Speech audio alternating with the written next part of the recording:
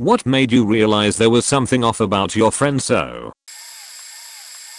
In person he, the so/husband, was quiet and kind.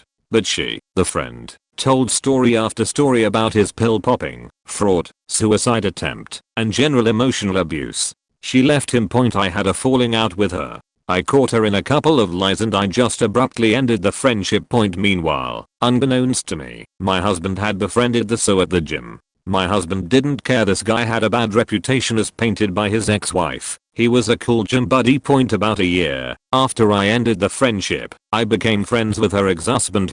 It's been 3 years of friendship now. Every time I'll learn something cool about the guy. Marine. Passionate about his kids. Solid hard worker. True and loyal to the core. We often compare stories. I'll tell him her side of a story and how badly she painted him out to be. He'll either tell me his side, which is black and white opposite of what she said, or he'll flat out deny such a story ever existed. With proof. So, the moral of the story is, while I thought something was off with him, it was all proof that something is off with her. Don't believe everything you hear. Edited to delete the word X from Marine, as suggested. Once a Marine, always a Marine. Posted this a few days ago, but my wife's best friend's husband. I never got on with the guy, while everyone else did. I found him to be very know-it-all, and if you had done something, he had done it 10x better. I'm sure my wife had a thing for him. It was always Rob has done this, and Rob has done that. Ain't Rob a great guy? Tracy is so lucky to have Rob. Why don't you and Rob go fishing? Why don't you and Rob go for a beer? To keep the peace I would, and each time I spent time with the bloke, I disliked him more and more. Something just didn't feel right about him. I ended up telling my wife that I can't handle the bloke anymore, and that I wouldn't have him round our home again. She had the raging hump, called me an unsociable twat, jealous knobby CT. 2 weeks later it came out that Rob had been beating Tracy, was a raging alcoholic, mentally abused his kids, and was banging a skank called Chi from down the road. Now everyone thinks Rob is an absolute cunt. Edit. My missus is getting quite a bit of grief now. No one knew how much of a evil cork Rob was apart from his wife and kids also. She calls me a knob, twat, bellend, dickhead all the time, and I reply with minge, wizard sleeve, thundercunt. Pretty sure that's normal in the UK. Ugh. The year me and my, now ex, visited my best friend for Thanksgiving. This is a fairly long story by the way. I tell this story to people all the time because she's just an awful human being, and this story was just a perfect example of it. In 2009, we traveled from South Carolina to Orlando to stay with my best friend Tom, of about 22 years now, and his then girlfriend, Lauren. We decided it was too expensive to fly up to New York to see our families, so we drove down a few hours to have a friend's Thanksgiving. We used to be roommates, and he is a badass cook, so we figured let's do this. So he and I spend all day shopping, cooking, etc. and dinner rolls around. So we have the usual spread, turkey, mashed potatoes, stuffing, rolls, and it's all sitting on the counter. We go in the living room to get the girls. Lauren comes in first. Lauren goes into the cabinet and pulls out 3 to 4 large Tupperware containers and says, hang on. Nobody take anything yet. I need to make sure that I have leftovers for work this week. Proceeds to take about 60% of each dish, leaving it so everyone has extremely small portions, with no options for seconds. Also takes about 85% of the white meat, because reasons, puts all her Tupperware in the fridge, and then grabs a plate. From the already small amount remaining, she takes about half of each dish, and slops it in her plate and walks into the dining room. Me and my girlfriend look at each other, take small plates, and go sit down. My best friend was visibly upset, but didn't know what to say. She eats about half her food, then proceeds to throw what's left on her plate out. Now to clarify, Tom has the biggest heart of anyone I know. He's a 6 feet 5 inch guy who has a heart of gold, and would give you his XL shirt off his back. Why he was with her, I don't know. He had a good job, making 50k plus. She was not a large girl, average build. Worked at an architectural firm doing 3D renderings. Fairly book smart girl. Not starved for money. Important for story reasons. I really wish to that were the end of this, but fast forward to the next morning. Tom decided he was going to make some turkey soup with the leftover carcass and meat. Yum. Big giant pot, lots of goodies inside. Now at the same time in between watching the soup, he had been browsing Craigslist at the time for box 360 and came across someone who was willing to meet that day. So he puts the soup on super low and we all decide to go out and get his box. Lauren says, oh, I'll get it for you as an early day present, and I think, wow, maybe she's not so bad. So we go out, buy the 360, on our way home. Now literally the second we walk in, we could dig in on turkey soup. But, as we are about 4 minutes from home, Lauren is hungry. She says, I want a double cheeseburger from McDonald's, so she can dunk it in her turkey soup. Tom argues that food is ready, we can see the driveway, but she makes him go to McDonald's, so she can get a double cheeseburger. Okay, she's the only one who gets anything, and we get home. She rushes to the kitchen, gets a huge bowl, and proceeds to take the large ladle and scoop right from the bottom, filling her bowl with most of the goodies and little soup, leaving mostly broth for everyone else. Goes into the living room, sits down and eats, while we stand there dumbfounded. Point almost there, I promise. We make our soup, sit down, eat, and Tom wants to set up his news box. Lauren doesn't really respond as she's dunking her burger in soup, stuffing her face. So he gets it set up and fires up Dragon Age, just playing around with it. Lauren has now had enough soup, which by the way is her burger, and about 3 spoonfuls, gets up and throws out about 75% of her meal, walks over to the TV, turns off the box, and says, okay, you played enough. I want to watch TV now, and ending with, well, because I bought it for you, I can decide when you can use it, and when I want to watch TV. Mind blown at this girl, the next day couldn't come any faster. Earned story.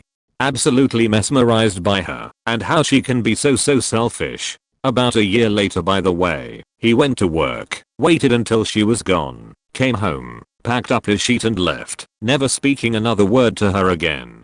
Being the nice guy he is, he even left her money for his portion of the rent for the remaining months on the lease. TLDR, best friend with heart of gold dated a selfish monster for years who had no regard for common courtesy. Edit. For anyone curious, he is now engaged to a wonderful girl that is a very big part of our small core group of friends. She treats him extremely well, and he's way better off now.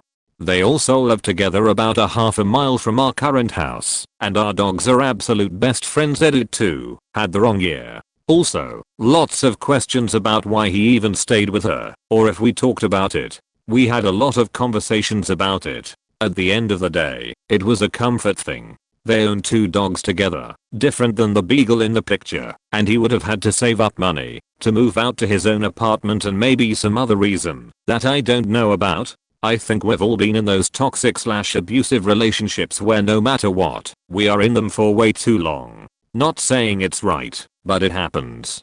He knew he was in a shit spot. Also, yes, he took this box, lol. That was about the only damn thing aside from his clothes. Edit 3, thank you anonymous giver of gifts for the gold. First one, and never thought this would blow up so big, haha. I'm glad that everyone is enjoying the story, hating the girl, and virtually high-giving Tom. Some strange part of me feels like he's getting some form of retribution, as over 6k people have seen her monstrous ways. Thanks all. Trying to answer questions as I can hear. It started moving real fast all of a sudden. My best friend's ex-boyfriend walked like he was trying to intimidate people. And every time he asked someone a question about someone's opinion, hey, what do you think of that statue? Do you like sauerkraut? He'd respond to their answer with, I had a feeling you were going to say that. It seems harmless, but it was every single time, and if you called him out on it, you couldn't possibly have known I was allergic to X. He lashed out in anger. Every time she tried to break up with him, he cornered her and wouldn't let her leave the room until she relented, and even their couples therapist thought she should leave him for her own safety after 2 or 3 sessions. He would wait for her shift to end just sitting in his car in the parking lot, and if she didn't come out fast enough, he'd storm into the building in a fury, but if she came out on time, he'd just leave. He wasn't there to pick her up, just to monitor her, which he also did through a GPS tracker he put in her car. She now has a restraining order and has moved twice. He broke into her apartment with a gun while she was deep asleep and just snuggled up behind her with the gun between them as if it was his dick, and that was how she woke up. There are other things, but this is getting long. Edit. Because people are not curious about other things, he did help me move, but only to find out where I lived. After their breakup he came to my door several times looking for her, and when she was generally not here he settled for monitoring my house. Extreme fitness nut who was obsessed with telling people whether or not he could bench them. Hint. Usually not lots of gaslighting. Don't remember the details. Insisted on changing her cat's name, which didn't stick. Wouldn't let her not watch TV with him, even though there are 100 things she'd rather do than watch TV at any given time, up to and including a pap smear. This inspired multiple fights. Charmed her parents so successfully that they insisted she go to couples therapy to work out their differences, which were I don't want to be constantly monitored. Also, your general controlling behavior is creepy vs you have nothing to hide if you're doing nothing wrong. Ultimately their breakup was supervised by the couple's counselor, who had building security waiting in the lobby and her hand on a panic button, who knew she'd have that stormed into her work when she quit post breakup because he decided they fired her, and his plan was apparently to threaten them to get her job back. Took her to court to argue against the restraining order. Judge looked at friend's documentation and how she was leaning away from him even on opposite sides of the room, and he was making kissy faces at her, and granted the order. Made very public posts on some weightlifting social media thing about what a crazy ex-girlfriend he had, and linked her profile in his own profile.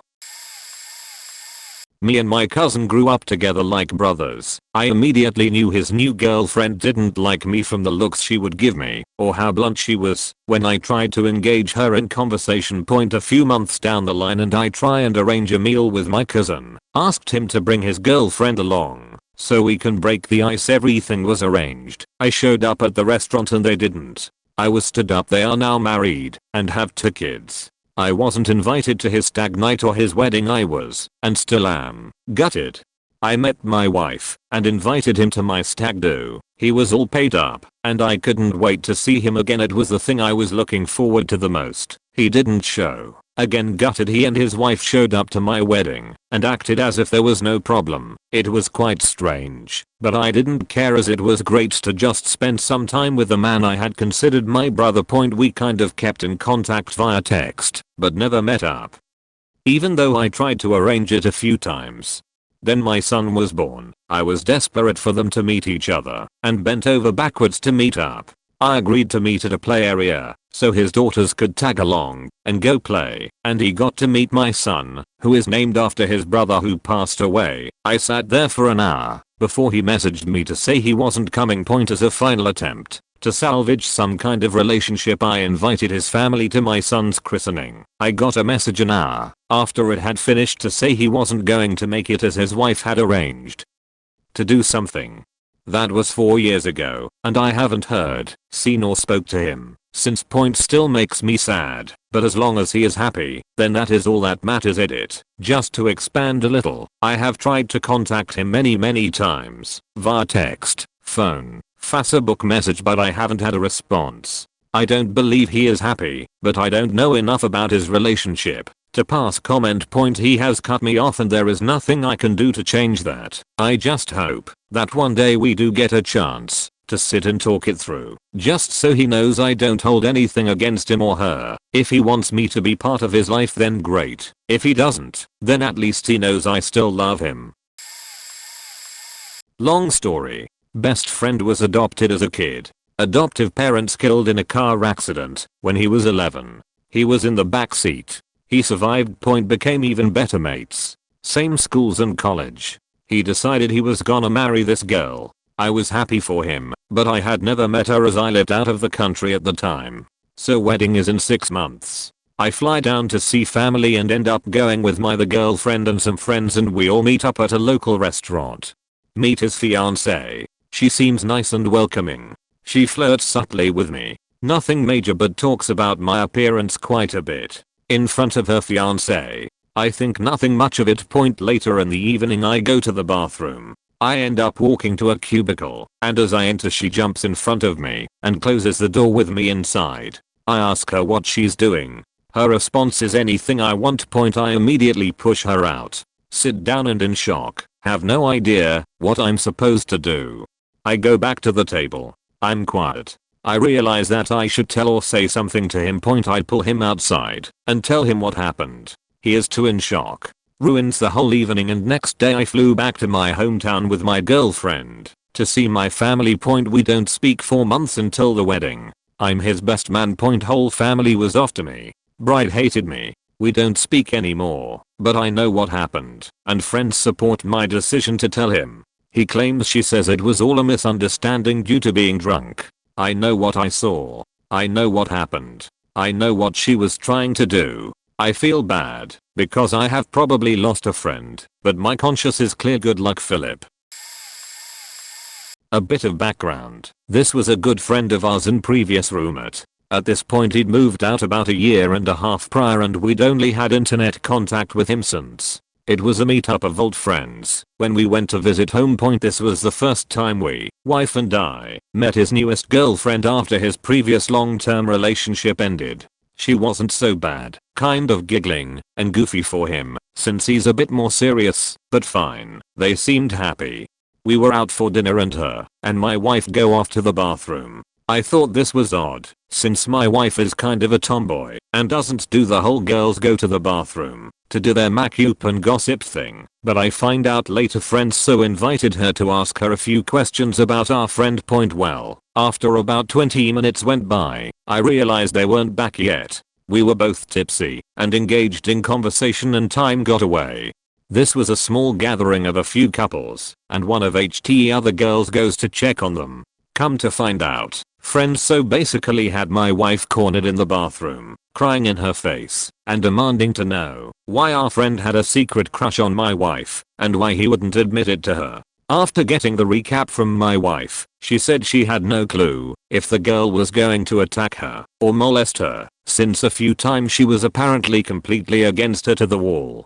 Apparently it was a mixture of my wife wanting to calm her down and also a little afraid, since she was half this girl's size and legitimately couldn't get past her. That caused the long drawn out issue. Luckily the person going to check on them snapped the girl out of it and diffused the situation. Very bizarre. We've seen her one time since, not exactly on purpose, and she acts like the whole thing didn't happen. She apparently has no history of mental illness, but I have no clue beyond that. I met them as an already married couple and everything seemed fine until she went into labor at my house. It was her second child, so she knew it was early labor and decided to rest on our couch while we hung out. We were going to watch her older child when she went to the hospital anyway, and our house is 30 minutes closer to the hospital, so it made sense for the three of them to hang around our house until go time. That's when my husband and I started noticing her husband's strange behavior. He was a very charming guy and a very good father to his son, but he started making fun of his wife during contractions. He would roll his eyes and tell her to shut up if she even made the slightest groan. He joked that she was a pussy and was overreacting. The whole situation got so awkward that my husband insisted he go home to get their hospital bags, just to give the poor woman a break from her crappy husband.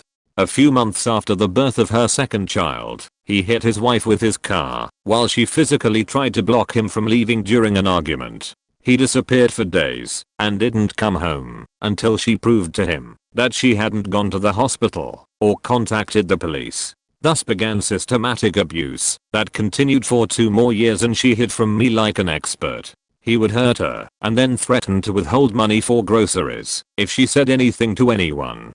I knew he was a dick, and I knew she often needed me to pick her up to get food from food pantries because he was bad with money, but I had no idea he was hurting her. She finally left him after he threw her through a window while she was 8 months pregnant with their third child. The story doesn't end there. After the divorce, he and his friend started making child pornography. It started by giving meth to teens and then filming them having sex. Eventually, they were molesting his daughters, ages 18 months and 3, while taking video. When the older daughter turned 4, she told her mom what was happening and the shit hit the fan. Now he's in jail for a long time. She falsely accused her cousin of rape. He ended up being jailed, lost his green card, and deported. The nail in the coffin was when she slept with his older brother. Edit. I didn't make myself exactly clear. Let me clear it up a bit and expand on how psychotic this woman is. When she was 15 she accused her older cousin of rap because he turned her down for obvious reasons. The question was, when did I realize my friend so was nuts?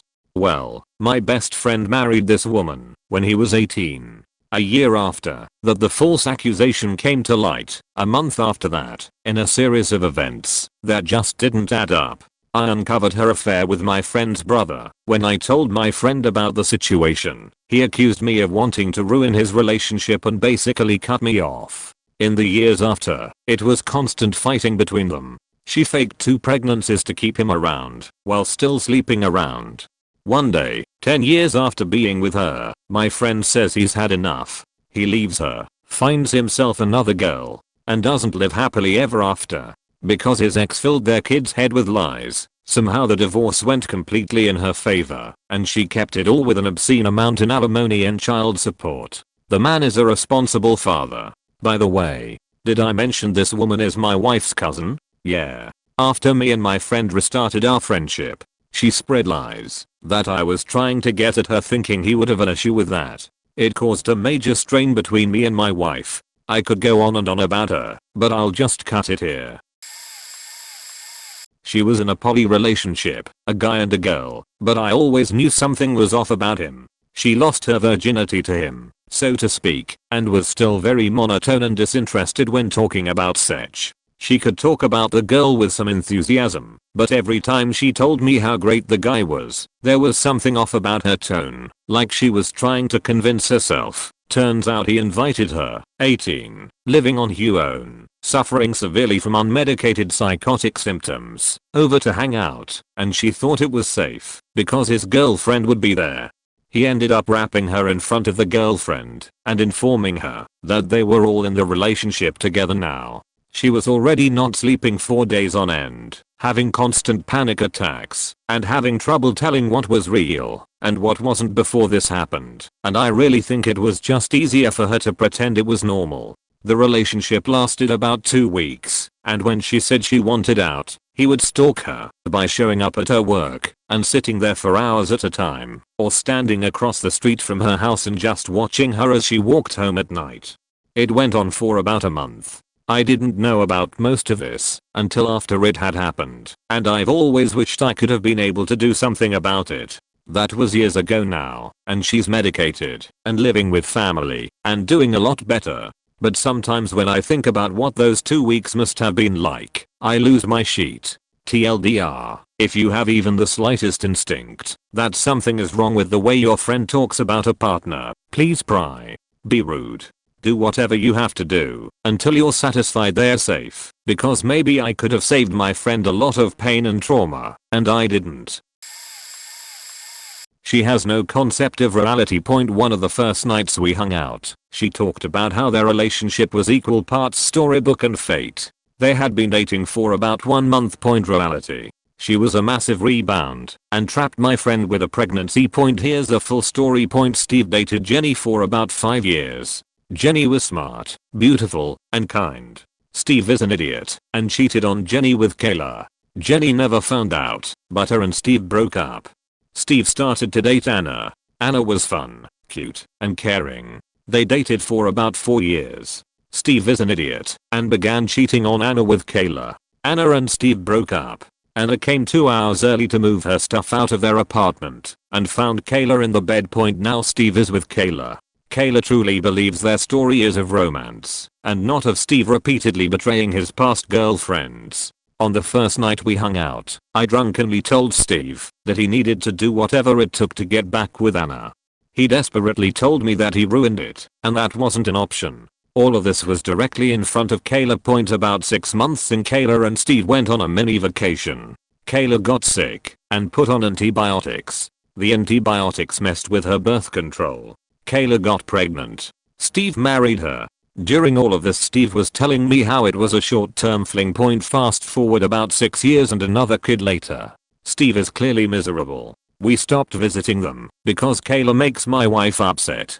We'd come over to their place and Steve would be trying to parent and control the kids, while Kayla would sit on the couch and watch TV. As if we drove an hour to spend time with her. No story better illustrates his misery than my 30th birthday party. Steve and I have been friends since we were 5. The day before my 30th birthday he called and said he couldn't make it. I thought that it was weird, but whatever. I'm an adult. About 6 months later I found out the reason. It made me despise Kayla more. Kayla got fired from her job. She had been unemployed for about 6 months. Steve works 40 hours a week at a distribution center.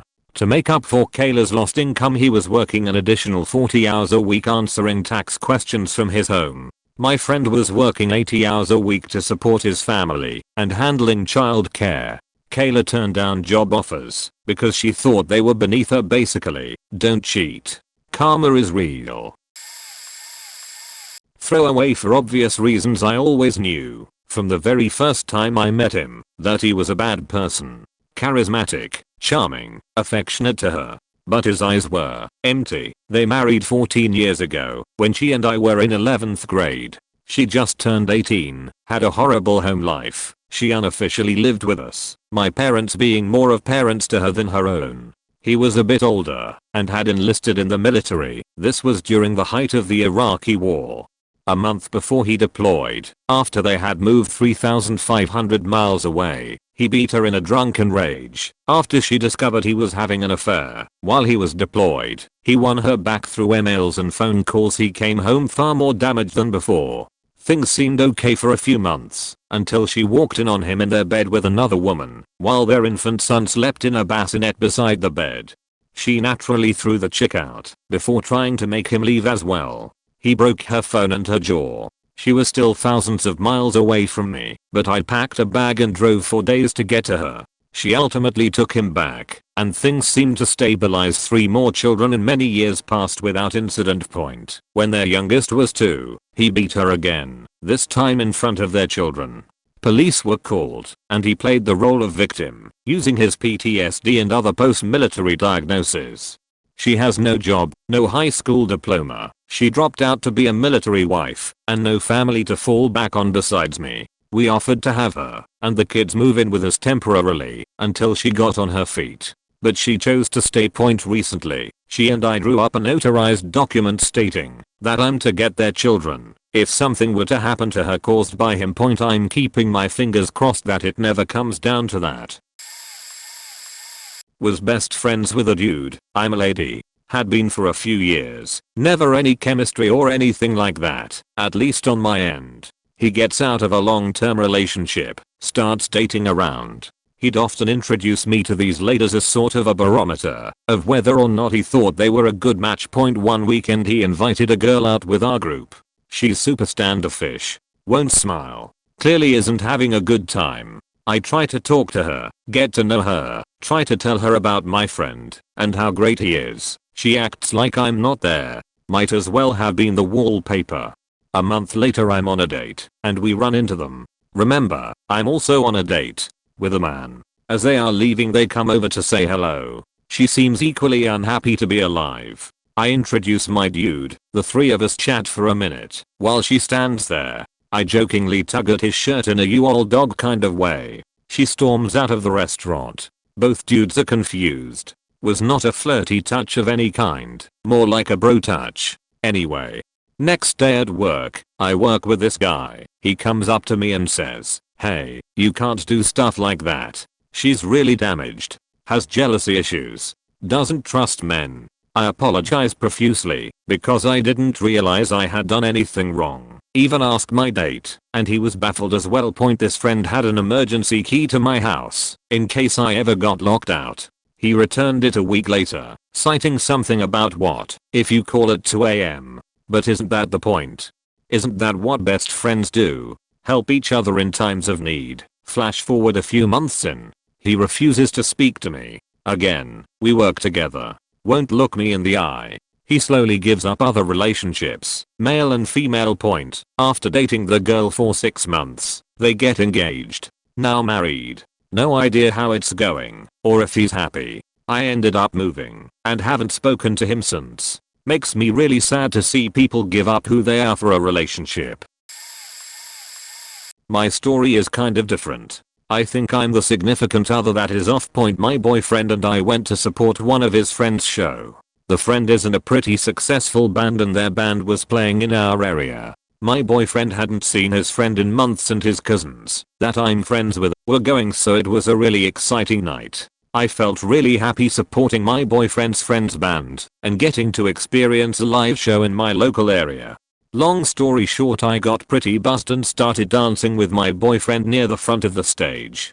At one point I started yelling out lots of woos and yeah, and eventually started yelling "Dudegui rocks." I yelled "Dudegui rocks" a lot, like maybe 10 different times. I was pretty buzzed and was just trying to be a supportive girlfriend. Well, the next day during hangover snuggles, my boyfriend gets a text from his friend that said, "Why was your girl saying Dudegui's hot last night?" My stomach dropped.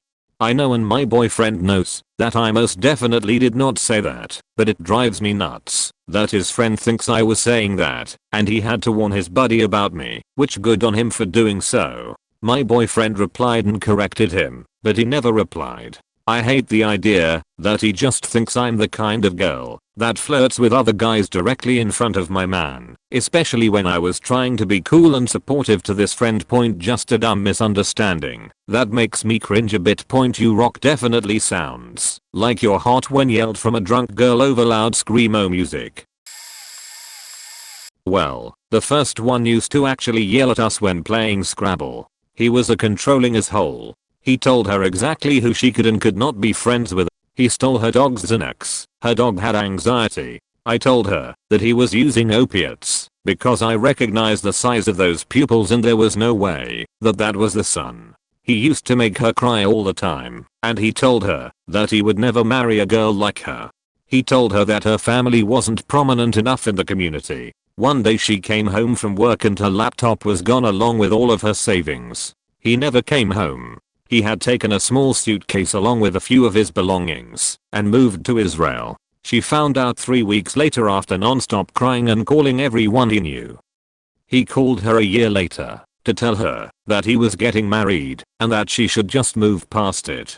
He never even broke up with her. His friend told her that the guy that was saved in his phone as his work boss was actually his dealer. He was a full-fledged junkie by the time he had left the country, and he was 180k in debt. I said the first one because, surprise surprise, there's a second one. This one's in the program, so he's a good guy. He had her convinced that she's an addict. She's not, and he made her join the program.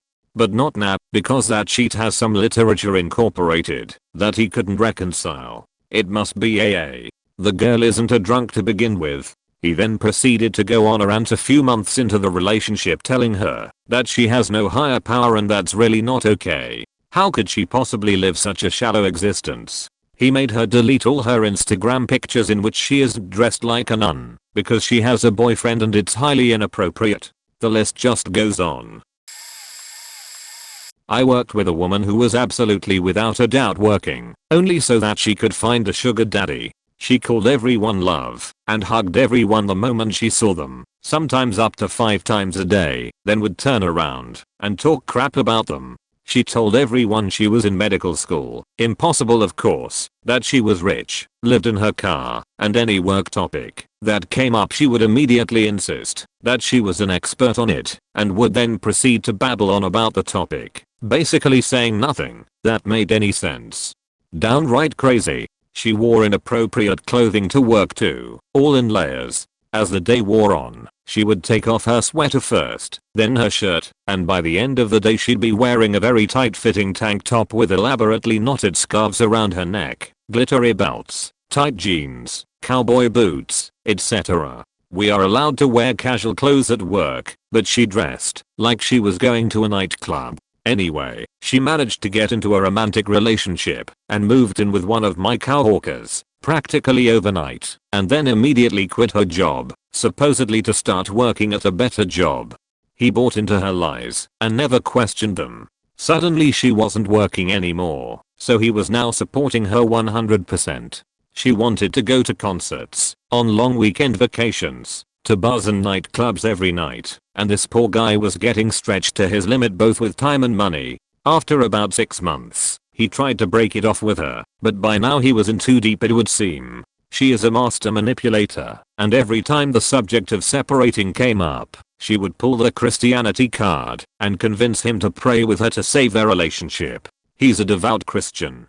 They share a house with 2 other people, and somehow this woman managed to kick the homie owner out of the master bedroom and she now resides in it, and she also took over the master bath, so everyone else has to share the other smaller bathroom. She does zero housework, pays zero rent, and yet she rules the roost. No cooking, no cleaning, just watches TV all day and sleeps. She is a devil incarnate. My coworker is a mess, but can't come up with the balls to kick her out. He's a very loving, forgiving and generous man, and knows that she has nowhere to go, so he tolerates her crap. I keep waiting for the *T to hit the fan and maybe the roommates will kick her out, but they all just roll over and play dead while she calls the shots. Weirdest thing I've ever seen. It was the second time I had met her, but the first we had really spent any time together. They were a fully alternative lifestyle couple, into festivals and free love, drugs and whatnot. She gleaned pretty early on that I have done a fair share of hallucinogens in my life, and so she decides that this was the conversation we were going to bond over. I don't do that kind of drug much anymore, but hey, I'll entertain a good trip story. Everything's going good until we get to DMT. This is when she released a torrent of confessions at me like her name was Katrina, and she was here to take my home and leave me with no FEMA check. I couldn't get a word in. Point she had a spiritual lover who had no name and watched over her like a guardian Santa Claus. He made himself apparent to her over the course of her life, but started filling her delusionals with invisible cork on her first DMT excursion. Point he made her come harder than any mortal could. This was the only man she could ever love. Point they faked like bunny rabbits every time she tripped, even on lighter stuff like mushrooms, and made sure her life was going in a favorable direction. Point he made bad things happen to people that crossed her. He was in the room, touching her always early on in this one-sided conversation, or thought had come to me, that I've never had with such absolute conviction. I'm talking to a crazy person. Not crazy like you, or I are crazy, truly off the faking hinge delusional. This thought was followed by another. What is the quickest way I can politely leave this situation? As a last-ditch effort to relate, I attempt to share a DMT experience in which I had felt a presence and had an orgasmic experience. To which she replies, practically enraged, that was nothing like this, never outwardly said it was. I left soon after. Later on, she convinces my buddy to have an open relationship and immediately starts faking their best friend, sometimes while my buddy was in the next room. They didn't last long. Point TLDR, kids, remember above all else, no matter how real it seems, it is just a drug. Oh boy, this is a long one. Just got out of it last week, so excuse the excessive details. Lived with a couple, one being the nicest person I've met in years, the other being a gender fluid, constantly pissed, or at least unfriendly derelict of a human being. I addressed this 6 feet something bearded man, elf looking person, as he called them, dude sometimes. And apparently that was when they started to actively dislike me and talk about me behind my back without so much as informing me of their pronouns until later, at which point I did my absolute best to remember.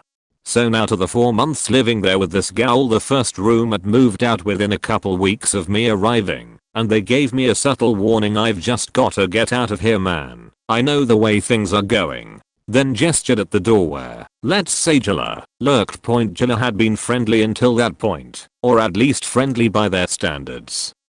That is, not actively beaching or pissed about something. So I wondered what they meant. Didn't have to wonder for long. Then comes the first house meeting. Jilla, his girlfriend, and one other person besides me showed up. Jilla brought out a list at least 2 pages long and catastrophized every single bullet point for well over an hour, while everyone nodded and tried to get the extremely boring, unproductive, and uncomfortable meeting to stop. Point I could tell that they were trying to shame everybody and probably in their minds get things done, etc. But the thing is, the house is the cleanest place I've ever lived. Everybody minds their own mess and it never got out of hand to any real extent. and it's not clean because Jilla does any special amount of work. In fact, they claim to have an arm injury which has kept them on SS for presumably months/years, and I rarely see them out of their room unless they're talking angrily at some unsuspecting victim. So, while this guy was over there absolutely off the wall about everything from dust sometimes on the floor, to not having the full set of cutlery in the kitchen at all times, to bettering communication, monologuing angrily and alienating people is a great start, by the way. I was just wondering what the problem was. I looked around the house, and I found dust behind some things and an old receipt on the floor. And maybe the toilets could use a clean, and the shower could be scrubbed for aesthetic purposes, but even that was all at a completely acceptable level. Next thing, a couple weeks later, Chilla knocks on my door and wakes me up to tell me that there are trash bags in the garage. Okay.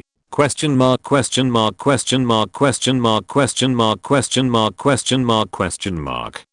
Those are waiting for the trash day, was basically my thought, but I knew how to make this sad motherfucker go away by now. My god, that is horrible. The state of this place. Do these godless heathens have no shame? They all should be killed slowly for their transgressions, etc. I know this was feeding the problem, but the lecture/general personality was so unbearable I had to get away. Surely enough, they went back to feeling in control and went to their room to smoke large amounts of weed and play Minecraft. This is all they do, and they still complain about being fucking poor. But the weed and Minecraft was not enough to satiate the beast's urge for power, because that night they brought all of 4-ish trash/recycling bags upstairs and dumped them out in front of my friend's doorway. Now either animals got into these bags or they were shredded by Jilla, but either way rancid trash and recycling was all over the floor to the extent that my friend couldn't really get into her room without moving it. Obviously she confronted the gal and a yelling match ensued. It turned out none of it was her trash whatsoever, and it also turned out, much to Jilla's surprise, that nobody really understood why the fuck it had to be dealt with immediately anyways. Moreover, apparently I was the only person the trash was mentioned to, and I ended up dealing with it all because everyone kinda left. So, the next 2 roommates moved out, which sucks, because out of the 4, as of now about 6, that were scared away, they were my favorite. And also this gave Chilla an opportunity. They/he does the work for themes, pulled the seniority card, and favored all of their extreme SJW hippie friends to move in above my homeless stepdad who needed a place, and virtually any other option that was brought up. In my opinion, it's easy to get seniority when you have no goals or contribution to society. Sitting there being miserable and angry for years doesn't make you special, and it should been up to at least one of the people on the lease, but whatever. Biggest asshole in the room takes the cake as always. So, now with all of these uncomfortably sensitive and uptight people moved and I had only one sane roommate left, who is now also trying to move out. That friend is the poor girl who got someone's trash piled in front of her door, and she informed me that she tried to stand up to Jilla before and kinda became the target for their harassment and passive/regular aggression because of that. Something clicked in my head. This wasn't just some overzealous home ec major who legitimately needed everything to be 200% perfect, but a full-on control freak asshole who looked everywhere for issues that they could pin on people to feel superior. And now I was in the minority. I predicted that I'd have some shit coming my way, but I didn't know what form it would come in until about 2 weeks ago. Now my white male privilege. Of course it was all about my white male privilege. I was the only straight white male left, and since these brainwashed losers were by far the majority, now they plan to stage a somewhat forcible intervention for me. Again, I got a knock on my door probably around 7 AM, which I ignored. Then I got a much louder knock, and I said hello. It was Jilla, and they invited themselves into my room. Hey, everyone in the house wants to have a talk about white privilege and male dominance. I immediately wanted to roll my eyes, but went along with it anyways. Oh cool, I don't really think about that stuff too much myself, but I'd be happy to join. No, you don't understand. We want to have a meeting about you, sternly stated full name. Everyone in the house has come to me, and we are all offended and concerned, and this behavior can't continue. If you're gonna stay here, etc. Insert self-righteous gender politics ramblings for what felt like an hour. Other idiots hopped in, while I smiled and nodded yes, I'm the white devil. I will take off my penis at the door and become gender fluid to make you comfortable. No more microaggressions for me. I will never frown, and always smile, and greet you enthusiastically, because I just like you all so much. I didn't really know what to say. I hadn't interacted with the new people Jilla moved in much at all, and I definitely didn't say anything that could be interpreted as racist or sexist, because I don't quantify people by their race and gender, and I treat all decent humans with respect. Unlike a certain person, whose name starts with a J or a T, or whatever, it was really hard not to laugh with this coming from one of the least respectful and least friendly people I've ever met, someone who seemed to stop at nothing to make lives shittier. But I apologized for offending them, and asked for a few examples, so I could learn. I have high functioning autism and I understand that certain ASD behaviors can be seen as microaggressions if you are either mentally ill or have superhuman sensitivity. I didn't get a single example and I moved out the next day, leaving only exactly 5 bags of trash and a strongly worded letter behind. I had the decency not to dump the trash in front of Jilla's door, but I have to admit the urge was strong. TLDR fuck you Jilla you piece of shit edit. Bonus quotes plus BULLSHEET my consent is violated and this is harassment in regards to my friend's boyfriend staying there. I know everyone feels this way, because I feel this way. Actual psychosis. Looks up the dictionary definition of misogyny and angrily reads it to everyone. I don't know why I wasn't there for that one, but it sounds very much in character. Everyone loved him straight off the bat. Got along really well with anyone. I noticed that he was mimicking the behavior of whoever he was with. Despite being so well liked in our group, he somehow had no friends of his own to speak of. When we'd all go out, he was always alone, which was off. He was very outspoken, flamboyant, friendly, not a loner. Lots of free time. Liked to go out. Where were his buddies? He said I love you to my friend 3 weeks in, whilst pretending to be asleep, in case it was poorly received, so he could go back on it. Around the same time he stopped turning up to his job, and stopped leaving my friend's house when he slept over. As in my friend would go out in the morning, and the Nuso would still be there 3 days later. Started wearing my friend's clothes. They're both men, but still weird for such a new relationship. Nuso stopped showering. Would bug our group for money. Despite all this weirdness he had ingratiated himself into our large yet tightly knit group so well, everyone felt like they were best buds with him, and had been forever. He gave me the creeps. I noticed a lot of his stories didn't line up. He started muttering things under his breath. Violent things. Got confused and laugh, and smile when asked what he just said.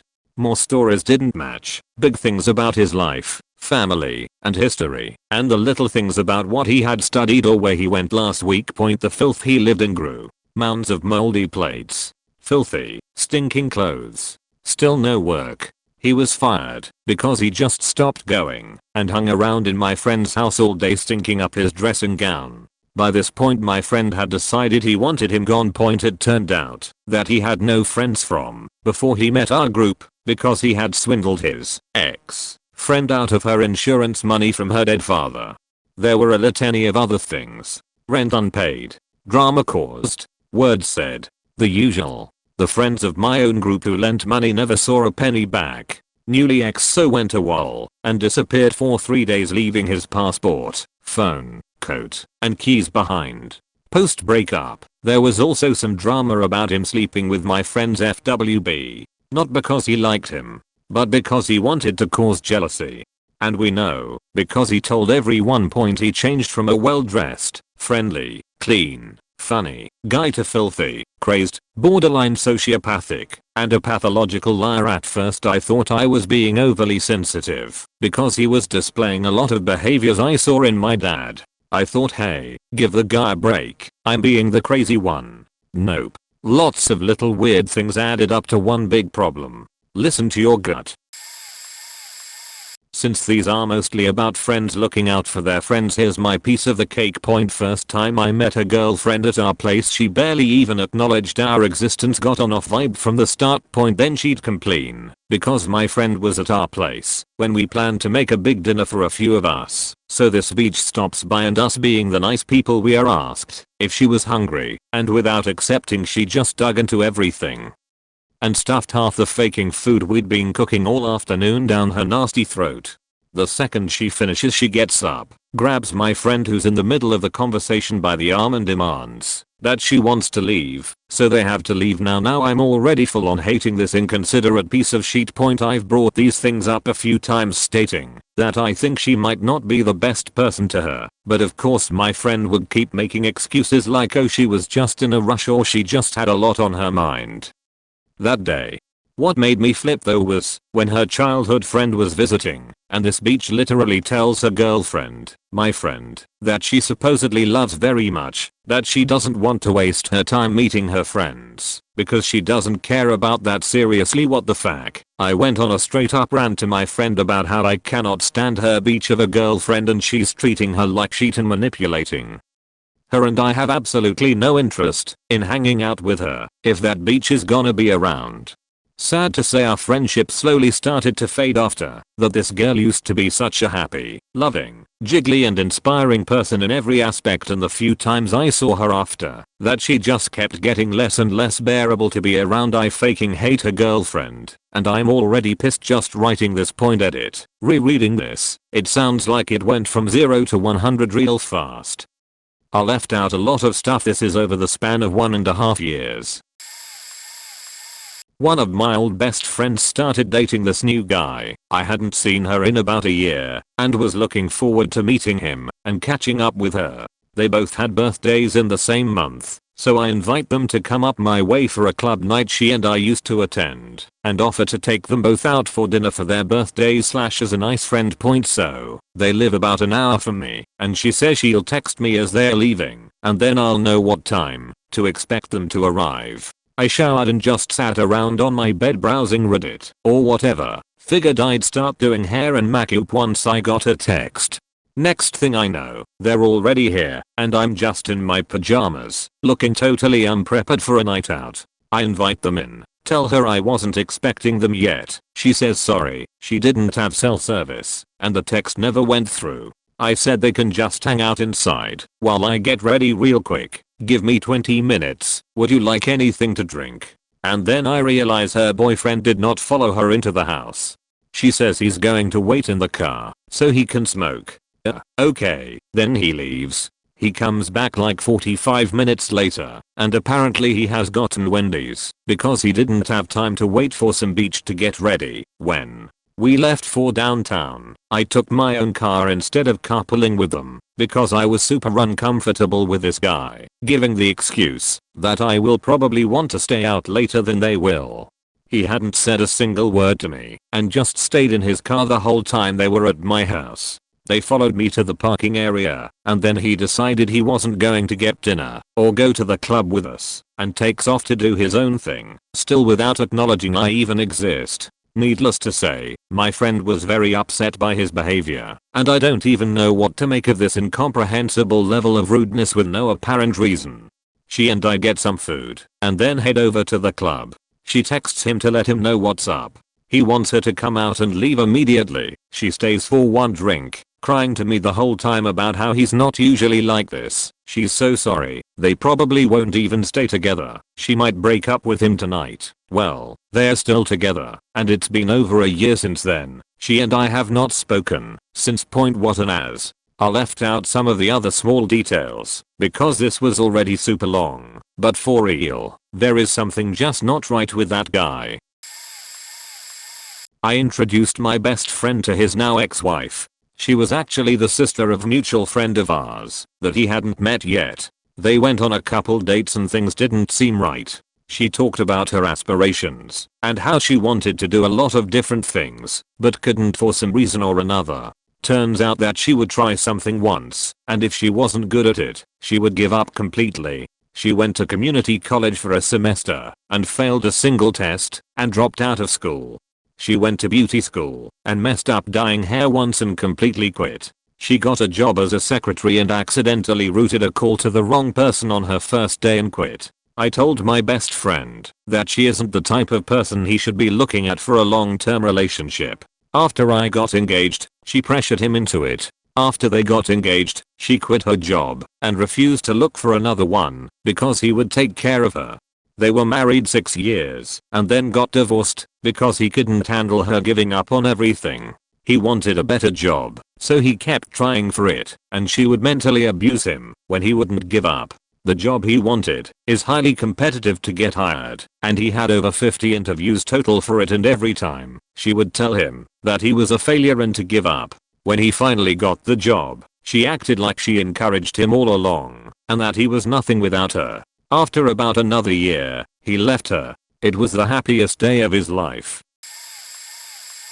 The first thing was she's like 7 years younger than him, which I found a little odd, but we are in our mid-20s so it's not that strange. Point. When he finally brought her to my BBQ, I instantly disliked her. She just sat there and stared, didn't engage, didn't make small talk with any of the other guests, nothing, just stone cold silence. Whatever, she's shy, I get that. All she did was whisper to my buddy when he was around. When she did talk, it was little complaints, like there's a lot of bugs out today, or it's really hot today, or the sun's in my eyes, stuff that's not super off-putting, and I wouldn't normally find that odd in conversation, but since it's the only thing she said to me, I found it kind of strange. Point. It turns out my so overheard her conversations with my friend, and she was complaining about me constantly. Complaining about how I hosted the BBQ, complaining about my dog, complaining about how I asked my friend to lend a hand when I needed help with something. And since that day I've literally never heard her say a word that wasn't a direct complaint or a lead into a complaint about something small. She once accused me of stacking the deck and cards against humanity. I bet you took all the good cards and put them in your pile before the game. Then proceeded to walk across the room and switch the stacks, then complained she still had cheat cards. I don't understand how anyone can go through life never being pleased with anything. My so has the right mindset and just ignores her and could give a shit if she's happy or not, but it's like nails on the chalkboard to me. It really only bothers me and one other person in our friend group. Most dislike her for other thing like the fact she's making my friend miserable. It's almost worse than a major flaw, because it's so specific to my experience I can't vent about it to anyone. They just say, what do you care? If she's happy, just ignore her. I just sit there and listen to her bitch about everything for hours on end like a little fun vacuum. This pasta is too watery. Why is this music so loud? Can't we got to a better bar? I hate my job. That waiter was so rude. Just a constant stream of little things. It's maddening.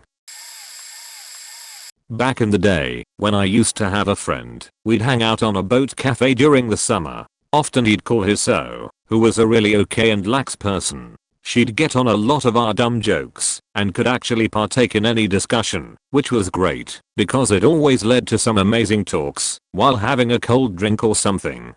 But there was a pattern I noticed a bit later. Every time he'd call her up to meet up, she'd be in some business, but we were fine with that. That is, until he'd say okay then. Dreadnought also says hi, which would often end up in her showing up 30 minutes to 1 hour later. One day, I was wondering and told him my doubts about her, so we constructed a plan. He'd call her up, but not mention me. She was busy. Okay. We can't draw conclusions from one case, so we'll try a couple more times later that month. Always the same outcome. At this point we were sure in what the hell is she plotting, but still couldn't go forward with definite conclusions, because both of us are still working of indications, not evidence. We were clueless as to what to do at that point, other than being sure that she has to be crossed. Funnily enough, fast forward to the weekend and I go out to the local beach bar and she's there. Spots me immediately and makes aggressive moves towards me. Mind you, I respected her ability to meld into conversations, but never found her particularly interesting. It didn't take me long to snap and basically humiliate her in front of 25 to 30 people present there. I just don't tolerate cheaters and two-folds and just went harsh on her. Now, it could be done far much more civil, but I'm not like that. I don't like tact and decency when the other person is a piece of shit like that. Thank fuck. Her night and plans were ruined. I got a reputation for being a total cunt, but at least my friend did not end up being blindsided. He was hurt, surely, but bounced back soon after, because it was proven that she was a terrible person, and that he actually got the biggest favor one could ask. Friend and I don't talk anymore due to insurmountable differences and a few letdowns, but this still stands. A bit of intuition saved a person from being wrecked as fuck. He never mentioned her before the Star Wars The Force Awakens premiere. Point backstory. My best friend of 10 years at the time, still my best friend now, and I lived in the same college town 1,000 miles from home. In a way, moving so far from our families to the same place really solidified our friendship. We are both very close to our families, and being away was hard, so we relied on each other a lot. Let's call him Ben. Ben had fought for and lost a relationship with a girl he'd been dating for years. He had been planning to propose in the summer and instead she ended it, and not well, in July. Come December, on opening night for Swathi, I myself and all his roommates and friends thought he was still grieving. I went over to his apartment early as his roommate, and I had promised to dress up in costume for the premiere, and someone told me he'd gone to pick up someone from the airport. 20 minutes before time to leave he showed up with a girl from the last town he called home before he moved, but whom he'd never mentioned, and she was all over him. It was really strange, having one of his roommates whisper to the rest of us what was going on. Apparently she moved to Denton, Texas right after he moved away, and they kept commenting on posts by mutual Facebook friends, and noticed each other being clever, added each other, and had been talking online for weeks. She had family out our way that she planned to visit at Christmas anyway, so she flew up that day to join us for the movie and meet him IRL. I didn't like the surprise, specifically because if he really had confidence in this idea he wouldn't have kept it from me. And the feeling grew worse when I realized she had stayed her whole trip at his apartment and never visited her family, and she fought with him when he mentioned a piece of his past that hadn't come up before, and played the victim and said all this crud about being sick of lying sheets like him in her life. Like, y'all just met. He's not just gonna hand you a thumb drive with all his baggage on it. Chill out. They got in a relationship long distance, and he spent thousands of dollars in the course of a few months flying back and forth to Texas, sending her flowers, gifts, paying to help her fix her car. She lost her mind twice, just about every 2 months, and broke up with him, and made him feel like shit, just to guilt him into taking her back maximum 3 days after. Now Ben's a good dude. He doesn't even drink or smoke, isn't having sex until he's married, all that neighborly good guy stuff. And every time she broke things off, she got high and drunk, strung out, and faked her ex-husband. New red flag. She's 23 and going through her second divorce at the time. I say ex, because legally they were still married. The divorce had literally just started. They didn't file until after she flew here to meet Ben. Then Ben and I went to see Deadpool to cheer him up after she dumped him the second time. They got back together after we left the movie theater.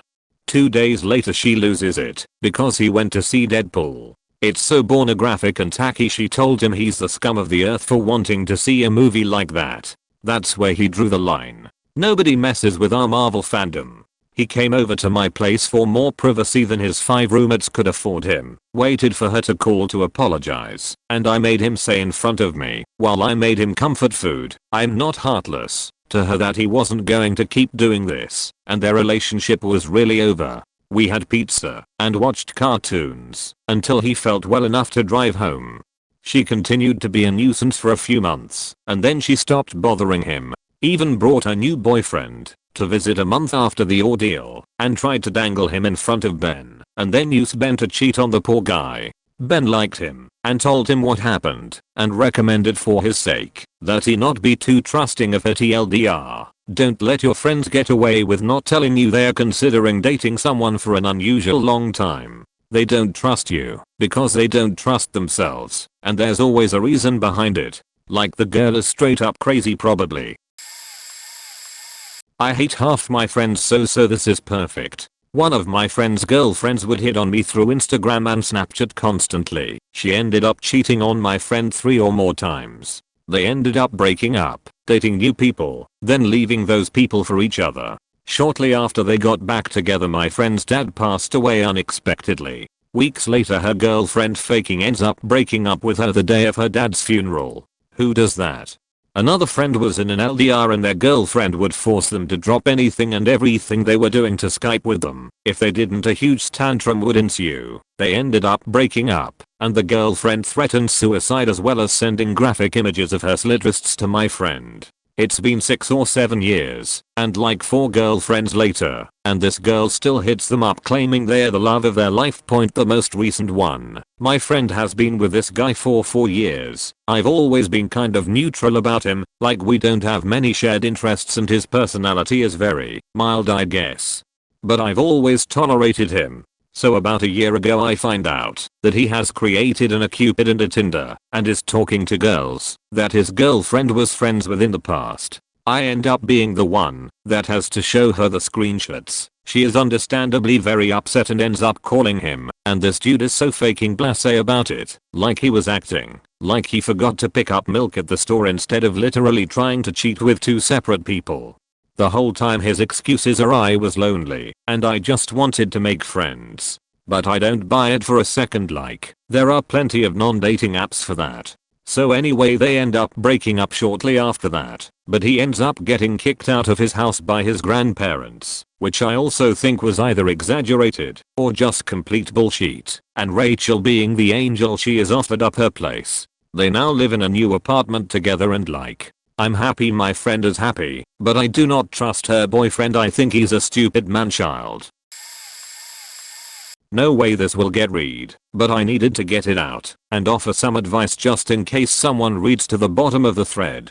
I'm going to give you some perspective from the inside of one of these toxic relationships, so I can hopefully save some poor soul from going through what I did. By the way, I'm a guy. We can be the victims in abusive relationships. 2.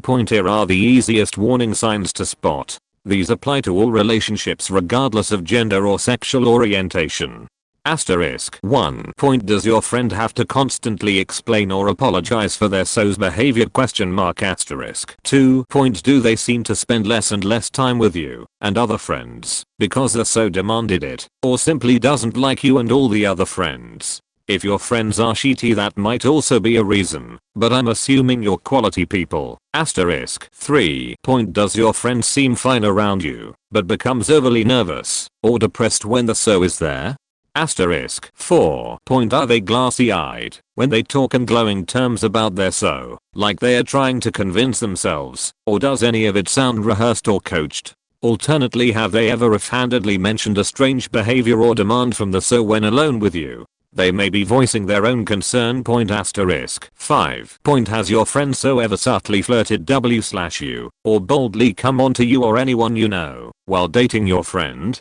Asterisk 6. Do you catch the so in repeated lies, big and small? Asterisk 7. When around both of them, does your friend seem extra attentive, like the so is in charge and your friend is a nervous servant? Asterisk 8. Watch their eyes. Do they look down a lot or only at the so when together? Asterisk 9. Does the so denigrate, bully or talk down to or about your friend in the presence of others? I could go on, but if the answer is yes to any of these, your friend might be in an abusive relationship. My story: my ex-wife is the kind of girl that has a huge and completely irrational insecurity about other women.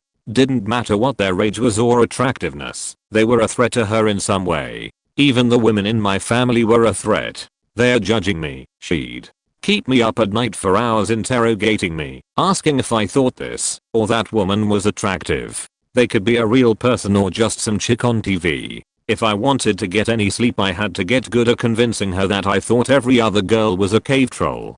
Perfect example: I had lunch with a female friend at work. She was a sweet older lady who I'd become friends with. She was old enough to be my mom and had her own family. I kind of thought of her as my work mom. We talked about work sheet mostly. That night I mentioned to my ex that I'd had a nice lunch break with the lady from work. My ex knew her. Ex freaked the fuck out.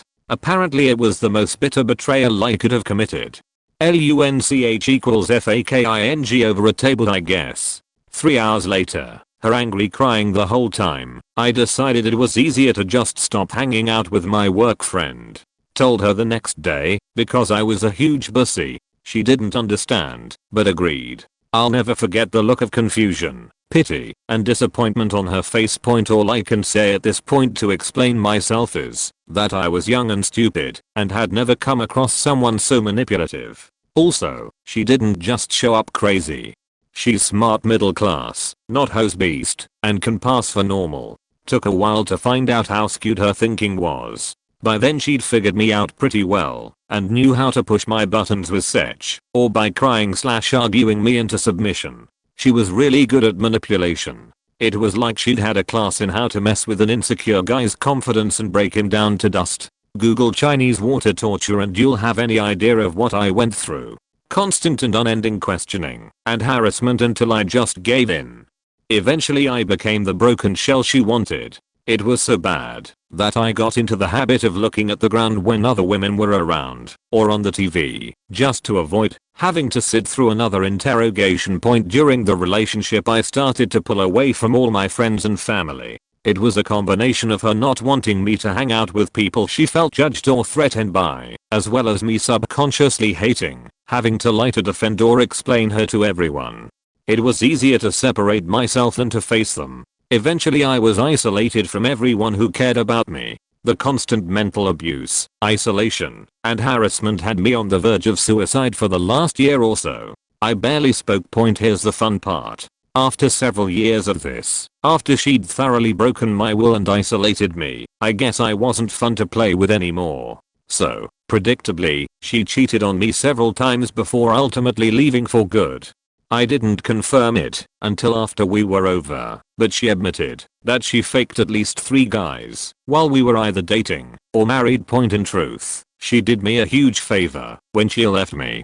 She was like a cat who had lost interest in a dead mouse and wandered away to find some other toys. She went to a party with her brother, hooked up with a guy, and never came home. I almost forgot. She left me with a permanent reminder of our time together. The beach gave me herpes. Yep, about a month into the relationship I developed an outbreak. Got tested and sure enough, the big H. I asked her about it, and she broke down crying saying she'd been date raped a few months before we met, and the guy infected her. I said we should go to the cops and get him arrested. She gave me some mealy-mouthed reason to drop it, and since I was her plaything I did what she wanted. After the divorce she finally admitted that she'd made the whole date rap thing up and knew she was carrying the disease. Lying about rap qualifies you as human trash in my book. Knowingly having sex without disclosing you're carrying an incurable STD is pretty faked up too. She figured I wouldn't get it since I always wore condoms. She was wrong. I got it on the base of my shaft after a half hour of her riding me like she was trying to start a fire one evening. She gave me a rug burn just enough for the virus to get in my skin. Really glad I didn't eat her out that night. Anyway, that lovely incurable bastard of a disease added to the feeling of being trapped from the beginning of the relationship. I thought even if I left, no girl would want to be with me now that I was infected. Apparently she didn't have the same concerns about spreading the disease to anyone else, since the guy she cheated with had no idea she was carrying herpes. After she left I collapsed into a disgusting sappy drunk mess for about 2 weeks. My boss was incredibly patient and drove me to and from work because I was low-key drunk 24/7. I chefed in a catering kitchen but was too faked up to be relied on, so they stuck me on dish duty until I sobered up. After 2 weeks of being soaked in cheap vodka I just woke up one morning and realized I was better off without her. I snapped out of the stupor I'd been in and spent the next year rediscovering who I really was and regretting who she temporarily turned me into. Almost 20 years later, and I still cringe at the memory of the hollowed out person I became for the sake of her ego and narcissism, and all the shit I did for her. She quickly got with another dude, like the day she left, and did the same thing to him, then broke him into pieces too. No idea what she's up to now, and hope I never find out. If someone you know is going through something like this, you may not be able to reason with them. If you push too hard, that may drive them away from you. Just be patient. You can ask leading questions to get your friend thinking, but tread carefully. If the so catches on, they'll force your friend to cut ties with you. The good news is that very likely, eventually the relationship will explode, and your friend will need your support and help to pick up the pieces and remind them of who they were before the toxic relationship. If anything I wrote sounds like your life, no matter your gender or orientation, please take my advice. Get out. The person you are with is not with you because they love you. They're with you because they can control you. Simple as that. They have freedom, you do not. Get out now. It will never get better. They will never treat you better. They will never trust you. They will never truly love you. As disruptive as a breakup can be, you will survive and be better, stronger and smarter for having survived it. Point. If anybody needs to talk, feel free to PM me. This is a throwaway account for reasons, but I'll keep using it for a while. My friend had started seeing a girl a few months earlier. I hadn't seen much of him once they started dating. I called him up and asked him if he wanted to come out golfing with the guys that weekend. He seemed really hesitant about saying yes, but finally agreed on the condition that we golfed first thing in the morning. Right after sunrise. We get to the golf course and he's there all ready to golf. He was riding in my cart, and after a few holes we get to talking.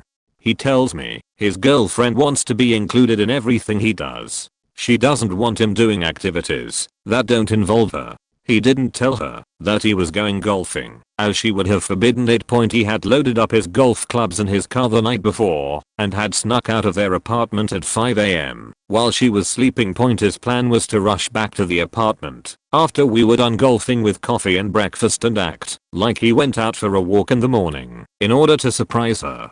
At about the 4th hole, his cell phone started ringing. He saw her name on the phone, but didn't answer. She called back a half dozen times until he finally turned off the phone. He looked nervous as we drove up to the 10th hole. I hear my friend mutter "oh no," and then saw what he had noticed first. His girlfriend standing behind the tee blocks with her arms folded, scowling at us. We figured out later that she must have gone through his emails to figure out where he had gone that morning.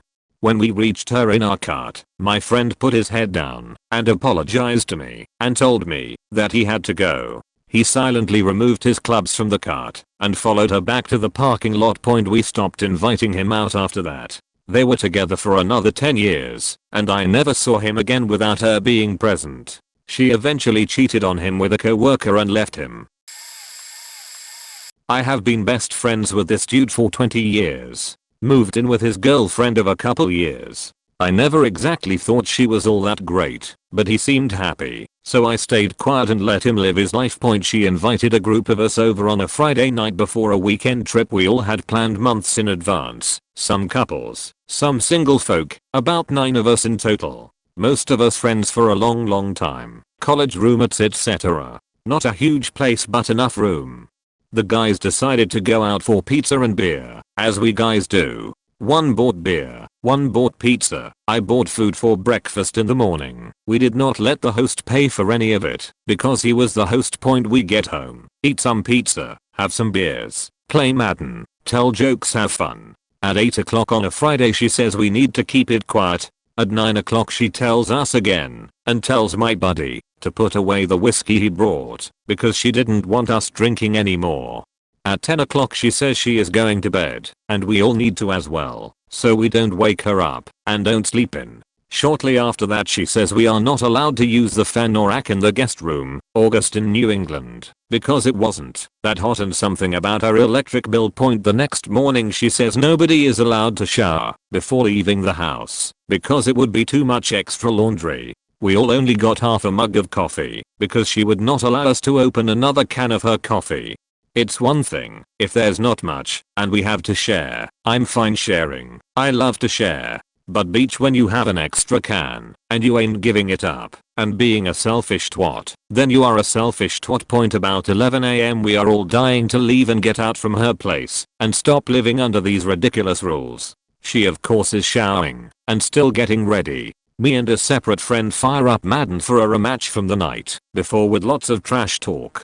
I got a touchdown and promptly told me friend to suck my dick in a not so inside voice. At this time, she comes out of her room and yells at me about how much of a disrespectful asshole I'm, who is lucky that she even invited me and I need to apologize or she is not leaving. I did not apologize and she went and cried in her room. Eventually some of the other girls there calmed her down and convinced her to go on the trip. Everybody was super mad at her for ruining the whole vibe, and I felt bad for everybody else. It was a terrible weekend. Fuck you Hillary, you are a terrible person and have a huge forehead. This is going to get buried. But when my husband and I met Chester's girlfriend, we immediately knew it wouldn't last. We gave it a year, tops. It was like 4 years. He was an extrovert, social, loved going out, and was dedicated to competing in different game tournaments. She likes to stay inside and read and watch TV. That would have been fine by itself, but she constantly tried controlling him by guilt-tripping him every time he went out with a friend or participated in a hobby. I tried to befriend her for a while. They cycled through owning and disowning several pets, ferrets, hamsters, dogs, because she wanted one, but would get bored of them. But not this time. This time I actually want that puppy. She actually was getting evicted from where she lived and basically moved right in with Chester, even though they weren't there yet. But he's the kind of guy that gives and doesn't really notice insult. The following phrases out of her mouth is why I gave up. Also because she's the type of a mature twat that can't have a philosophical conversation without losing her cookies. That someone disagrees with her. Chester makes more money than me. Why do I have to pay rent? Why is rent 50 to 50 when Chester can afford more? I shouldn't have to work. I should be a stay-at-home mom. They didn't have kids. I call in sick all the time to work when I don't feel like going in. It's great. Fired. Was a hostess at a chain restaurant. I shouldn't have to pay my student loans back. I'm owed $20 an hour as universal basic income. Took out excessive loans she played away for a theater degree. The big crux of it was how she suddenly started asking me for pregnancy tests over and over, and then got pregnant. On the pill. She felt like Chester should finally have to marry her. She wound up getting an abortion. I'm not making any of this up. When they finally broke up she utterly lost it. Blocked all of our social circle from Facebook. Luckily Chester now has a girlfriend who is mature, honest, and doesn't expect the world without putting some effort in. Edit. I don't mean to diss on theater degrees, but I was raised that college is for a job. You go in for an occupation you can get employment in. Chester and I both have STEM backgrounds. My issue is getting tons of loans and feel like you're owed all of it to play around and piss away money and time for 4 years on taxpayer dollars. Had she actually had any kind of desire to make something out of herself, it would have been a different story. She went to college to delay adolescent and responsibility and continues to do that to this day. Kinda late, so this might get buried, but my buddy, let's call him Jim, was dating this girl who we'll call Erin. I never really liked Erin from the start, but she was dating one of my closest friends, so I was more than willing to put up with her. They were together for about 2 years, but the tipping point that I noticed came around a few months before they broke up. By the end of my junior year in high school, Jim and I, along with some other friends, started playing Dungeons and Dragons. Jim would be DM. Naturally, he invited Erin to join in. It was clear from the beginning that it wasn't for her, but Jim and everyone else in the group was loving it.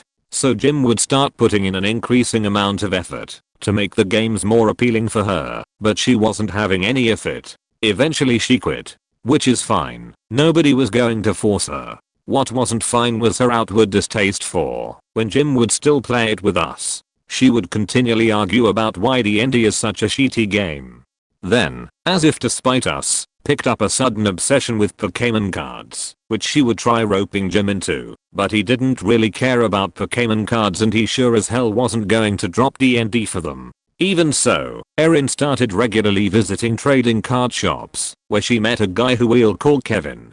From what we understood, Kevin was a faking creep. Erin would tell us some of the weird things he'd say to Slash about her, which included a comment about her ass, and we all said, haha, what a creep. But we wanted to see how this played out, so Erin would indulge the guy, going so far to exchange numbers with him, while also letting him know that she had a boyfriend, and he would send her creepy texts which she would show to us. Haha. Very funny. What a creep. We'd say. 2 weeks later she leaves Jim for Kevin. My cousin called me one day to ask me to be her bridesmaid, which was the first I heard of her being engaged. I thought it was her boyfriend, but apparently she dumped him, found a new guy, and got engaged after 30 solid days. I was weary of this, and so I expressed it, but told her I'd be happy to be her bridesmaid. Well, He came from a privileged background, never worked a day in his life, and had no motivation to do so. This rang bells for me. After they got married, she started making good money as a loan officer. He was jumping from job to job as a car salesman and other shit. While she was struggling to make ends meet with the new house and new baby, he was spending money on a 1,000 channel subscription, $90 tap out t-shirts, $280 Rock and Republic jeans, a Lexus and I don't know what else. One day during my long weekend visit at her place, she lived in Vegas. We lived in San Diego. He showed her gift to him for his birthday. 3 tap out t-shirts and 2 Rock and Republic jeans, all he wore. She promised him 1 pair of those jeans and no shirt. Months later, she finally made him move out and get his own apartment to feel the financial pain she had been feeling. He was to stay there for 1 month, but he didn't last.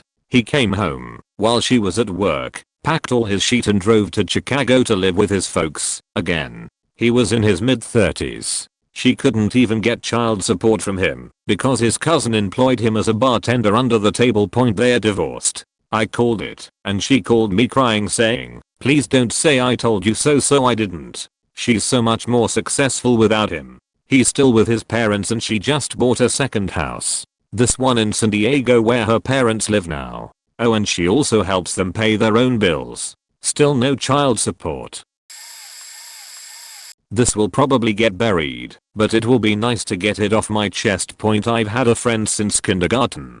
We went to the same schools all the way through university. She started dating a guy in college. He was a musician. There were a lot of things about him that annoyed me, or that I didn't like, but not enough to bring to her. I will call the guy anonymous Folk Mushin, or AFM, for the duration of this tale. One of his weird things, which she knew about, but was okay with, is that his stage persona was a single, and looking for a bed in the audience to sleep in.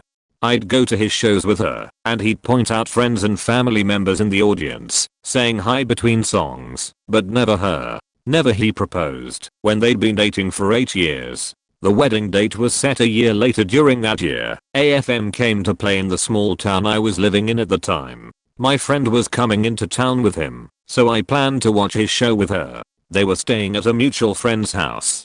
The morning of the show, I was talking about my day's plans with my housemates. When I mentioned going to AFM's show, one housemate said, "Wow, me too. How do you know AFM?" "He's engaged to my best friend," I replied. "He has a girlfriend," my housemate exclaimed. "No, he has a fiancée." "Wait, how do you know AFM?" "We met at Burning Man, and I really didn't get the impression that he had a girlfriend." This seemed like the red flag I'd been looking for. I just needed more. "What do you mean by that?" I asked my housemate. But the conversation had gone in the wrong order. He tried to backtrack, wouldn't give me anything I could take to her. We all awkwardly watched his show that night. 6 months later, the wedding date approached. He broke up with her about 6 weeks before the wedding. I was really relieved. She's been happily married to a really likable guy for several years now. I'm so glad she didn't marry her college sweetheart. I knew it was a bad match, but I didn't have the evidence I needed to change her mind. Not a friend, but my brother's girlfriend. The thing is, there was a number of things that led up to being adamantly against their relationship. Now I gave her way more chances than most of my family, particularly because she was the younger sister of a friend I had when I was in high school, and I knew she came from a messed up home life. She wore white to my sister's wedding after crying about the fact that my sister flipped at her because of the white dress she bought. The only thing she did to make this better was wear a cropped sweater jacket thing over the dress during the actual ceremony.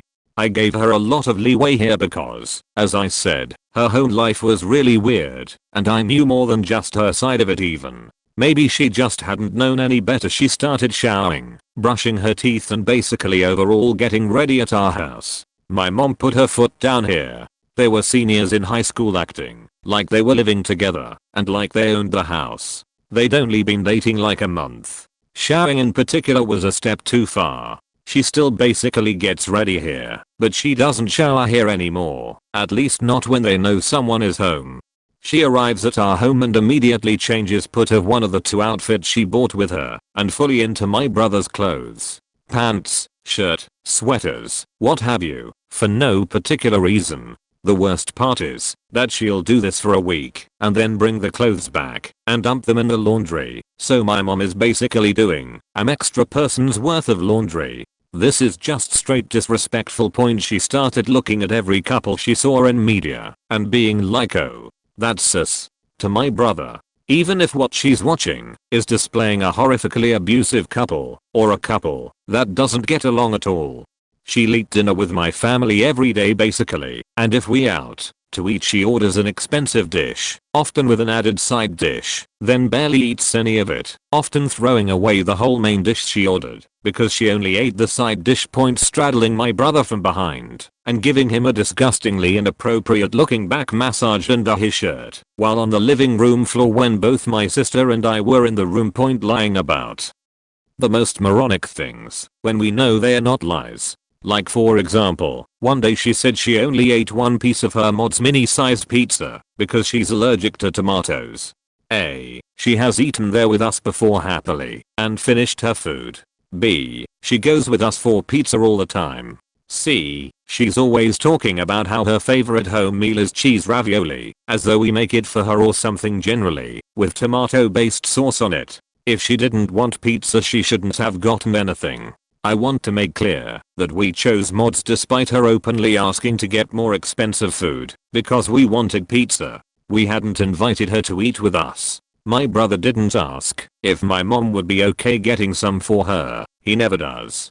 She expects us to just plan our meals around her. There are several more little nuances I could mention that wore away at me, but the one above everything that I 100% could not ignore was that she was mean to my dog when I got him as a puppy, on top of dragging my brother into being mean to him as well. I have a mini schnauzer and he is fantastically behaved. Always has been, but he was still a puppy. First she couldn't shut up about how she wanted a boy instead of a girl dog. Who cares? He's my dog, not yours. Then she is constantly complaining that he chews her crap. Well, he's teething and chews everyone's crap. If you picked it up it wouldn't be a problem. She had my brother threaten to kill my pup via text when he chewed up her glasses. I threatened him right back if he ever said that kind of shit about my dog again. My dog had been in her purse 3 times prior that day. He had been able to jump onto the couch for roughly a month. I vocally said to her each time he got into her purse that she should move her stuff because he kept getting into it and I was going upstairs so I wouldn't be watching him. I went upstairs. He got her glasses out of her purse. The real kicker is he chewed my mom's and my glasses, both already worse than he got hers. She was complaining that she'd be unable to drive, as if she ever drove anywhere, instead of having my brother chauffeur her, when literally I've never seen her use her glasses even behind the wheel of a car. She eventually dropped it. Now later down the line she's complaining that my 1-year-old pup bites her when he plays. Well, that's weird, because he doesn't bite anyone else. Maybe it has to do with the way you coo the word no at him when I'm around and scream at him when I'm not. Not only is he confused, but he has no idea what you're screaming about because you're inconsistent. I suggest she try yelping when he bites her, immediately followed by standing up then walking away. I'd asked her to do this several times over the past year. She says that's stupid. Okay, well maybe Google it and read the first 10 links. They'll tell you to do what I just told you. I correct her a few more times. We politely argue about it. She later takes to Twitter to complain passive-aggressively, not knowing I'd see that your dog shouldn't be biting anyone, no matter how I react to being bitten or how I treat it. It took all my energy not to reply with a long message explaining that if you're going to be around a puppy in training you should respect the owner's wishes. My dog doesn't bite just anyone. He only play bites you. Instead I brought it up to my brother. He got defensive. I ended up screaming at him that I don't care what her home life is, like he can't have her freeloading at our house messing up my dog's training, and if they weren't going go respect my requests, she wasn't welcome around my dog. I was gonna have my dog suffer getting put to sleep because she was too self-absorbed to correct her behavior like a grown-as adult. She was 19 I believe, and I was 22. He stopped bringing her around for a few months. When she started coming by again the first few weeks she didn't acknowledge my dog. Surprise. That was when my dog stopped play biting. Now she's constantly cooing over my dog, kissing him, calling him her good boy. My dog loves everyone, so of course he's nice to her, though definitely not nearly as affectionate towards her overall anymore, perhaps having picked up on my immediate rage anytime she's in the room. One day I'm gonna snap, because it's disgusting. She and my brother play house with my dog, is how I like to phrase it. Acting like they trained and raised him, when the work has definitely been a good 90% me, including vet bills, feeding, daily walks, outings, and I even groom him myself. I hate that they take him on walks when I'm not home, and sometimes my brother's girlfriend looks really personally offended when I take credit for my dog's care and upbringing. She gets this dark look on her face when I take him on a walk, so I make sure to do it as soon as they sit down to cuddle and call my dog over. They seem to try to do this if I vocally said I'm going to take him on a walk, as though they think he's going to choose them over me. He comes to check in with me regularly though, even when spending time with them. Can't wait to be financially able to move away from home and take my dog away from her for good. TLDR, my brother's girlfriend has always been a beach, but I stopped making excuses for it when she was mean to my dog. Going to try to make a long story short, he's always been a really great friend of mine where admittedly there is an attraction, but I never allowed it to happen, because sometimes you can just tell when two people wouldn't be good together. Seriously, we are too dark-minded to put together for anything healthy to come out of it. He started seeing this girl who was actively cheating on her current boyfriend with him. They honestly were a really great match, so I had a bit of cognitive dissonance about it and reasoned that maybe she wouldn't cheat on him given their compatibility, but still kept an eye out. We eventually lose touch because our lives went different directions. Years go by and he hits me up out of the blue around 1 AM and wants to reconnect. He was in another state for a job interview and was telling me how some girl at a bar wants to take him home. He's drunk and wants me to talk him out of it. Shit is bizarre, and it's absolutely nothing like him to even think of cheating, so I don't ask, but put 2 and 2 together and keep him on the line. He's back in town about 2 weeks later and he wants to meet for coffee to explain the phone call. We do, and he tells me she, now his fiance, cheated on him and he doesn't really know what to do. He's reasoned how it's going to work out logically, strange details I won't go into, but you can tell it just wasn't clicking for him. I was even getting a bit of a sense that he was seeking me out for some reason other than needing to talk about it, but was hoping it wasn't anything along those lines. So, we continued to keep in touch and would occasionally go to lunch and catch up on each other's lives. There was one point where we had plans to go out for a beer and he kept cancelling. I asked him what was going on and said I don't get why he keeps cancelling and to feel free to invite the other friends out too. His response came out of nowhere and was, I'm not going to choose you over fiance name. I asked him what he was talking about and he took some strange mental dive off the deep end and I hung up the phone. He then proceeded to text me over and over and over. I think the final count was 30. The words "fuck you." I texted him back that I have no idea what he was going on about and I wished him all the best, blocked him, and let that be that. As a side note, dude is also a massive gun fanatic and has a tendency to snap.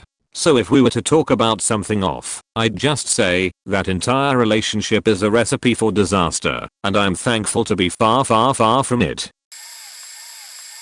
Many years ago, I was trying to find a new place and a girl I recently met and really connected with offered to let me move in with her and her boyfriend Jude, whom was a regular at the bar I worked at. I hung out with them that night as a sort of trial. He wanted to have sex with her and she was uncomfortable doing it. So he began screaming at her, grabbed a knife, sliced up his arm. Once he was bleeding, he then rubbed that blood onto her bare leg and yelled at her some more about how it was her fault. He then stormed off and called his mom, and she sat there like it was just another evening. He was 35. She was 19. I was just getting out of my own psychotic relationship, so I didn't quite grok how faked it all was, and she did her best to downplay it as just his way. Due to her own cheaty upbringing and other experiences that made sense to her, I found a different place to live and stayed in touch with her.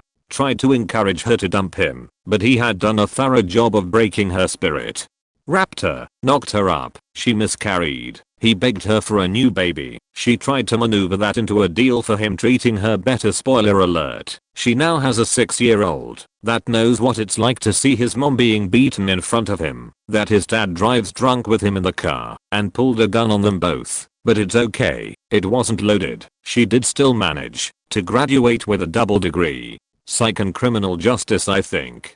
I moved away a few years ago, but tried to stay in touch as best as I could. But he'd regularly check her texts and other contacts with others, and threatened to send her to jail if she ever left him. Since his dad was a retired cop, she had emergency psych treatment because she couldn't stand how trapped she felt. Loving boyfriend said she could move across country with the kid to live near her parents. Not good parents, mind you, but better than where he trapped her. Then 5.5 months later he files emergency custody and has to drag her back. So she has to leave her job and apartment to deal with his new sheet, and she's currently stuck on supervised visitation while we untangle his bullshit. I've been hemorrhaging cash. I really don't have to get her an attorney to help her out. I've spent nearly $5k in the last few months. We luckily had some other friends in the area that hate him as much as we do, so they've been very helpful for her. And my husband understands my need to do this. So I'm a bit late to this thread, but oh boy, this one guy. My high school best friend had a habit of dating total scrubs, but this one, Josh, was particularly awful. Not even an alias, that's his name. He was 20, while we were 15.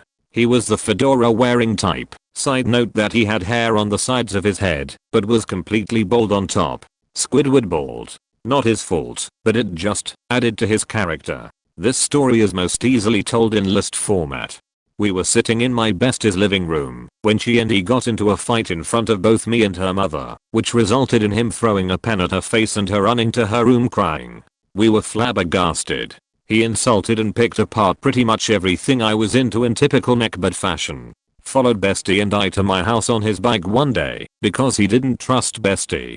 Stole her underwear and wore them and neglected to return them. After one of their breakups, she had to go over to his aunt's house, where he lived, while he was at work at Walmart and recover all of her stolen undies. It was a big armful, hilarious in retrospect, but creepy as hell at the time. Lots of little things. Constantly putting her down, throwing things, criticizing her friends, most especially me, forbidding her from doing anything without him. On several occasions, refused to leave bestie's house when asked by her mother to GTFO. Again, we were 15 and got super stalky after each of their breakups.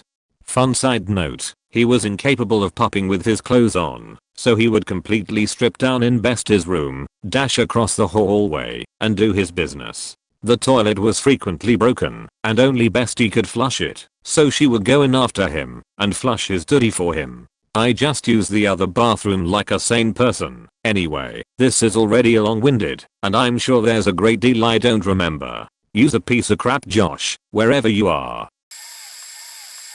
My best and closest friend is dating a not so great girl. Thankfully I have Reddit to vent about her, since none of my friends have put as much thought into it as I have, because she's polite to a fault and means well. I don't even know where to start. The first summer I met her, she was pretty cool. I actually felt bad for her at the time. Now she's moved from the opposite coast and had her parents force my buddy to let her move in.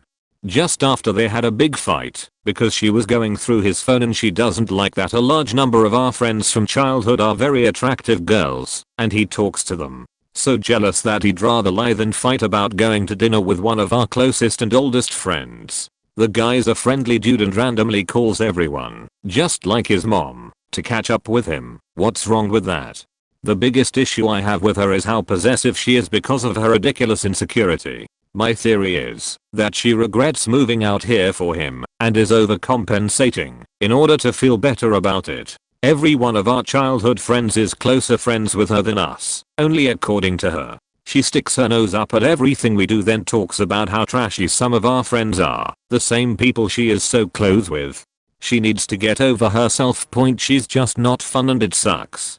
Before she moved in we would go to the bar down the street, half a mile tops, every Friday. It doesn't have to be every week or even Fridays. Now he stays home. We don't even have fun drinking at his place anymore. his own house, all because he doesn't want to get in a fight with her about, I don't even know. Heaven forbid he go have some fun with the guys. Now he's saying they're going to move away and get married, the grounds for the marriage being that they've been together for so long. That's it, nothing else. That's an awful reason. Whatever, she sucks, their relationship sucks, and I want my best friend back. Maybe this is why I'm still single, but relationships shouldn't be a chore and they shouldn't change you. They should improve what already makes you you. And rant. So many reasons. 1. When our friend said he worked at Boeing, let's call him Rob, said, "Are you a mechanic? You look like a mechanic." Said friend is a vice president too. My dog loves everyone and will let kids pull his ears and roll all over him. I've only ever seen him hurt flies. Rob goes to pet him and my dog snapped at his hand. In his 8 years, I've never seen him snap at another human. 3. Rob called me asking to go kayaking from off our dock. We lived on a lake at the time and mentioned he'd bring stuff to grill. I said sure. Once he and his friend got there, it became apparent can we go kayaking meant him and his friend using our kayaks, not us and him. It just got better when he brought his cooler over to the grill and proceeded to take out 2 steaks and nothing else. Meaning he didn't intend to share a meal with us. But he did ask us for plates, silverware, seasoning, beer, and instructions on how to cook the steak. When I came out to help him instead of my fiancée, he said it's cool. Grilling in a man's business. Faker burnt that steak. 3. Invited friend and Rob to dinner. My fiancée and he were talking about technology protocols and their management. Rob looked at me and sincerely mansplained, "Have you been able to follow any of what we are talking about? It must be tough for you, since we are so accomplished." Not as hard as keeping a straight face. 4. I was home alone one Friday night and he called me saying he was in the area and asked if he could drop by. I say sure and the doorbell immediately rings. Meaning he had sketchily parked his car up on the road, walked down my super long driveway and across our dark porch, then called me. Turns out he was taking his neighbor, who happened to be a hot chick in booty shorts, out for a spin in his friend's sports car. Then they outran the cops and wanted to hide for a few minutes while they passed. While he was hiding from the cops on my porch telling me this story, he seemed to forget the car was bright faking red and parked on the side of the road. Faking Rob, the sexist psychopath. Relatively long story, so be warned, my cousin and aunt moved in with my family when he was about 3. I'm 4 years older than him, so we grew up like brothers. We did everything together for the next 10 to 12 years until they moved out, and even after they moved out I basically lived with them. Halo 2 Online had just dropped until I graduated and moved out. After I moved out I still saw him all the time, and during his junior year he started dating a girl. I met her a couple times and thought she was okay. She was a bit energetic for him and had some serious baggage issues, you could tell, but no one ever disclosed them to me. They dated for about a year or so, and she got pregnant. Now, my cousin and his mom are terrible with money. Like, terrible. They also fantasize about being rich, so much that they live like they are rich, even if they don't have nearly enough money. My cousin didn't want a job and they were reliant on their parents for money for the first year the kid is alive. I grew very close with the kid. I used to babysit him after work so they could go out, and when I came over to play games and eat and such I was always teaching him something or just hanging out with him. Just after his first birthday my cousin So's grandmother died and she got close to $80K. They blew it all in about 3 months, including some super expensive parrot that was annoying AF, and he had spent a lot of it trying to make a living playing poker online. After a few months of being broke he decided on the Air Force. He got in better shape, P90X, and worked very hard for a few months and ended up getting accepted, although he ended up going into tech engineering and is now an air traffic controller because his sight was too faked up to be a pilot. Anyway, when he first got shipped off to boot camp I stayed with his and son and helped them through not having him around for the first couple weeks. They would stay at my house and I would just keep them company. One of the times I went to go eat with them, I brought my roommate. They were super flirting. By the end of the first hour they started sleeping together. After the first week, she was basically living with my roommate. After the second week, I was absolutely mortified. I yelled. I didn't come home. I was paying rent for a house I refused to stay in because I would see them and become nauseous. Multiple times I tried to send him a letter and was stonewalled by my aunt and her and was told to give them the letter. They'll make sure he gets it. What do you know? He never got them. Point. This is where it gets good. When he came home from boot camp he found out she had been cheating on him. When he talked to her she told him I basically forced her into the relationship with my roommate, who is now in prison for 20 plus for molesting a child. All these years I've grown with him. He should know I love him like a brother, and he believed. I have only spoken with him once since then, about 7 years, and it was truly so awkward. I decided it wasn't worth it. Point. Since then, they've gotten a divorce, and he sees his kid a lot. He makes a ton of money and she's a piece of shit, but still won't talk to me and thinks I still had something to do with his baby mama cheating on him. I walked out on a lease, you dumbass, because I was so hurt by her actions, but all in all everyone ended up doing better, but I just have no contact with him. His kid is also doing awesome and is now 10, I think. I was best friends with a guy for 7 years. We had on-off dating / FWB history, but had cooled it and were pursuing real-life partners. A longtime friend from high school was dating some girl, slept with her, and I guess promised the world with a relationship, but never followed through. He was known as a big flake in the group of friends. FWB/BF guy, K, we'll call him, is a major white knight. Falls hard and fast, wants to take care of women, etc. Big moral code type. So he hears about this, I think from the girl herself that he ran into, and flips his sheet. Abandons his longtime friend after fighting, with words, about the whole ordeal, and takes girl under his wing. She's invited to all our parties and he basically gets her to come to any hangout ever made. So she meets all of us a few times. It's pretty obvious K wants her, but is being respectful about time, to decompress from feeling used, etc. She instantly sets me off, because she throws this major "I'm so cute, look how cute everything I do is" act, but I have no reason to think that's anything but poor personality development, and keep my mouth shut. Don't want to be the jealous ex. So we organize a haunted, abandoned town outing where we drink, except K, and go explore / whatever. Me, K, new girl, and miscellaneous male friend. She's flirting pretty hard in backseat with Misk Male. Later, I have to go with her to take a piss on a cow farm because she's scared of cows.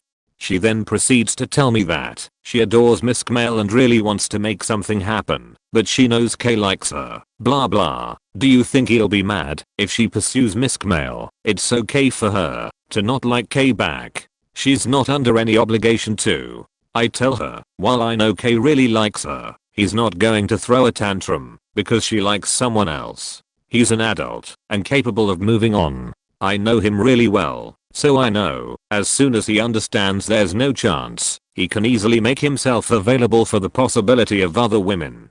She feels better. We go home. She stays the night with Misk Male in the living room. I give K a heads up. Everything seems fine. She comes back the day after telling K that Misk Male only wants her for sex, blah blah blah. Flares up this white knight sheet again, and K abandons that friendship too. Around this time, new girl learns what K does for a living. 6-figure salary, really well established guy. She puts 2 and 2 together. I imagine that he has a ton of money and a complex to want to take care of her. She works retail. I warn him that she seems to be changing her attitude about him, and that I wouldn't go for it anymore because she slept with 2 of his friends before she even glanced his way. I think he deserves better, but he can make his own decisions. Maybe she really is just ignorant. Now K is reporting back to me that they've been flirting. A few days later, that they kissed on a rooftop all romantic, and she apologized for not seeing him. Gag. I know this chick is bad news by now, but what can I do? He proceeds to get a dog for her and buy them their own house to live in a span of 6 months.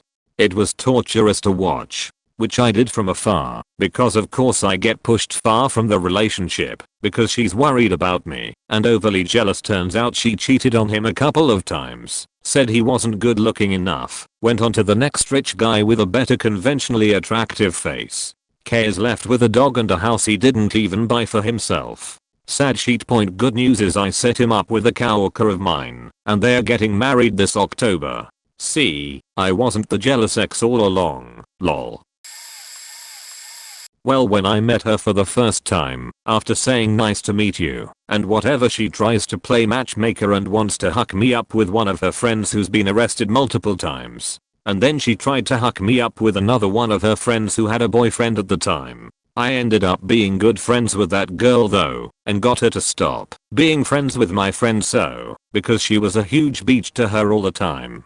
And then the ultimatums. She invited me and a couple other people over to her house to smoke and drink and whatever, and I go to my friend and asked if he wanted to smoke, and she says, "If you smoke I'm breaking up with you," right in front of me, and that was awkward as hell. She couldn't take a joke. At a Halloween party she came up to me and told me that my friend hit her only to find out that it didn't happen and she was making shit up to get between me and my friend.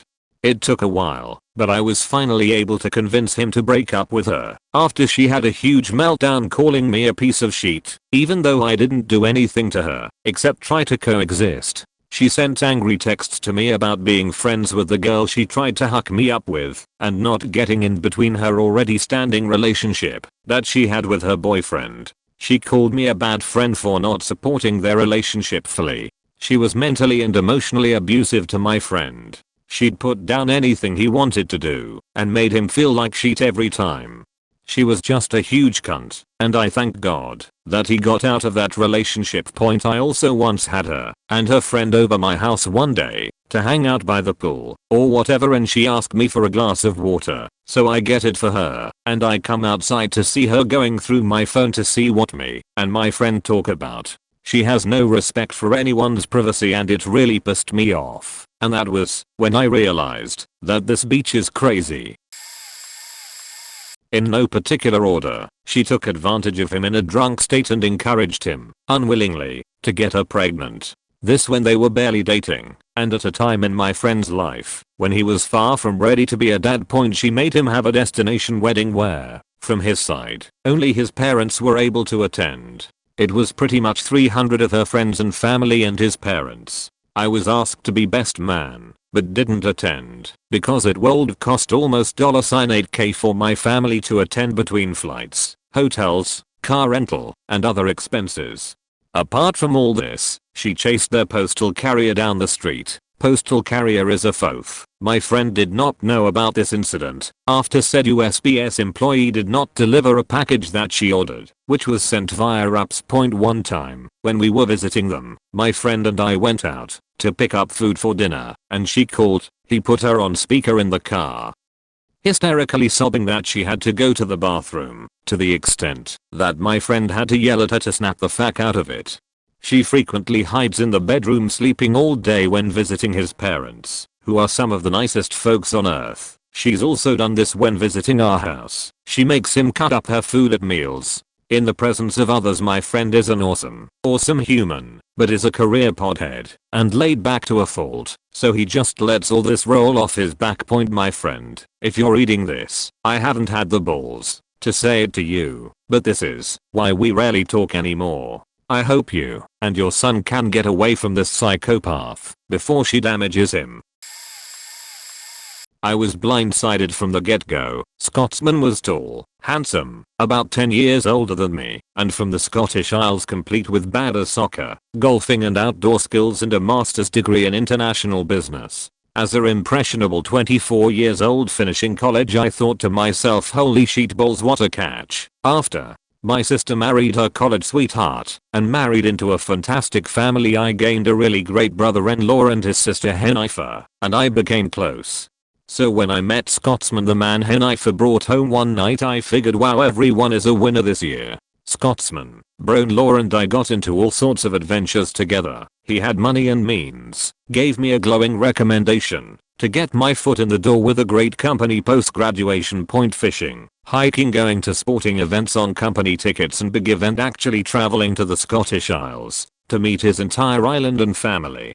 After a year and a half, he purposed to resounding applause at the family Christmas church party, and later we had a hangover movie worth bachelor party adventure and epic wedding.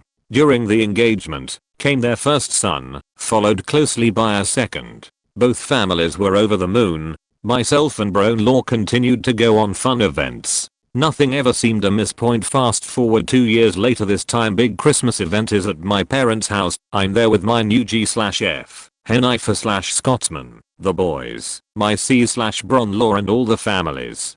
Gifts, games, big dinner.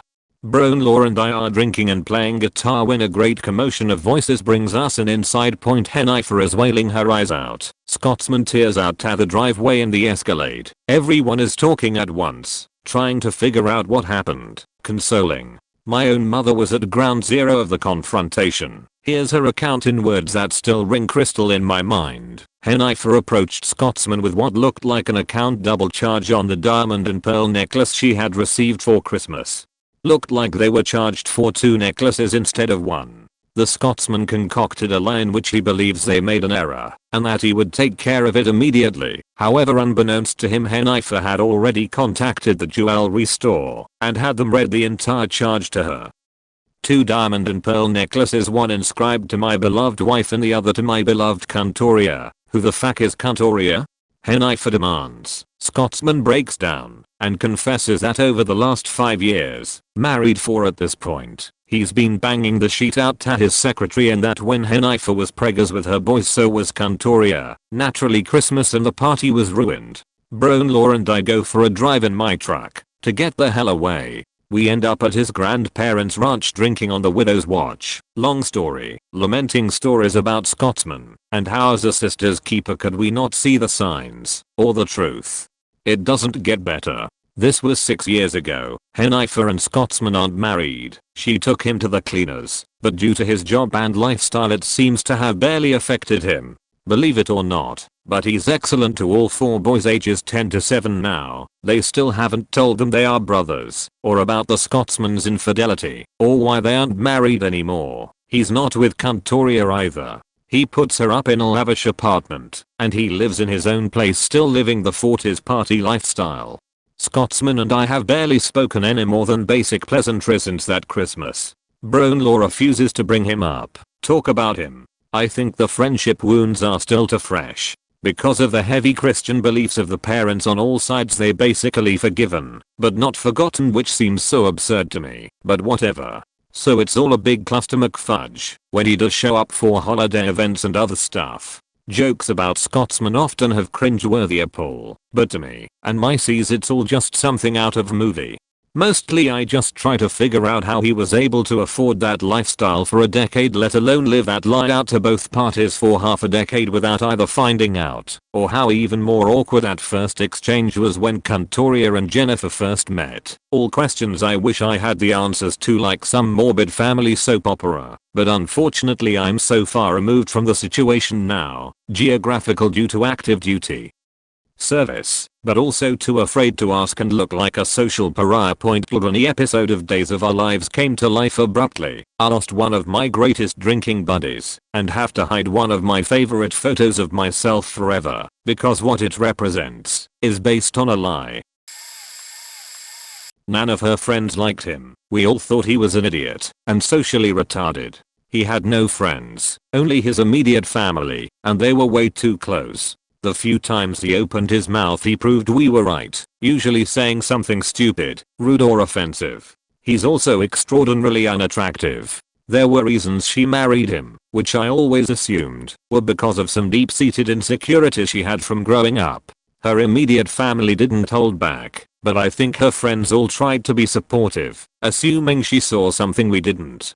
They fought terribly before they were married, breaking up several times, even once when the wedding was already booked, costing her parents tens of thousands of dollars in deposits. Anyone outside the situation would immediately see this as a red flag. They did finally marry, unfortunately. Then she got sick. Very sick. And his reaction to her illness was a combination of self-pity and, actually, it was 99% self-pity that her illness was happening to him. She finally realized she shouldn't waste a minute of the time she had left with this asshole and kicked him out. The last 5 years she has been fighting a war on 2 fronts, trying to divorce a narcissistic angry Neanderthal on one side and fighting stage 4 aggressive incurable cancer on the other. She said when she first told her family and friends she was divorcing him, not a single person expressed surprise or regret. Most common answer, about faking time. A bit late to the party so this will probably get buried, but what the hell. I'm the abusive girlfriend. We are still together, because of what an amazing and forgiving person he was and is, but I did some stupid shit. Nothing physical or overly controlling, but I feel really bad about it. Basically I don't fight well. He's easily the calmest, most diplomatic guy I know of, whilst I'll be riling up the disagreement, even going so far as to calling him names. The worst part is that I'm totally aware that I'm doing it and that I shouldn't be, but I somehow can't stop myself. I won't allow him to step out of the conversation, and I won't allow him space if he needs it. I always need to finish the conversation, but usually not in a good way.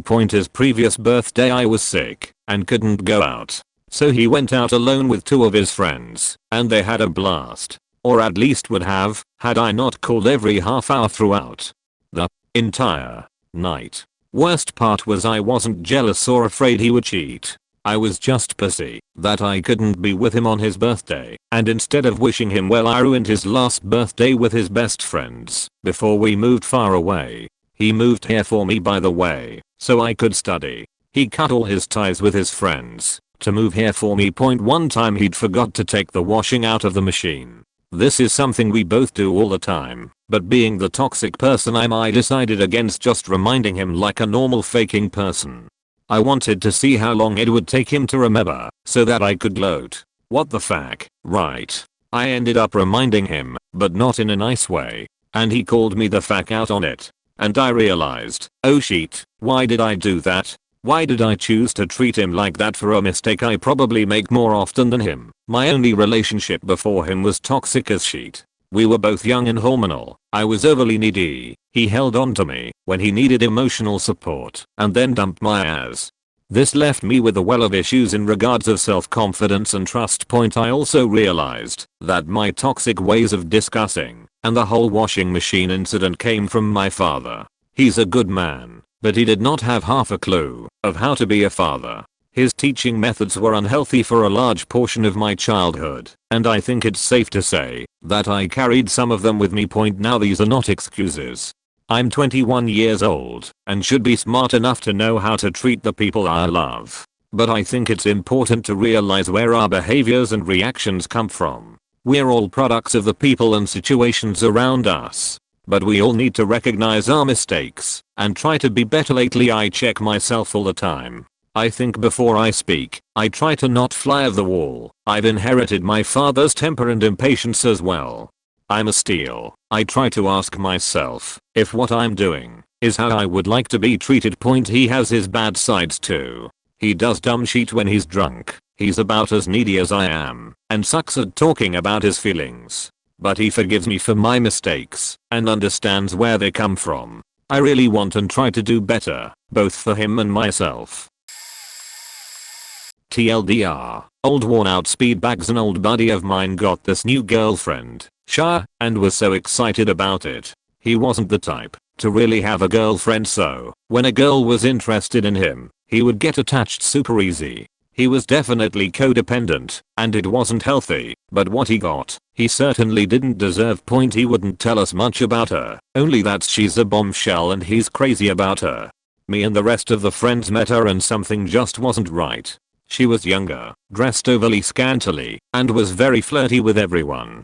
Time went on, and we watched as he bought her everything, provided for her and her autistic son, while she did sweet fuck all. He'd take her on trips, and at one point ended up paying for implants, because she wasn't as perky as she used to be. Needless to say, she didn't do much research, and went for the discount boob job. More on this later. I always was cautious as this girl just seemed off. I couldn't put my finger on it, but I always felt like she was using him and would keep a distance from her. We tried to casually bring it up to our buddy, but he'd get super defensive because he was so deeply obsessed with her. Fast forward, and we're all out at this big party, but my then girlfriend was out of the country. I saw an old friend who I hadn't seen in a good year, and she was elated to see me. There were 1 or 2 photos of us together laughing and drinking. Shia tells my girlfriend when she gets home that I was all over my friend, and she is sure we ended up faking. Nothing was further from the truth, and although my girlfriend knew it wasn't true, she still had that little shred of doubt in the back of her mind as Shia kept pressing the matter, showing her the photos of us laughing together. I fucking hated her for that lie. Anyways, they end up getting married and are about 6 months in with everything going just perfect, or so it seemed, when one day he gets a call from her, "I'm leaving you. Bye." He rushes home to find the apartment literally cleared out. She's gone and there's basically nothing left besides his clothes and a few pieces of furniture. His credit cards are all racked up, the bank accounts are drained, and she won't pick up her phone, which, a few days later, is disconnected. She just vanishes. He's in complete and utter shock. He obviously calls the police and they can't do a whole lot as he can't prove she in fact stole anything, and he'd need to take her to court point after a ton of investigation. Over months, he finds out she was having an affair with another dude, told him that my buddy was abusing her, he wasn't, and had this white knight help her move everything as soon as he left for work. The thing we ended up finding out was she did the exact same thing with my buddy. He helped her quickly move out of another guy's place who was abusing her. He also found out she'd done this 3 to 4 times before that too, and ended up finding some of these guys. All their stories were almost identical. It was sickening. Point he never ended up getting anything back. She got off, and thankfully he was able to rebuild himself. He's since engaged to a woman who seems much more normal and lives overseas with her. Shia popped up on Facebook a few years ago, and a few years since all this went down, and I just couldn't resist messaging her with a picture where her terribly fake tigs were almost completely out in this little bikini, and simply said, "Every day, when you look in the mirror, I want you to think of this message, and how faking disgusting you are as a person, just as sad as those tigs that look like grapefruits stuffed into old tube socks stapled to your chest." Point she surely dismissed it, but I truly hope one day she does in fact look in that mirror and has a little moment of self-reflection as she realizes her tigs are more like an old worn out set of speed bags dangling from a string. Oh seat, I have one for this. So, the first time I noticed was he had random jealous outbursts aimed at me. Point me and her have been friends for years. She's like my sister. If something was gonna happen, it would have. About 6 years prior, they would range from an unnecessarily snide comment to him throwing my sheet around. Dude threw my bag that I was carrying my expensive as camera in. Point anyway, they moved away eventually for a while. Contact got less and less until she got back in touch a few times to catch up.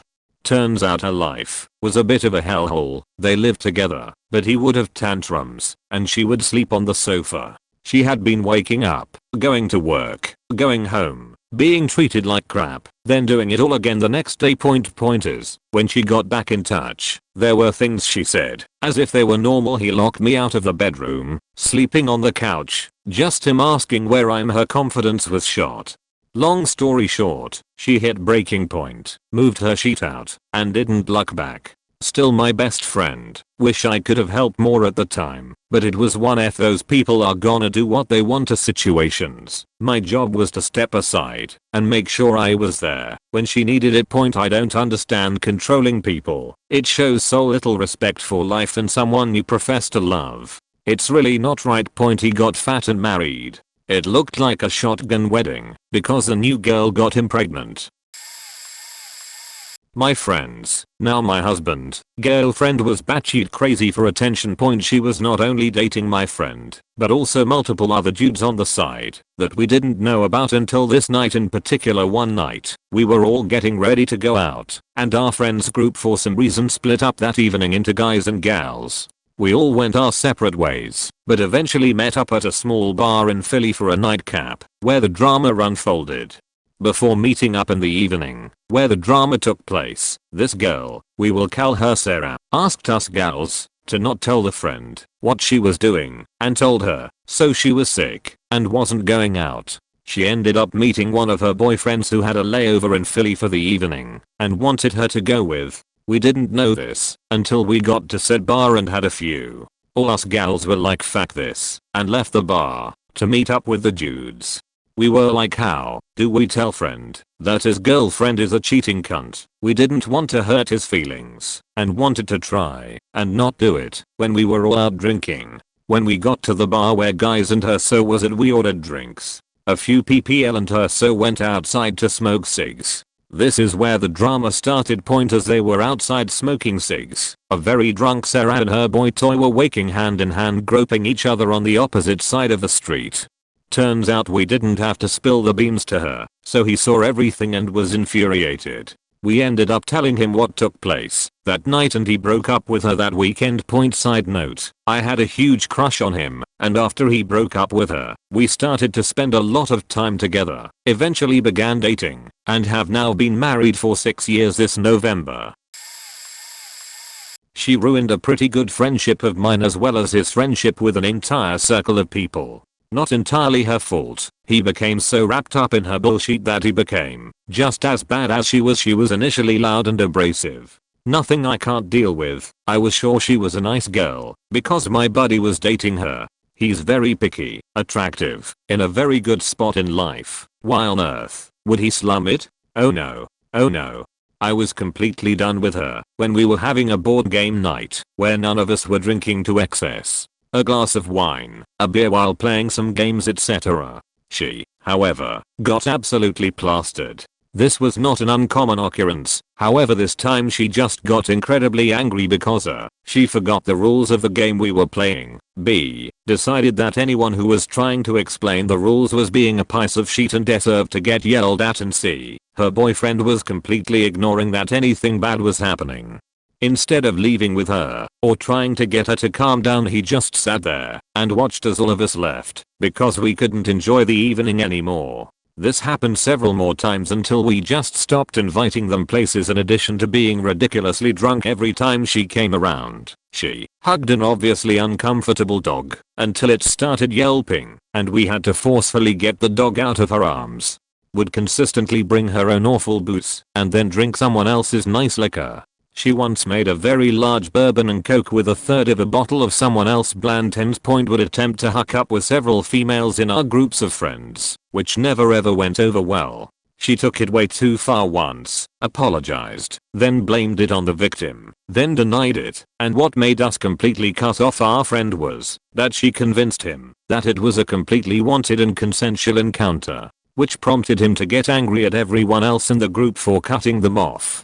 Fell flat on her face at 5 PM because she was too drunk to stand. Told another person in the circle, you're happy with just your boyfriend? I want other guys all the time. Got drunk on Twitch. Proceeded to talk about how horny she was, how she was unfulfilled, and then vomited for a solid 30 minimum. This list could go on forever. She is truly the worst, and I hate it that our friend has decided that this is what he wants. She is dragging him down, and I pray that one day he wakes up and decides to leave her. He can do so much better. This happened a few months ago. I have a good friend who's also a colleague that shares a house with me and my girlfriend. He met this girl about 6 months ago, and I tend to just leave their business to them. He's always brought random girls over, so it was whatever. However, this one never went away and was able to tie him down. I was pretty surprised, but was also happy that he found someone. I didn't know much about her, except she was a programmer working for a defense company, had 2 kids, and was extremely smart. However, she was living in a hotel because she recently moved to the area. Few weeks passed by, and she eventually lives in our house. No biggie, except my girlfriend is a student and works part-time, so she is home a lot. How exactly is this girl a programmer and never ever once leaves to go to work or even have her own company laptop? You should at least be able to VPN or something, but she owned no computer or laptop. We asked her a few programming questions and she wasn't even able to answer anything during a casual talk. That was already suspicious. We blew it off, and weeks went by and those to continue to argue and eventually stressing the entire household. I found out that she asked him to marry her and they did a shotgun wedding out of state. What the fuck just happened? So I told them they needed to move out to focus on their marriage because they are fighting way too often. I didn't want me and my girlfriend to be a factor if that marriage was going to fall apart. They argued almost every 48 hours and you can feel their stress. It was also about the smallest things ever. Who gets mad at their so for having an old picture of him and a friend on Facebook. Now, I'm telling myself that something is off, but I don't want to get in the middle of their relationship. They were no longer boyfriend and girlfriend, but now husband and wife. They said they would move out in July, then August comes. Still nothing, and I couldn't handle it anymore. I took off with my dog and girlfriend to a mini vacation trip out of town. It was a nice break and we all decided to just not worry about it and let them be until they move out. Nope. I'm awakened by a 2-year-old the following morning, running back and forth in my hallway on a weekend, banging on my door and playing with all my dog's toy. I'll let it slide, then my friend knocks on my door asking for help. He was going through a panic attack and everything just hit the fan. It turns out that she was a con artist who lied everything about herself. She had 5 felonies ranging from petty theft and prostitution. She committed credit card fraud on his accounts, and because he was married to her, he couldn't put anything on her as they share everything now. She never had custody of her 2 kids, and it also explained why she was never around them. At the end of the day, don't date any girl off of Plentyfish with a middle name called Romance. Don't ever let any background check pass off as it's just petty theft. This girl threw off our entire household vibe for months and wrecked my buddy emotionally. He's a very free-spirited person and is too gullible sometimes. I got a light suspicion my friend's relationship wasn't very good shortly before the wedding. I'm honestly not 100% sure what caused me to see her in a different light, because before that she had seemed awesome. I assume it was something he said offhand at the bachelor party or something. As the wedding approached, it seriously intensified. Again, I don't know exactly why, but probably the way they interacted with each other. I had talked to my friend at length about their thoughts on kids, and his plan was to wait at least 3 years. They were 22 at the time. He wanted to get his company set up first, do some traveling with his new wife and enjoy life before settling down with kids. I overheard her talking to some of her friends, and she was talking about babies right away. There was a look on her face that just rubbed me the wrong way. So I asked my friend one more time about their kid plans. He was adamant about waiting still. They went on their honeymoon, and I thought nothing of it. When they got back 5 weeks later, he called me to tell me she was 2 weeks pregnant. I immediately thought that she forgot to take her birth control or poked holes in a condom or something in order to get pregnant so quickly. Less than a year after that kid was born, she was pregnant with number 2. And again the next year with number 3. It became increasingly clear to everyone involved that they despised each other, and they were separated before the birth of their 3rd kid. Before they were even divorced, she was pregnant with some other guy's baby. I'm 100% convinced at this point that she just found someone she could trap into having a few kids and provide her with child support. I'm sure she targeted him as soon as she found out he worked in real estate and had started a successful investment company. This is nowhere near as interesting as some of the other ones, but I want to post it anyway. My brother has been with his so for 4 years now. She has major issues. She takes 3+ hours to get ready for any event that involves leaving the house or involves people coming over. Because she's so insecure about her appearance, she spends all that time getting changed, putting on and removing makeup, etc. The worst of these was my 30th birthday part. Everyone was supposed to be meeting at 6:30 p.m. in one of my favorite pubs, but he and his girlfriend show up at 10:30 without so much as an apology. When I speak to him, it turns out she took 5 hours getting ready and then proceeded to tell him, "Don't tell him we are late because of me." That was a few years ago now. These days he just leaves her and tells her to meet us later. Thankfully, she avoids seeing all of our family, partly because she has a borderline eating disorder and won't eat with us, partly because of the aforementioned spending forever to get ready, partly other reasons we haven't figured out yet. Over 4 years my parents have probably seen her a total of 5 times, and only one of those was an overpass stay. I've been with my current boyfriend for 8 months and they are already far closer to him than they are to her. She constantly seeks validation from other men. This was the first red flag that made me realize something was wrong. I'm a tall, handsome guy, and, before she knew I was gay, she'd make eyes at me all the time while we were together. Presumably she was trying to get some validation for her appearance. This culminated in her cheating on him earlier this year. Called it. She told him herself, but only because it was unprotected and she might have chlamydia, and she had already had unprotected sex with him. Since point they are still together. I choose to respect whatever he does. He's my brother and I love him, so if he wants to stay with her then I'll treat her like family. But I know, and have told him, that it's going to end badly. Female friend. Dated this guy for 5-ish years. He could never hold down a job for more than a few days, few weeks. She paid for everything. She dropped out of high school to work more hours. She did cleaning, laundry, shopping, everything. If she wanted to hang out with friends he'd get possessive, irritated and basically made her stop seeing people. She bought him a TV, video games, PS3, Xbox 360, so much shit. And all I remember is her one day calling me crying because she got off work on a Friday and it was like 2 AM and he wasn't home again. Like he wasn't home 99% of the time. When she was at work he'd be home. When she came home suddenly he'd disappear. And it was because he was hanging out with his best friend, getting drunk and going to parties. So she'd sit alone at home, but God forbid she was 1 minute late answering a text or getting home from work. Eventually it was her birthday and another day he forgot. She was bored or lonely, so she was playing around on his computer. She told me this later, of course. She wasn't allowed to touch his computer. She paid for, but today she did. It was her day after all. And she wasn't good with computers, but the pictures folder made her interested. Lots of pictures of him at parties, his best friend, him with dozens of girls, and then him faking other girls, naked pictures. And it still took her 3 more years to leave. The only red flag for me was how much she hated herself. She told me she thought about suicide, but her boyfriend, when I met him he seemed nice, respectful, charming. But he was a douchebag. And when he didn't think anyone was paying attention he'd belittle her, making her seem stupid. He was rude and never there for her. For all the trauma and hell he put her though, I hope he never find loves and has his heart broken a million times. As for her, she found someone, and he's pretty nice, but best of all she's happy.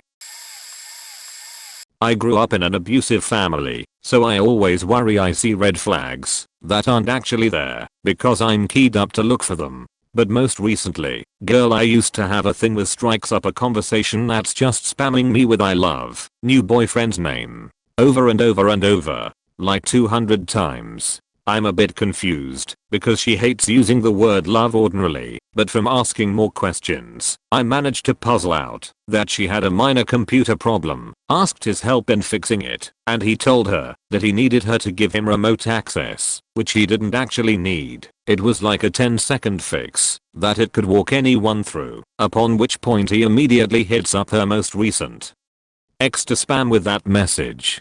They had been dating all of 2 days at that point. He also didn't like her spending time with her other friends and expected her to spend all her free time with him. Really creeped me out just seeing that interaction point. And then I have another friend where my first interaction with her boyfriend was us all playing an online game together.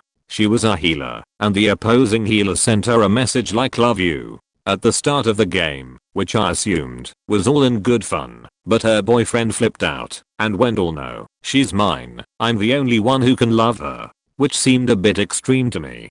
A few games later, she makes a nice play and saves ours and someone on the other team's like man, fuck you, friend's name, in a sort of well played manner, and the boyfriend freaks out again with, like, ridiculous profanity, threats to fuck them up, telling them to kill themselves, and so on. We've played some since then, and those two things get that reaction every time. He also seems a bit weirdly insecure about things, like making sure we know the two of them are having sex, or calling her mom his mother-in-law, when they've only been dating a few months, where I kinda wanna be like, okay, take it easy, no one here's trying to doubt your relationship or anything, we got it already. But it just kinda unsettles me. I'm honestly not sure either one of them is a problem, but those kinds of interactions just make me hyper cautious around those people. Is this valid cause for concern, or am I just seeing things due to my past?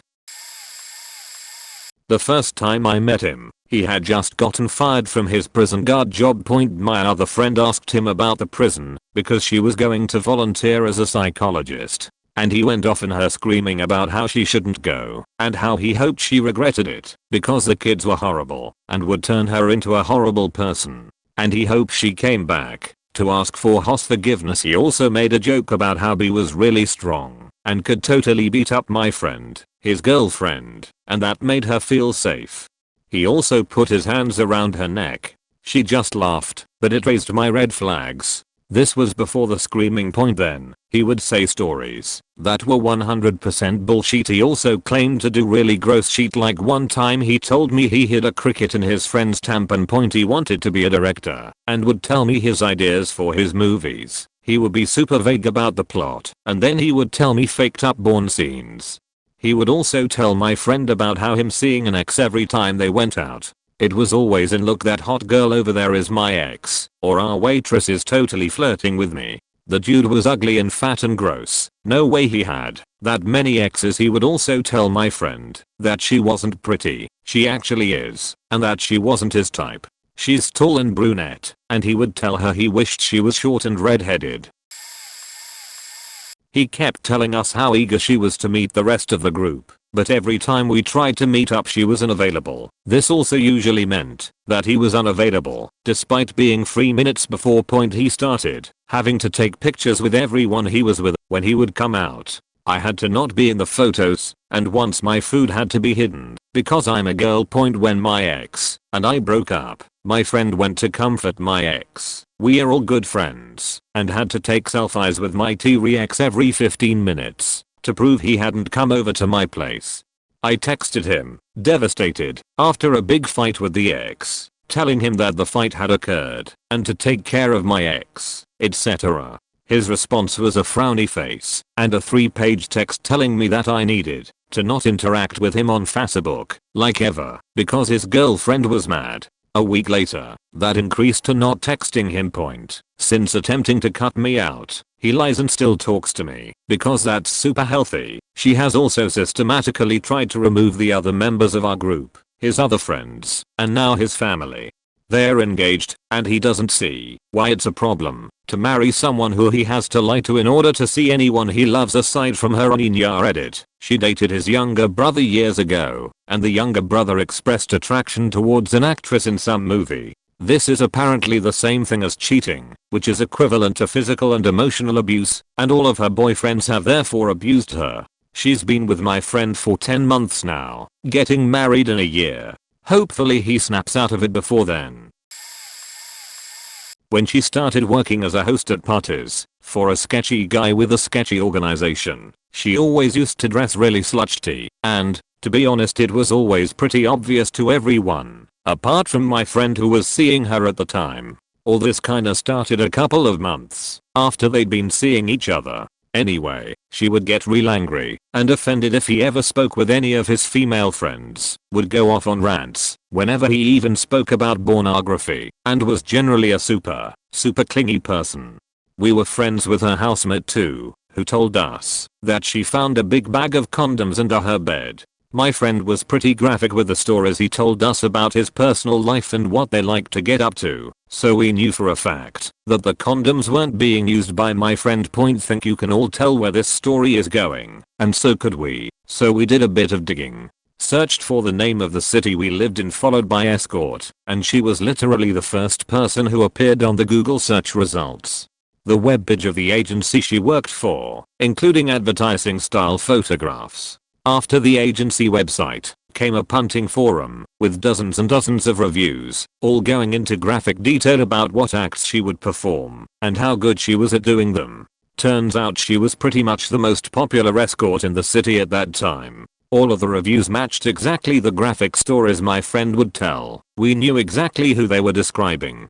I felt fucking horrendous for my friend, disgusted and absolutely livid. She was so hypocritical considering all the bullshit she would put onto him, and she was faking selling herself behind his back. Ethically, I understand that prostitution/escorting is usually fine. However, the fact that she was sleeping with dozens of men, sometimes up to 5 a day, unprotected, then going home to my friend, made me feel sick, all behind his back. Needless to say, he dumped the beach straight away. TLDR, friend was seeing a crazy girl who turned out to be a prostitute behind his back.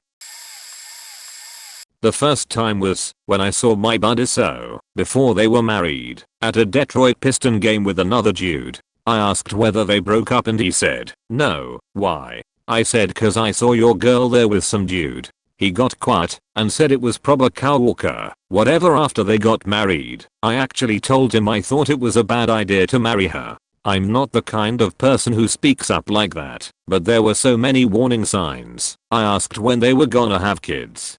She said, kids, with, let's call him, Gary. I'd never have kids with him. I was like, oh, okay, with who then? And she just said, I don't know, definition not with him. I only married him cause he had a good job. She would also call him dumb and a fatus in front of people. They eventually got a divorce, but that's only cause she initiated it. She found out he went to a strip club for another friend's bachelor party, so she asked for a divorce. I'm sure there was other shit, but that was the final straw. It's funny that final straw came a month after he paid off all her student loans. What's really messed up is after the divorce, her father actually took Gary out to dinner and apologized for his daughter's behavior. I can't believe guys put up with women like that. I have my theories, but I've already typed enough. My niece is so not a friend. She was 18 when this started.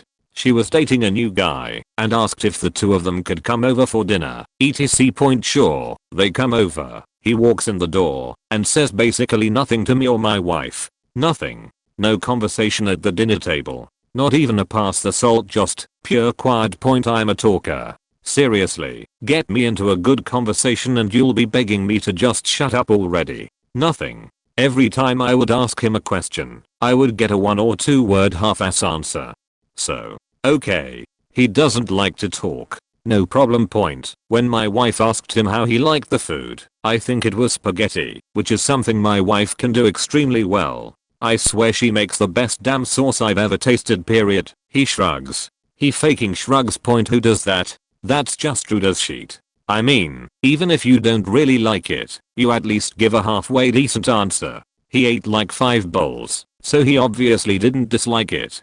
Afterwards, I asked $NIECE about it, and she said he was just scared of you. Lol, what? The dude was a freaking giant. Like ducking your head to walk through the door giant, and built like a tank. I mean, I'm not a smell free, but this guy was easily nearly twice my size. Another week or 2 goes by, it comes out that he's married, but separated, and they're filing for divorce. Well, he's been filing for divorce for a few years now, the cocksucker.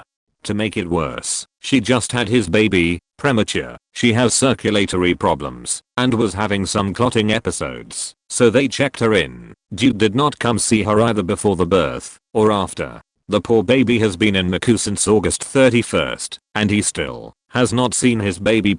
However, he was at the hospital one day, seeing another family member of his, and still didn't stop by. Needless to say, I want to smack my niece upside the head for being a faking moron, and I want to just shoot his sorry ass.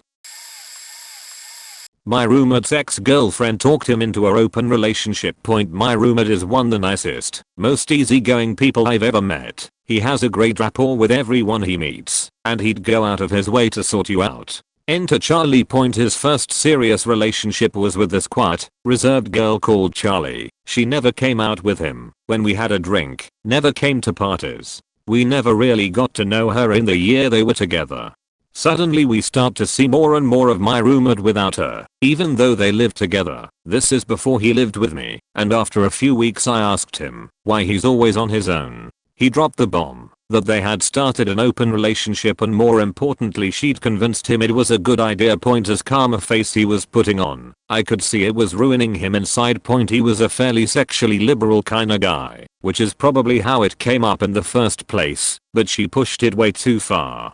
He would come down to the bar with us, while she faked guys in their apartment. It was horrible to see him go through, because he loved her, so I kept my mouth shut. Now, Here comes the kicker. After a few weeks of it, he actually managed to find a girl who was okay with the open relationship thing, and as soon as he told Charlie about it, she broke up with him. Guess she couldn't handle it. When it happened to her, she was such a faker. Good riddance. When she told us that she was being followed by a friendly ghost named Matthew that protected her from evil ghosts. I had an ex who used to do this shit. Claimed he was Wiccan and all this shit. Always talked about my energy and how his life was crazy since I came around because I was a magnet that drew in spirits and enhanced his stuff. I'm not one to just outright say that shit is bullshit, because I definitely believe that some people in Eastern or Native American cultures have the open mind and spiritual connection with shit.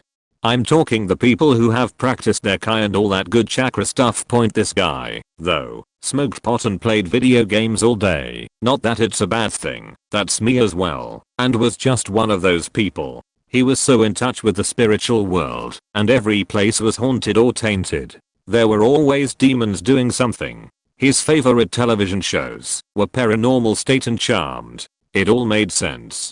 He told me about his coven. I like to imagine that by coven he meant cousin, because that was it. He and his cousin were witches. The two of them together, 27 and 28 years old, were in a coven together. He told her about my high energy and how I could enhance their abilities and would be a great source of power in one of their practice sessions or what have you. They invited me in once, so I went ahead and humored them. The big Wiccan practice? Getting high and talking about ghosts and fairies for 4 hours while Paranormal State played on mute and some ethereal album from a head shop played through her iPod. I pulled the aux cord from said iPod, and you know how, when the speakers are up loud and you touch the aux input cable, it hums and crackles. I did that. I touched the cable. Oh, I can see what you mean. I've been feeling Purple Devil's energy all night, but he's projecting it now. He's buzzing. She put her hand on my chest and made a sad face. You have so much energy, but you keep it to yourself, and I know where it comes from. Do you know that your guardian spirit was once a minion of hell who left his master to stay by your side? Just what? What the fuck? I'll tell my story from the reverse point of view. What made others realize there was something off about my point at the time? I had been divorced about 8 or 9 years and had been in a serious relationship for a year or so. My ex-wife passed away and left a decent, not wealthy, but decent, life insurance policy for our 3 kids, 2 of whom were adults and the third nearly so at the time. She left it to me to administer the inheritance. It was complex, and I wanted to get it right, so had meetings with tax advisors, estate advisors, and the like, with all of the kids in attendance. I wanted to be sure I was honoring the spirit of her wishes in her will, while recognizing any circumstances she didn't foresee. Blah, blah, blah. About this time, my so met me while I was on a business trip, and we had dinner with dear old friends of mine, a husband and wife. Didn't think anything of it, except that a good time was had all around.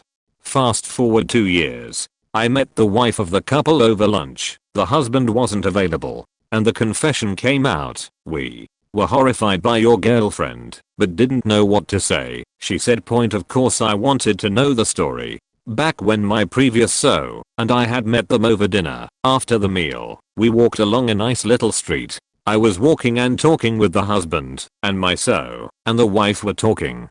And during that conversation, apparently my made it clear how upset she was that my kids were getting the inheritance from their mom, how that should be my money. Realize this was the inheritance their mom specifically set aside for them, from a life insurance policy she specifically purchased for them, and that at the time of her death we had been divorced 8 or 9 years. Bullet dodged. I mean, holy shit. My brother dated a girl from 12th grade through most of college, about 3 or 3.5 years I think.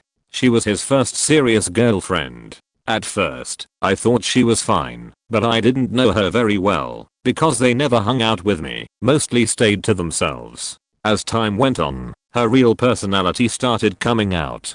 She was very controlling, spoke for him all the time. We would have dinner every couple months or so with my family, and he didn't say 10 words the whole time. told him what to do or not do, decided what they would do on dates, or on the weekends in general, etc. You get the idea. Completely controlling person who was bordering on emotionally abusive. I kept my feelings to myself, as my brother really did love her, and I didn't want to judge her. He usually is a really good judge of character, but I think she pulled the wool over his eyes right in the beginning, so he didn't see who she really was. She also had several ex-boyfriends before she even graduated high school, 1 to say 4 to 5, and they were all relationships, not just a date or two with each guy. Eventually she broke it off with him for reasons I don't know. He's not comfortable sharing too much about the relationship, and I respected his space and time to heal. But he told me that just 6 months into the relationship she was at a club, underage by 2 to 3 years, grinding on some random guy. My brother wasn't at the club, she was out with her girlfriends. She also had gotten blackout drunk on many occasions in high school. Not super uncommon I guess, but she portrayed herself as a very devout Christian, and I know now that it was all a front point during the entirety of their relationship. My brother pulled away from his/my family and hardly spoke to any of us, if he could help it. Our dad was the only person he would talk to. Any text/email/phone call from me, or our mom went and answered almost every time. The last few months of their relationship, she was seeing another guy from work, who was in his early 30s. She was 20 at the time, and her friends/coworkers all thought they were dating, and that she had broken up with my brother. But my brother didn't know anything about that. TLDR. Overall an absolute horror of a person, a cheater, liar, manipulator, emotionally abusive, and controlling personality. If I ever see her again, I will need restraints not to punch her in the face. My brother is a very loyal, true to self person who would never ever hurt someone. She took complete advantage of him. Good news. He started dating someone else this last early spring, or late winter, and she is an absolute angel of a person. A beautiful soul who I'm already good friends with. I'm pretty sure they'll be engaged in a few months, which makes me really happy. The stars aligned, and I finally got the chance to hang out with my best friend for the first time in far too long. We chose our favorite bar to meet up. Another mutual friend met me there first, and we hung out, shooting pool, checking the clock, and wondering when this dude would finally show up. Meanwhile, his new girlfriend shows up and sits at the bar. Seeing as we have never met her, we had no idea, and it didn't even register. So our boy shows up, like an hour later than he said, no biggie, and I spot him. I start to make my way over, we make eye contact, and then he proceeds to walk off in another direction, to go sit next to this chick at the bar. From afar, I can tell they are having a heated discussion, so I back off. At the pool table, we discuss this series of events. Namely, the fact that this new girlfriend situation wasn't off to a good start. We shoot the sheet and we wait, and wait, for like 30 minutes. My radar is going off like crazy at this point, so I head on over to the bar, interrupt their discussion, greet my friend, and introduce myself to this chick directly. Who knows how long he would have sat there without greeting his friends. The rest of the night went rather smoothly, aside from the fact that I could tell that this chick resented the presence of everyone but my buddy.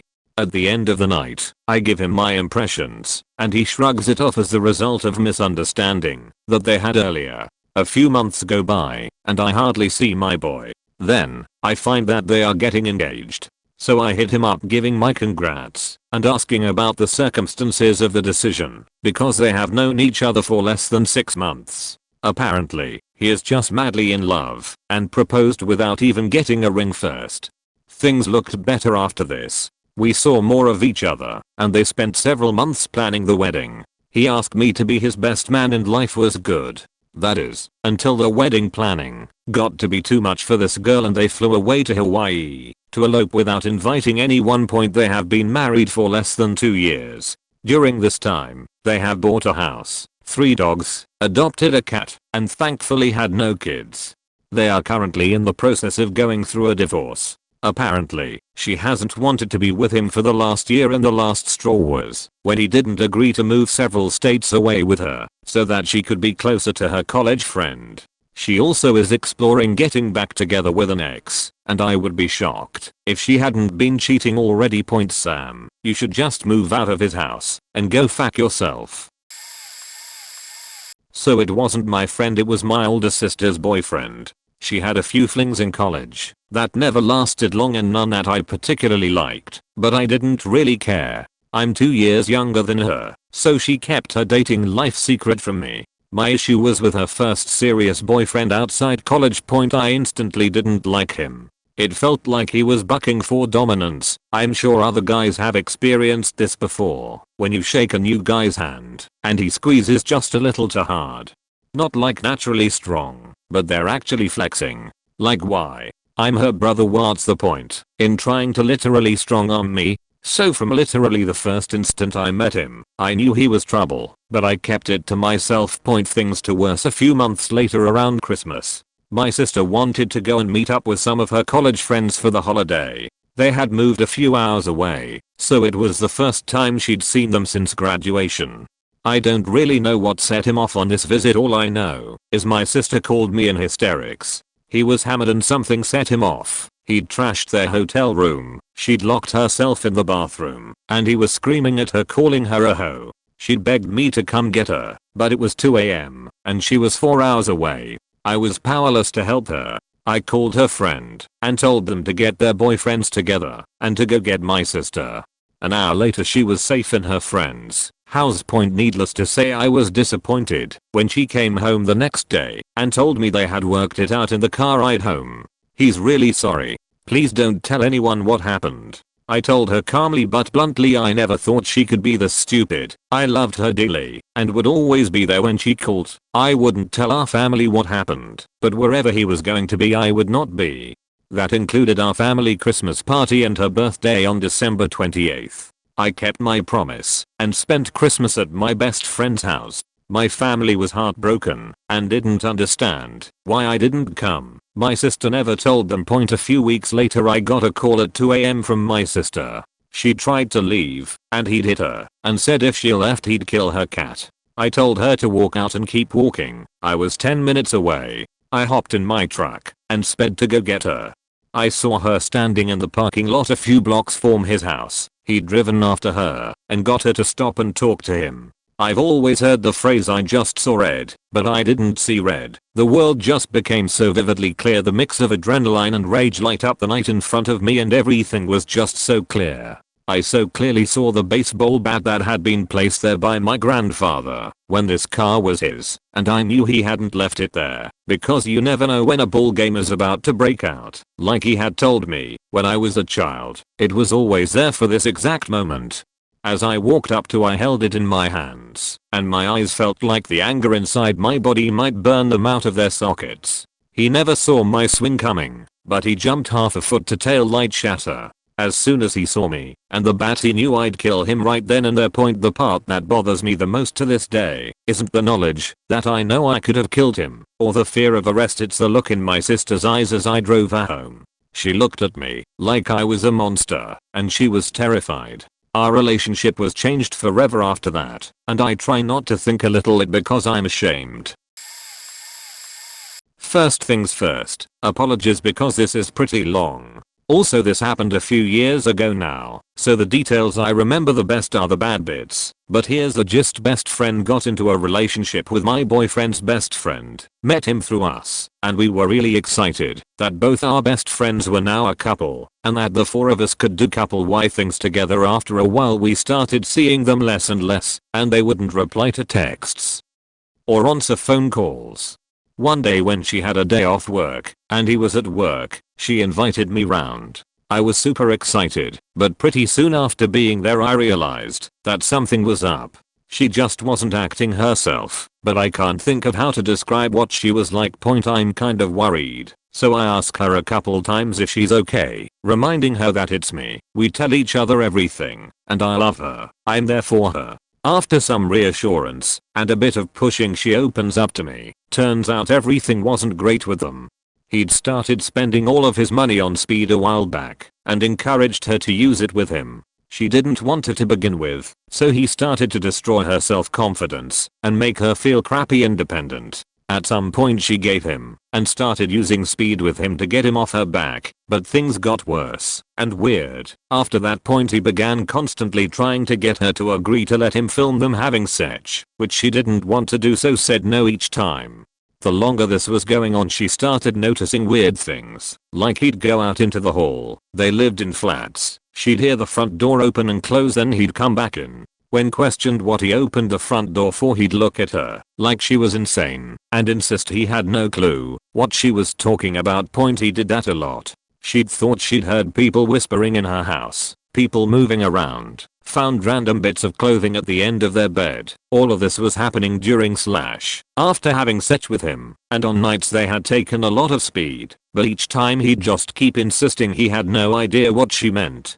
She was genuinely beginning to think she was going insane and imagining things. She couldn't decide if she was experiencing extreme paranoia from the speed or if she was just crazy. I was kinda skeptical when she was telling me. It all sounded pretty far-fetched and I was ready to write it off as paranoia from the speed. I was worried about what she had told me and the way he was treating her, but she wasn't done.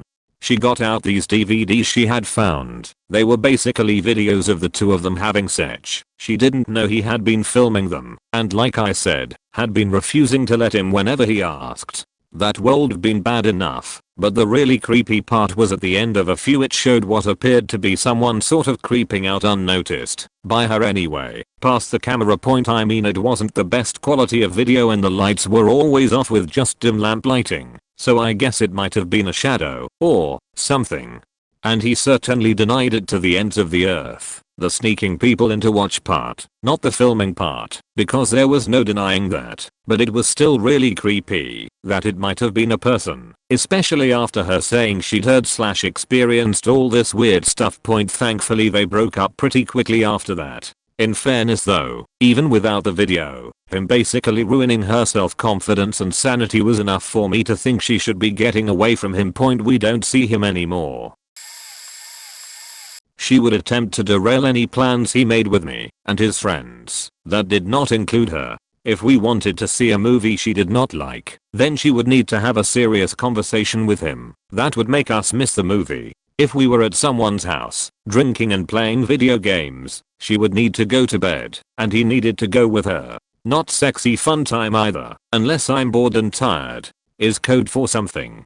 The next warning sign is that she had to always cast doubt on things I said when we were having a discussion. Even when I was agreeing with her about something, other people would ask me what I had done to piss her off when they would see her passionately trying to discredit me. Someone else always had to be wrong for her to win, but she could never be incorrect. If you proved her wrong, then you were being petty or obsessive. She would get so upset and things would get very heated. But eventually they got married and moved away. They are still together actually. I guess he is okay with it, or maybe she is different with new friends that do not know him before their relationship began. I still will chat with him online and exchange birthday gifts, but that is about it. The only time I could get him to hang out was when he was traveling alone for a conference, and they are always busy if I mention going to visit him. He does not seem to be unhappy, so I guess he made his choice. Oh god, this is finally the right post for me to tell this story on, and I think by the time I post it nobody will read it, but I'll try anyways. My sister is my best friend. We are a year apart. She was 18 at the time. Our family moved a lot, and she had a bad habit of going to visit old friends and then just not coming back, so my parents let her finish high school in Wyoming while we lived in Georgia. When she graduated, she joined us. I was thrilled. We stayed up late her first night home, talking and drinking and smoking out on the porch. She starts telling me about this guy that she had met 3 weeks prior to leaving, saying it was a casual thing. She was texting him all night, and he was saying how much he missed her, how he was in love with her, how he couldn't live without her. She had just gotten home, and he was planning out her next visit back. So this is one of two scenarios. He's just putting the moves on her, telling her all the right things, just in case she moves back, so he can have an easy in. He's weird. In my mind, it was definitely option 1. I figured it would slow down after a week or so, and that would be it. A few nights later, we are hanging out outside again, and she is texting him and laughing and casually shows me a picture of ladies' lingerie that he texted to her. Not a stock picture, like lingerie in a closet. Oh god, he wants you to wear that. I say. No, he wants to wear that. For me. She says. That right there was the moment. And this is nothing against any man or woman who enjoys any part of this story, but that isn't the type of thing my sister is into. Yes, we are close like that. The weirdest part was that she didn't seem at all fazed. She said he was just joking, and he does that all the time. So, to speed up the rest, she flies back to visit him and never comes home. Shocker. Moves in with him and tells us all of these really out there stories about how he owned his own mechanics shop and had family money and a big house. They get engaged with a temporary ring he gave her because the real one is in his grandmother's safe and she's getting it cleaned to give to him. They move to Georgia. We meet him. He's very withdrawn. Spends the majority of any time spent with us in another room on a tablet. He can't get a job. He doesn't help her with anything. They start fighting and break up. He shows up at my parents' house at 5 AM and just sits in the living room. My mom wakes up. He leaves, taking a few pairs of her underwear with him. We later found out he goes to a family friend's house and asks to live with them. They say he can stay temporarily. He moves in with no intention of moving back to Wyoming, takes food and hides the wrappers in his room, and insists that he doesn't eat it, so he shouldn't pay for groceries, stalks one of their friends, and gives her a key to a male chastity belt that he had already locked his dick into, ends up stuck in it for a week before breaking it, because the girl he stalked had no idea what the key was for. He then meets a girl on the internet, flies her in, and locks her in his room for a month, including when he was gone. She missed her flight home because he refused to take her to the airport, and my friends ended up busting the door down on the rare occasion that he was gone and taking this poor girl to the airport. They come home and promptly kick him out, and he goes back to Wyoming. He transitions into a woman, gets engaged, gets his fiancée pregnant, they break up. He gets partial custody, and he lives his life 50% of the time as a woman, 50% as a man, complete with totally different names, professions, and friends. Guy was a faking weirdo. I remind her constantly that I warned her TLDR. Lingerie picture turned into a little bit of psycho, with a dick in a chastity belt for a week, followed by light kidnapping, followed by a man living a split life publicly. The end. Edit. TLDR, he paid for everything. She cheated on him in Europe, tried to take him to the bank for tens of thousands. Then I had to bite my tongue and watch quietly as a groomsman at his funeral. So, this friend, good friend, best friend, has always sought in and so someone he can take care of, someone broken. He just wants puppies in a hoe. His newest puppy fit the mold perfectly. She let him pay the mortgage, all the other bills, pay for her school. She gets to school at 12, he to work at 7. So he would wake up early to pack her a lunch every day. It's that level.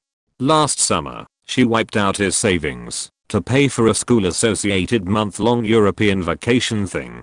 Timing couldn't have been better. The trip happened to be 2 weeks before and 2 weeks after they were getting ready to move 1,000 miles for a new job of his. This somehow excused her completely of having to help at all with her move, like she couldn't even pack her own sheet-in boxes, entirely too stressed about her month-long vacation to pack at all, leaving him desperately needing help from his friends and family to get it all done. Was a total shit show.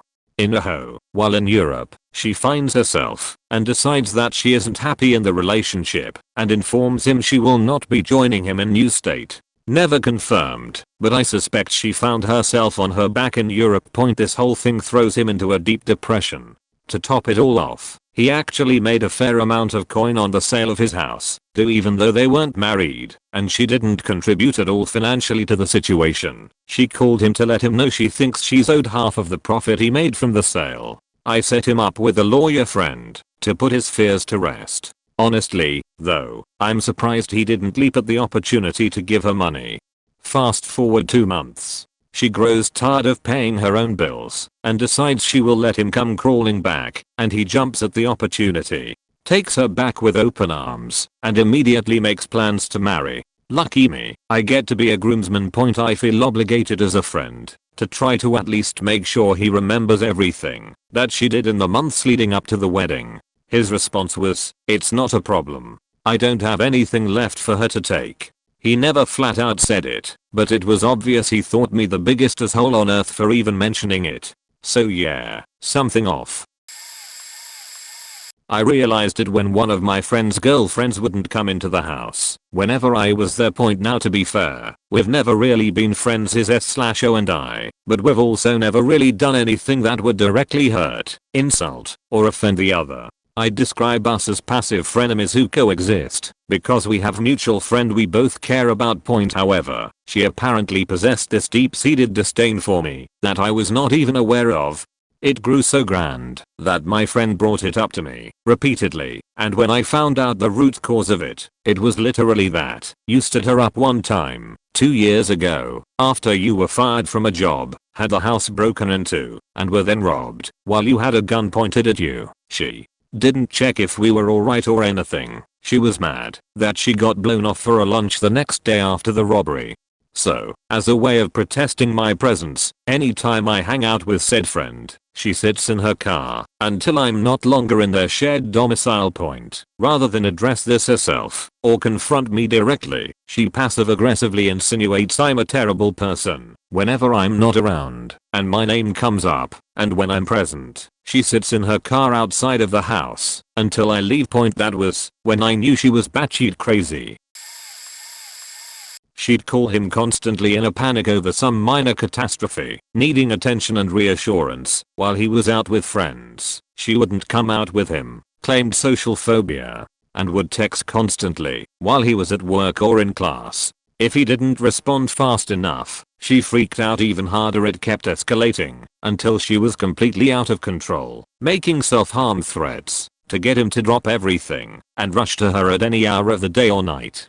Then one day she disappeared, completely dropped off the face of the earth. He was despondent, calling hospitals, trying to contact her landlord, searching arrest records, even tried to file a missing persons report. He found out she had a long history of mental health and substance abuse hospitalizations, and convinced himself that she was in treatment somewhere. Several months later, she turned up like nothing happened, but was pregnant. She'd met an older man online who wanted her as a live-in factoid. He bought her all the drugs she wanted in exchange for sex on demand. She stayed until she got pregnant. Then the guy booted her out on her as she tried to get my friend to let her move in with him and marry her so they could raise her baby and be a family. He didn't fall for it, and I'm actually surprised because they had such an unhealthy codependent relationship for so long. It's not about a friend but my cousins. I met his wife, let's call her Emma, for the first time at her aunt's birthday party, which isn't too strange considering our family isn't exactly close. Everyone really loved Emma the moment they met her, but for me something just seemed odd. She joked with the whole family and was very nice and polite. I couldn't quite put my finger on what was wrong, so I just tried to think nothing of it. About 2 years later, haven't kept contact with my family for personal reasons. I visit my mom and she goes on telling me about how horrible Emma is. She and my cousin had 2 children at that point, one being about 4 years old and the other about 1.5. Of course she knew best for her own children as she works in a daycare. So she decides that a 4-year-old shouldn't sleep in their parents' bed, which she made very clear to her daughter. Clear as in, the daughter was too afraid to wake her parents up when she was sick and proceeded to sleep in her own vomit. The younger one was told she could only see her grandma again when she too wouldn't need to sleep in the parents' bed every now and then. But it doesn't stop there. Emma went to my aunt and told her she didn't want the kids to sit on my uncle's lap and so on. She then went on basically telling my aunt how she suspected him to molest the children. She told this to my aunt, who had to endure stuff like this herself as a child. You know, the ones who live through this are always the ones who don't do anything about it when they see it. So yeah, here we are waiting for him to leave her. At least he told her to immediately apologize to my aunt, over which they got in a big fight. Edit, TLDR, cousin's wife scares own kids into sleeping in their vomit and calls uncle a child molester.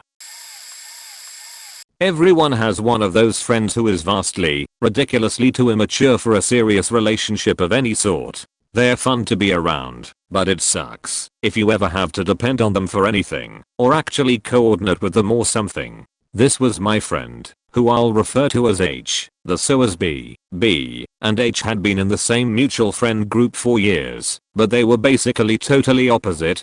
B was super regimented, scheduled, neat, orderly, and way too concerned with what people thought about her, to the point that she went to nursing school, despite not being a carriage-driving type of person at all, because she thought it was respectable. She actually said this. H was a fun-loving guy who bounced from job to job and barely made it through college because he changed his major about 5 times and would just stop going to class when he felt like it was getting boring. B seemed like the kind of person who ironed and neatly stacked her underwear. I wouldn't be surprised if H didn't actually own any underwear. The fact that B was even interested in H, it all sort of seemed fishy. The fact that H was interested in B, not so much, because he was pretty impulsive and trying to make sense out of his actions, was usually an exercise in futility. They couldn't stand each other most of the time. All throughout their dating they were constantly fighting, breaking up, and making up. Several times with B not taking H back until he apologized with the right amount of showiness. It drove me crazy, and I wasn't even there for most of it. B was also the kind of person who had binders dedicated to her dream wedding. So we figured that she just thought she should get married because she thought that was the respectable thing to do. Several people in our group of friends, myself included, tried to warn them not to get married. For some reason they thought that a ceremony, ring, and certificate would somehow magically improve their relationship, and none of us could convince them otherwise. We were all convinced that she was going to ruin his life because she wanted a wedding and didn't care much about the marriage point. So far in this story, H seems stupid and B seems to be actively manipulative and mean. Well, when they predictably get divorced 5 years later, which, 5 years, we were all surprised they lasted that long. A lot of dirty laundry was aired, and it turned out that he was basically a closet narcissist who had been manipulating and abusing her, usually not physically, throughout their entire relationship. His fun-loving personality had all been an act the whole time. Nobody saw that twist coming. Best theory for the relationship I can come up with is that he sensed her insecurities, which were blindingly obvious from the stuff I mentioned before, and that is what attracted him to her. Our buddy Tom was and is a complete sweetheart. He's kind, generous, loyal, but more than a little bit naive. In college, he started dating for the first time in his life and totally went in 100% on this girl. Big case of onitis from the word go. It was his first girlfriend, and she had perhaps the greatest pair of tits I've ever seen. No joke. She was also one of those outwardly moral people who really hyped up that aspect of their personality. You can find them in nearly every church in America. Between those 3 facts, he fell for her, and there was nothing we could do to talk him out of it. Why did we want to talk him out of it? Well, she was very controlling.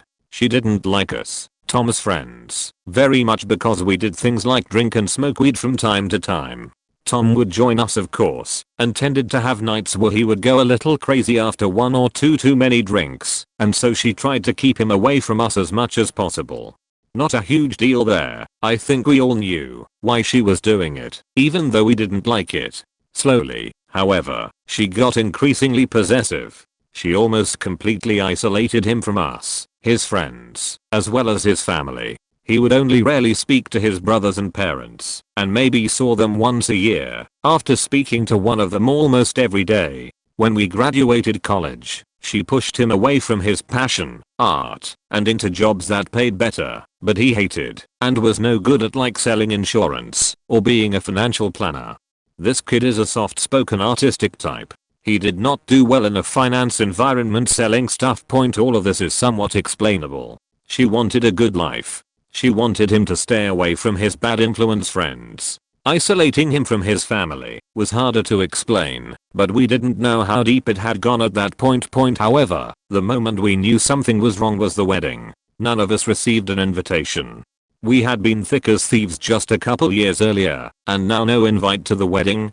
Tom called one of our buddies and accidentally told him the day, time, and location of the wedding. We had a bachelor party the week before. Tom told his fiancée that he was going out with coworkers and crashed the wedding reception, only to find an empty table that Tom had set up the day of the wedding for us. He knew we'd come and had wanted us there from the very start. He told us later he and his fiancée had fought about it for weeks, the first real time he had ever stood up to her. She still put her foot down and didn't want us there, and he just did an end around her with plausible deniability, which is a huge red flag anyway. What we found at the wedding was a disaster area. None of Tom's family was there, except one cousin that happened to live in town and also crashed the wedding. The wedding party was all her friends and family, and nearly all of them spent the whole night not dancing, laughing, or enjoying themselves at all. They sat quietly at their tables, not talking to each other for more than 10 seconds at a time. The friend crasher table was, by far, the most alive at the wedding, trading stories and laughing in a nearly silent reception hall except for the music. The bride was shooting daggers at us all night, appalled we would have the nerve to show up to her wedding. Tom couldn't have been happier. He spent about half the night with us, imcoing, shouting, and laughing. Towards the end of the night, he mentioned how he hadn't smiled or laughed in a while, and was so glad we had come. 2 years later they have a child. A year after that she decides she wants a divorce because he doesn't make enough money for her to live the lifestyle she wants and isn't manly enough for her. She takes the kid one night when Tom is out of town for work and moves 4 hours away with her family, leaving only a note. She refused to allow him to see his own son. The divorce was messy. Tom ends up with partial custody, which she often disregards because she just doesn't want him to see his own son. He tells the courts, but there isn't much they can do about it really, except to slap her on the wrist and remind her that it's his child too. She clearly doesn't see it that way. To anyone reading this, if your significant other tries to keep you away from friends and family, it's a huge sign of abuse. It means there's no support system for you to turn to if anything bad is happening to you. It also forces your soul to be the sole source of affection and love, over time making you emotionally dependent on them. This is exactly what they want. The more you depend on them emotionally, the more they can leverage that dependence to force you into doing things you don't want to do. Know the warning signs, and don't let this happen to you.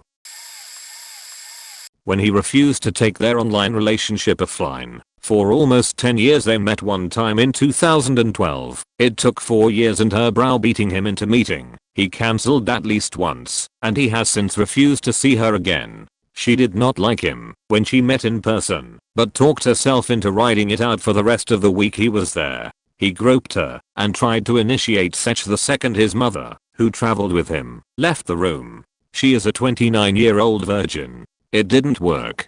She kept seeing him. He refuses to call her, etc. So they chat on old school message boards. He refuses to use Facebook, even. She has tried to go see him at least 3 times. He waits until she buys the tickets, starts a fight, amps up what I consider to be emotional abuse, and then cancels on her additional details from various points in the relationship. He has repeatedly told her that she has to come there. She must come alone and stay in his house to see if she likes it there and would want to live there instead. She has expressed no interest in leaving our country. To top it all off, he doesn't like me, her on and off again best friend. They have been dating for 9 years now. It has been a tumultuous emotional roller coaster. She will not break up with him for good. Every time she does, he guilts her back into it. She insists they love each other. I told her she should unplug the modem for a week and see how she feels. The only saving grace is that he's 2,000 miles away and she doesn't send him money. And yes, I'm absolutely aware that they both have serious issues. Edit, details and words. He constantly had to one-up everything you said, every story you told, and he always knew more about whatever topic was brought up. Turns out he was a pathological liar. Everything, except maybe his name, he had told us over the year they dated was lies. From huge things to little things. Lied about being allergic to bees. Lied about where he lived. We would drop him off at his apartment and he would walk to his parents' house where he actually lived. There was a natural disaster in our area and he lied about losing his apartment and everything he owned. We all started catching on. She even confronted him, and he said nothing. She never caught him in a lie, so she kept dating him. Came down to the day before they were supposed to go a big trip together. The trip was a present to her, so he said he had bought the flights and booked the hotel, etc. After she requested time off of work, she kept asking him for the flight info, and he kept saying he'd send it. At this point she knew that this trip couldn't be real, so she asked him 2 nights before the trip, "Are we actually going on this trip?" And he said yes. Next day, they go shopping for travel size shampoo containers, etc. He helps her fill them. That night, after packing their bags, he finally turns to her and tells her that they aren't going on a trip. He finally comes clean and tells her that he has a problem with lying. She broke up with him, but struggled with feeling like she needed to help him. Months later, she met up with a family member of his. She asked them questions about everything he had told her. That's when we found out pretty much every detail we knew about him was a lie. We took a couples retreat like thing to a cabin on an island. 2 long-term couples and another one of my buddies brought this girl he had been seeing lately. All's going well. We're drinking, having fun for the first few nights. 3rd night we're taking it easy watching Scooby-Doo and my buddy, new relationship, asks to go to the kitchen. We start making food and talking about the upcoming Star Wars movie, Force Awakens. Throughout the conversation we pointed at different things in the room. During the middle of our Star Wars conspiring we hear "Stop talking shit about me" in there. "We can all hear you," from his new girlfriend. She came in steaming mad and grabbed my friend and starting laying into him. "I heard you say my name. What are you saying about me?" she said, losing her composure. After a few minutes of this back and forth between them, she went to bed. After everyone was asleep I decided to use the bathroom before bed.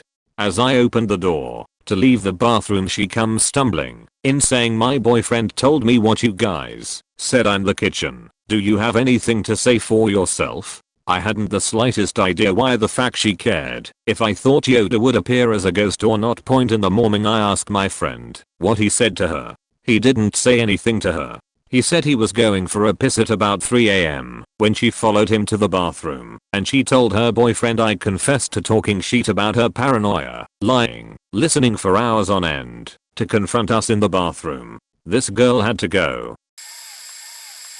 The morning I got a text on the way to school. To preface this, I haven't actually met him in person. I moved to a different state several years ago, but having been best friends with Sally since grade school, we have always been close and kept in touch. I only get to see her about once a year, or sometimes less, so their whole relationship happened and continues to happen during the time I've back home. There were some initial red flags I noticed pretty soon after she announced they were dating. Little things for the most part, but some more alarming things too, like wanting to propose after 4 months of dating. I voiced my concerns, but she laughed it off, saying she wouldn't get married anytime soon, but he was a great guy and she loved him, so I tried my best to ignore it. Then came the text. On my way to college that morning, like 6 AM mind you, she shouldn't have been up, so I was already nervous. She messaged me in a panic. Apparently she had just received a text from another girl saying that her and Sally's boyfriend, *TYLER, had also been dating at the same time. Now, dating multiple people at once is fine and a perfectly useful way to narrow down your options, so long as everyone involved is aware. Sally, however, was under the impression they were exclusive. He wanted to get married and all that, remember? And it seems to like he never planned on telling Sally, but the other girl fessed up when she broke up with Tyler. Maybe out of spite, I don't know. But he confessed, and I grabbed his user on Kick and laid into him, seeing red and ridiculously livid. Long story short, she was all for me laying into him, but ultimately forgave him against my advice, and is now planning on getting married this December. And I don't know what to do. She's been dealing with severe depression and self-harm for years, finally making her way out of it when all this went down. I'll never forgive him for hurting her so bad and setting her back on her road to recovery. But no matter what I say, she won't listen to me. I feel helpless to change anything. I can see this relationship getting so much worse, and I don't trust him at all, let alone with my best friend's heart. But she won't listen to me, and I can't make the decision for her. So I just have to smile and be there for her when shit goes south. Sorry about the long rant. I'm worried about her, and I've never been good at being concise. Nah, must have been changed. I actually knew the so before I knew my friend. Funnily enough, we used to go to the same drama class, and at that time he seemed like a nice enough but sheltered kid. When they first got together, things appeared good for a while. A few bumps in the relationship, but nothing truly serious. But things really took a turn for the worse when she fell pregnant accidentally, and his highly Christian family essentially told them they had to get married. I was maid of honor. I didn't agree fully with the marriage, but there was little I could do without ruining our friendship. And she seemed happy, so I didn't feel that I could push things too much. But then a year in, he started using their government financial aid to buy collectible memorabilia figurines for himself instead of buying supplies for her, him and their newborn child. She was literally paying for essentials out of her own savings, while also being a stay-at-home mother, while he spent the vast majority of his income on useless crap for himself. Not to mention his verbal abuse towards her, and disregard for looking after their child. She had to do all of that as he refused to. It was clear that he wasn't ready to be a parent, but the difference between them was how they both handled it. She took on all responsibilities and was extremely mature about it, and has done all she can to be the best mother, while he has done the opposite and pretty much denies his role. She does want to leave, but feels helpless because she can't drive, has no one to teach her, doesn't have a steady income, and is still studying to get qualifications for a good job. One day she could move out, but right now it'd be super hard. She also is determined to make the marriage work, which I understand, but this has been going on for years now with very little improvement. It's a very sad situation and weighs on my mind a lot. I love her to bits and she's a fantastic person, incredibly dedicated to her career path, and to her child. She's strong and resourceful and very smart. It's extremely hard to see her go through this, and it has taken a long time to get her to understand that she doesn't deserve to be treated like this. I'm protective of her and her child, and I can't stand to see them in the house with that appalling asshole. The day that she leaves him for good will be a cause for celebration.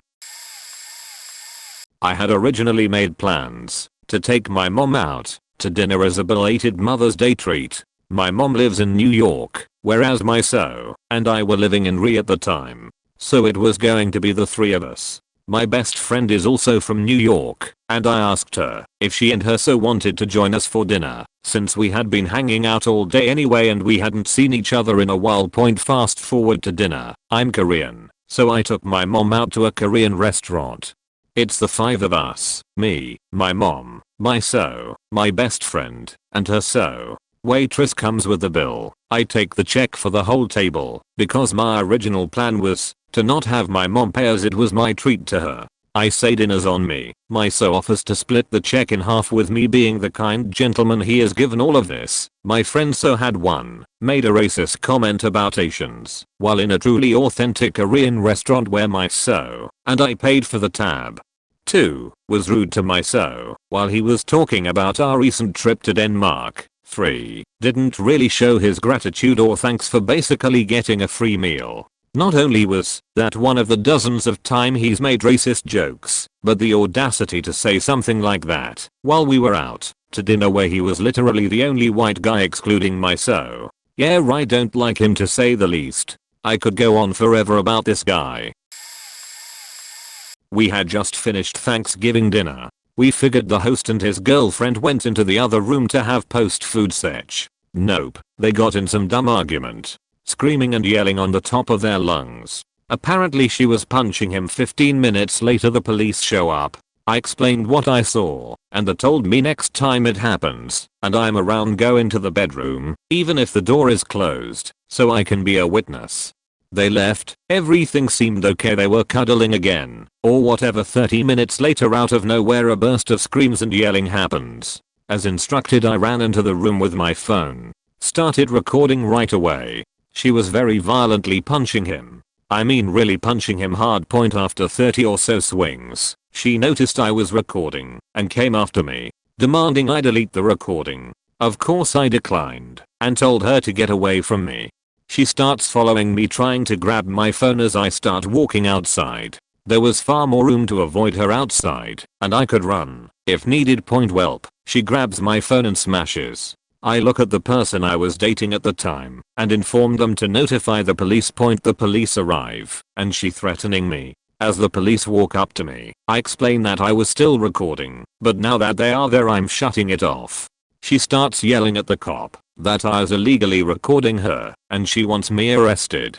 Apparently, she thinks I need her permission to record when she is committing a felony. Also, I had consent from the property owner, so whatever. I simply showed the police my phone on the video.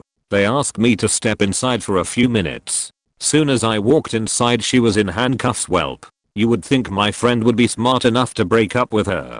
Nope. 3 or so years later they are still together. The police have only been involved another 40 times. She paid for the replacement of my phone. Last time I saw him was last month when he showed up to just hang out and catch up. Needless to say, she showed up, and as he was walking outside she started punching him. Again, got it on video. I have since told him he is no longer welcome at my apartment. One of my closest friends started dating this guy about 2 years back. He's the 4th in a series of terrible choices, and the 3rd in a row that none of her friends can think of a single redeeming quality for, apart from, well, at least he hasn't stabbed her yet. Let's start from the beginning. She's obsessed with him because he was originally obsessed with the Joker. Now, when I say obsessed, I mean obsessed. He would dress and act as the Joker every day, makeup and all, even wearing the get-up to work. This was what really caught her eye, since she's idolized the Joker and Quinn's relationship for around 11 years at this point. Because of this, I'll go ahead and refer to my friend as Quinn and the guy as Joker. About 1.5 months into their loosely defined relationship, Joker tried to cheat on her for the first time that we know of. He, a 28-year-old man, attempted to hook up with a 14-year-old cosplayer friend of theirs at an anime convention they were attending. It was only through the good sense of the other girl telling my friend about it that we know about it.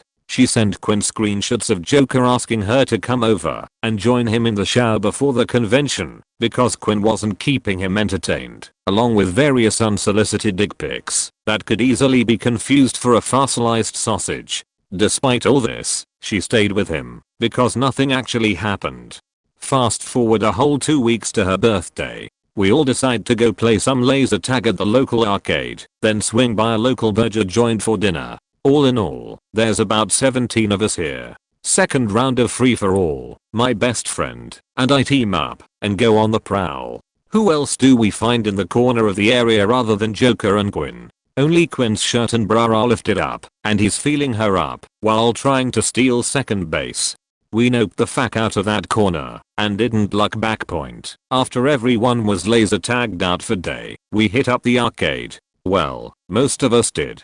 Quinn and Joker kinda stood in the corner, watching everyone else play, while they were playing a game of Feel for the Weasel, with bonus points for spelunking the treasure cove. Keep in mind, this is in a public, tough at this point it's probably become a pubic arcade with children as young as 10 running around and playing games.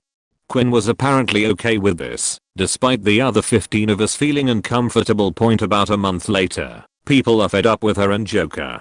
He's gone full edgelord, replacing his obsession with the Joker with an even worse obsession with Kylo Ren and Reaper from Overwatch. He's been making death threats to all of her male friends to stay away from her because he's worried we are all trying to fuck her, most of which include absolutely horrible variations of death will come for you from the shadows and hellfire will rain on you. Quinn has hung out with us twice since her birthday party, saying she'd love to hang out more, but she has to do things like get dinner ready for Joker. At this point they haven't even moved in together. He's just got her coming over to his house to make him dinner. Eventually we think we all get through to her and convince her to break up with him before he goes full psychopath on someone. And we did. She broke up with him. And it lasted a whole 3 days. But then they got back together. And then they broke up again. And then they got back together. You see where this is going? That went on for about a month. All in all, we counted a total of 17 breakups over those 30-some days. Unfortunately, though, we counted 18 get back togethers. Around the 3rd breakup, though, she felt scared enough of what he'd been threatening to everyone else that she took him to a local park to break up with him so that there would be people around that she could run to if things did get violent. And boy oh boy did they almost get violent. According to Quinn, after she broke up with him, he had started pacing towards her with his hand in his pocket.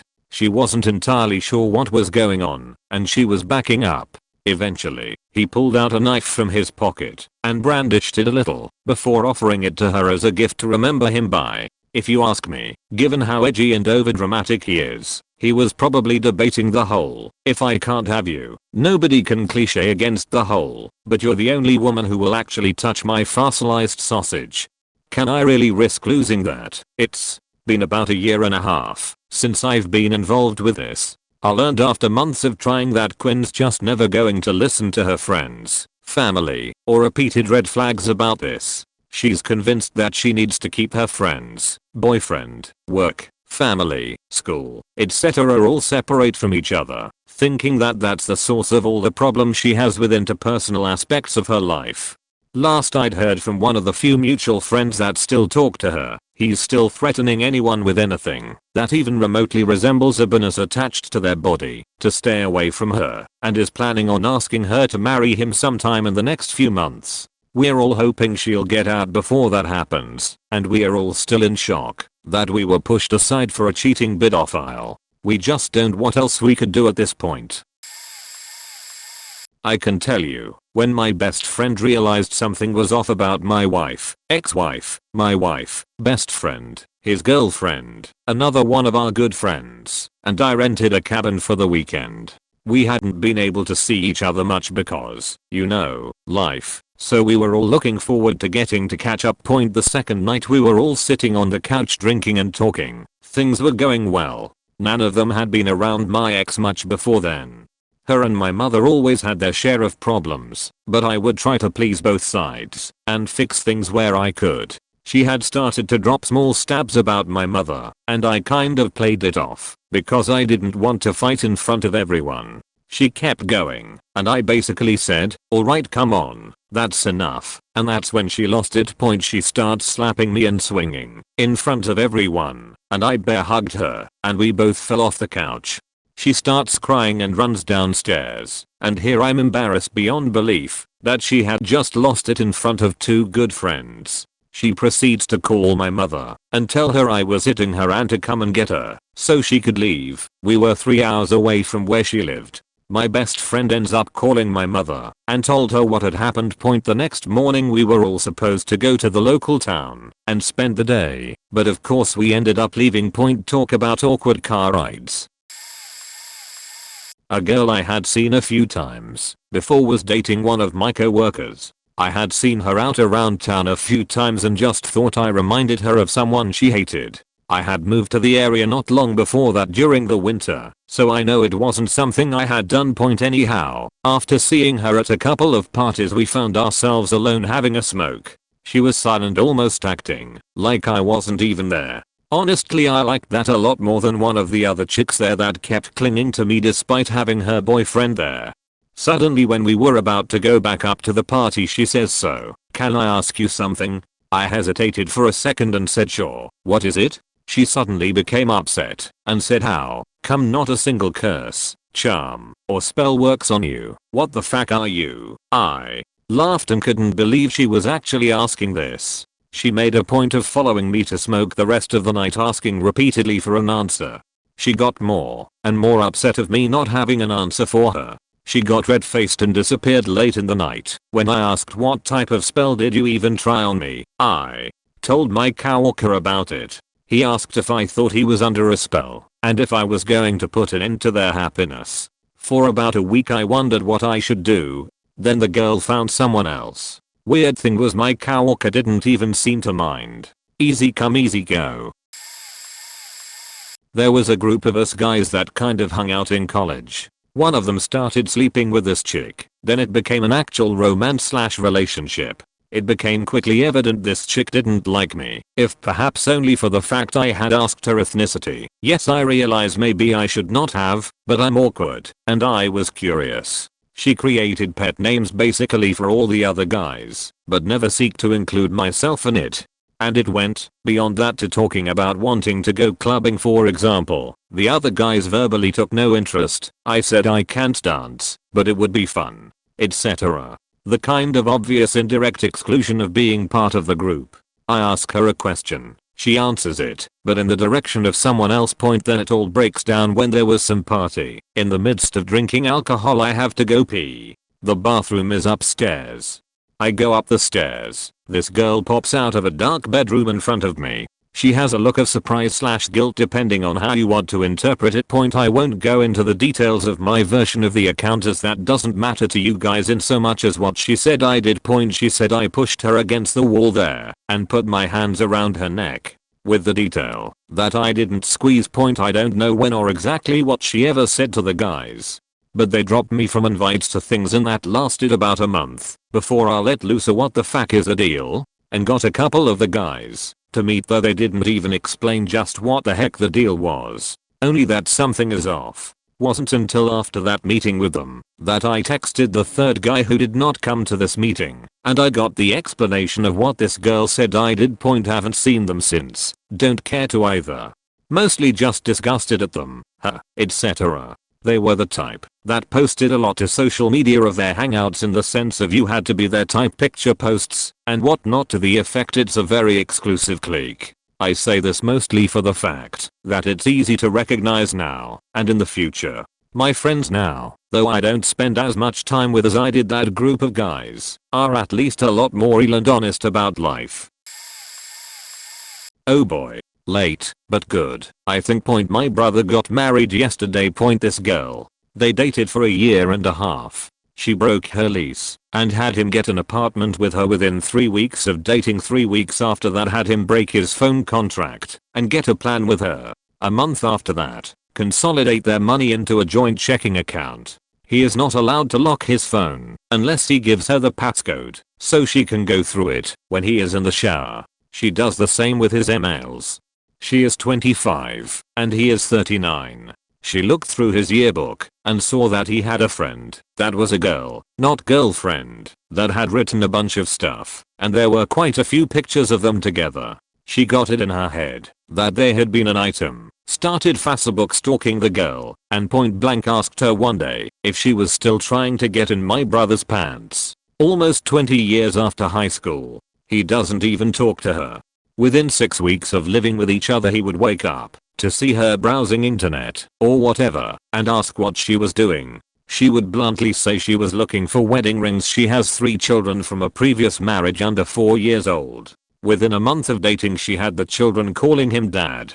She also wants him to adopt the children, even though that means real dad would be off the hook for child support. Within 2 months of dating, she was calling my mom and dad, mom and dad. My brother and I usually call our parents by their first names. She met my dad a total of maybe 8 times for a grand total of 6 hours. He passed away. On the 6-month anniversary of his death, she posted a big thing on Facebook about how hard it was and how much she missed her dad. She wants to have another kid so she can have one by my brother, even though they can't afford it. My brother has to physically watch her take her birth control pill to make sure she does take it. She had to go inpatient psych a couple of months ago for depression or something for a few days. We aren't sure what she has told her co-workers about my brother, though she has admitted they don't like him. They were so concerned that they tried to make my brother give them the kids to keep while she was in the hospital. She had her Facebook picture and status changed within 15 minutes of the vows. She is not in the least bit attractive. There is even more, but I think that is enough to give an idea. So this is a story about a guy who I thought of as one of my best friends. He and I grew up together. He even introduced me to my husband. So this guy's all nerd. Thin thick glasses, plays D&D, works in a game store. Nerd. I consider myself nerdy, but this guy makes Moss from the IT crowd look plain. Think Sheldon without the drive to actually use his genius to do something with his life. So he meets this girl who is 10 years younger than him at age 33. They start dating. At first everyone is happy. Then we find out she is exactly like him but worse. They are both emotionally immature and make out like horny teenagers all the time. It's uncomfortable. She says she can't work because of health issues. He is a certified genius that barely makes minimum wage at a game store. They get married and at first don't invite any of his longtime friends, our entire friend circle basically. Then because they don't have enough guests invite everyone but one guy, who was his roommate, and helped them out of a financial jam, last minute. I was out of town at a cousin's wedding, but my husband went. He said it was awful. The whole time they weren't meeting with guests, they were making out, and there were a bunch of socially awkward people from the store there. They have been married for almost a year and never have written a thank you note. They both basically ignore us or other old friends. If we run into them, point God help them and the kid if they ever did get pregnant.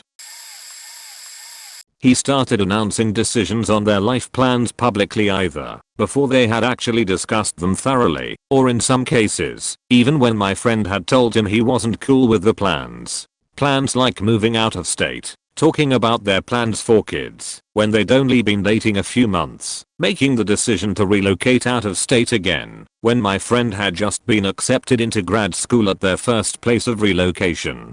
What also sucks is he makes significantly more money than my friend and enjoys a particularly expensive lifestyle, which my friend of course has to participate in. Trips, dinners, expensive housing, and while sometimes he says that money doesn't matter, I'm happy to support friend, he other times pokes at my friend in public, joking about him being a kept husband for not picking up the tab as often. Point my friend has been smitten with him since they met, and while he said he's happy with his new life, I've gotten to watch him become increasingly more private, anxious, and irritable over the course of the relationship.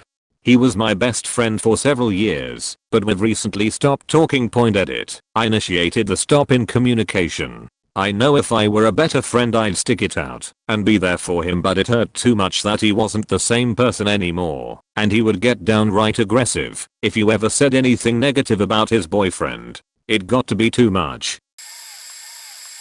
My very best friend and her, now, ex-boyfriend had been together for some odd 7 or 8 years, but we became best friends somewhere around the last 3 years at that point anyway. One thing that always put me off is she would tell me that he probably told her she loved him about twice a year, which I thought was weird because I'm someone who tells everyone I love that I in fact love them throughout the day or when we talk on the phone, but she seemed so lax about it that I always shrugged it off. The second thing is that he would force her to take a shower every single night regardless of if she felt she needed it or not. Now look, I'm all about hygiene, but sometimes you're too tired to jump in and sometimes you just don't 1000% need a shower right then and there. But every night, even when I stayed over and we would drink into the ungodly hours, he would come home and without fail ask her if she had already showered. And not just shower, she had to wash her hair.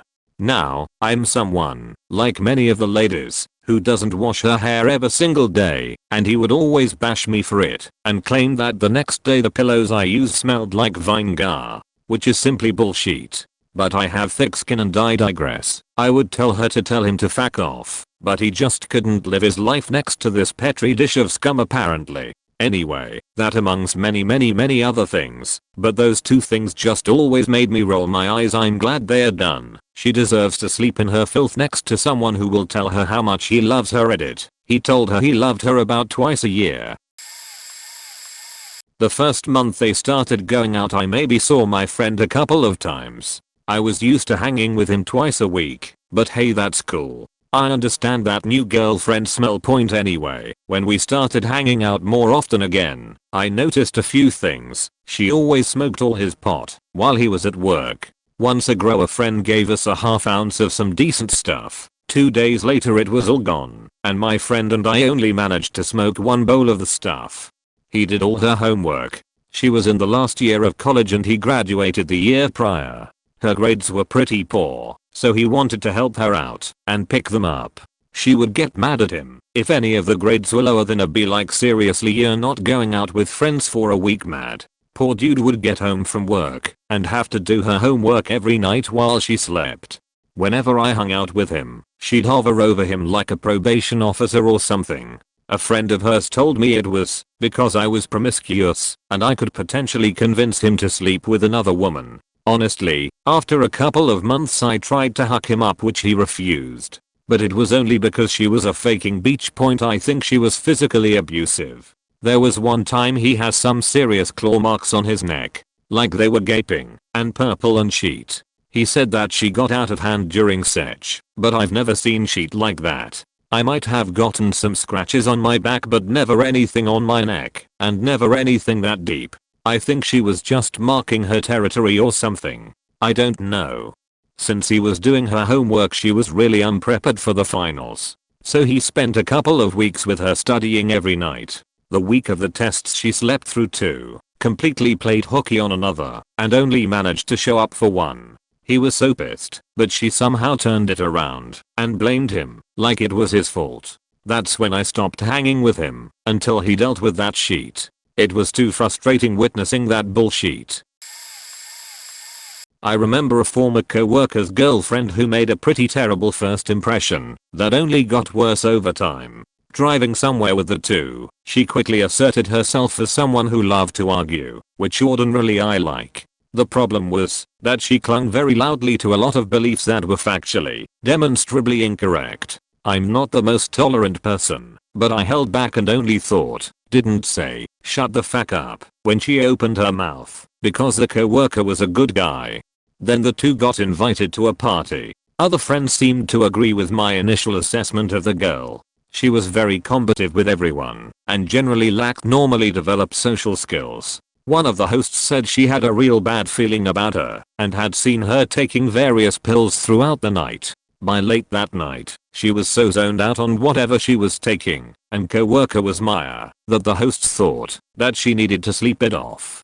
As the male host was helping her into the guest bedroom, she hiked up her dress and started dropping her underwear. I can't remember what she was saying at the time, but the hosts quickly and emphatically let her know that that was not okay. I think they got invited to one more party before being blacklisted because people were so not keen on the girlfriend. Now, as far as I know, they're married. I'm late, but here goes. My half-brother started dating this girl in college. I wasn't born till about a year after they started dating, but the stories of her are kind of notorious in my family. My half-brother was a sweet guy with a good heart, but he was depressed and looking for a mom after his parents got divorced. So he finds this girl. The first sign she wasn't exactly keeper material, we'll say, was when she met my parents, my half-brother's dad and stepmother. She showed up to a, mostly, fancy restaurant, the kind of place that could cost $60 a plate in the 90s, in sweats, and began to insult my mother for her choice of dress and the fact that my mother shaved her armpits. Yeah, she was the overly condescending hippie/feminist no one understands. She ruled with an iron fist though, and I guess my brother liked having someone telling him what to do. They later got married and had 2 little girls. I wasn't exposed to much. He was my half-brother. He never saw me or my biological brother as family, so he moved to New Mexico. But I knew he was doomed when he stormed out of our grandfather's funeral yelling at our dad with his phone out, threatening to call the cops on our poor pops, who was 57 at the time. By the way, all Pops did was try to talk with him, but his wife called, and suddenly that was more important than all our grieving. The last strike for me was a birthday card. I sent it to my niece when I was about 12. Her mother sent it back with a handwritten note, just send money next time. Who the fuck says that to a 12-year-old? Eventually they divorced, but my brother never recovered from the toxic marriage that plagued his life for 20 years. He tried an electroshock therapy treatment for his depression and died of a stroke. Never got to know him too well. Still trying to reach my niece's TLDR. My half-brother married a holier-than-thou feminist that mocked women for shaving their pits and then slowly killed him psychologically, in that order. This happened way back in secondary school. At the time me and my friend were around 15 over 16. She started dating a 22-year-old. Immediately after she told me his age, alarm bells were ringing, but I chalked this down to me just being worried. She had been in a few bad relationships before that, and maybe I was getting too protective. He added me on Facebook, and I accepted after a lot of hesitation. Within a few minutes into the conversation he started asking me for photos. I dodged the question by saying I had to go for dinner and stopped talking to him. Around this time my friend messaged me asking to be honest on how I felt about this guy now that I've talked to him. Looking back on it, it could have been him, but I answered truthfully that I found him creepy and didn't like him at all. Cue my friend growing distant from me. We went to a carnival and I gritted my teeth about him being there and tried to have a fun time. Another friend took this as the time to berate me on thinking that he was creepy. He had just bought her a drink, so that's apparently all it takes. He moved in with her to help her family cope with the rent. He had money he loved to splash around, and my friend and her mum had struggled after her dad left. The truth came out after they broke up, and my friend and I made up. Apparently he had been heavily into her, playing up being a schoolgirl. I can't remember if there was CP involved, but he certainly loved role-playing that she was underage. He had been telling her lies and calling me two-faced all so she would be distant from the one person calling him out on his creepiness. She broke up with him after finding him on dating websites sending pictures of his dick to other women. I seriously couldn't be happier that he was so idiotic as to leave his laptop open. Unfortunately it didn't stop there, as he would occasionally reach out to her offering her a lot of money to go and pretend to be his girlfriend for events. I told her to not accept, but she really needed the money. I think she's managed to sort herself now and is doing great independently. We drifted apart again in uni. If you're reading this, I hope life's going well. I was close friends to one of my boyfriend's best friends. He was our third leg. We did everything together. He was single for a long time, with a few brief flings here and there, until he met Em. When they were official, he didn't want to introduce her to us to ease her into his friends, like she was a timid chihuahua or something. He asked me to please be nice to her as she hardly had any friends, and I tried arranging double dates with her, and she'd always say no with some bullshit excuse or cancel the day before. After a while, they would come and hang with us, but always leave early because she had something else to do or didn't want to be there. She hardly ever spoke to anyone either, always just sat with a half-pained smile on her face, like she had a trapped fetched. By now, he's now completely changed his personality and doesn't do anything he used to love anymore because she doesn't like it. Come his 30th, she makes him leave before 8 p.m. because he had invited his girlfriends to his party and she wasn't aware. This is after she yelled at him in the bathrooms, which I witnessed because he hadn't told her he invited girls.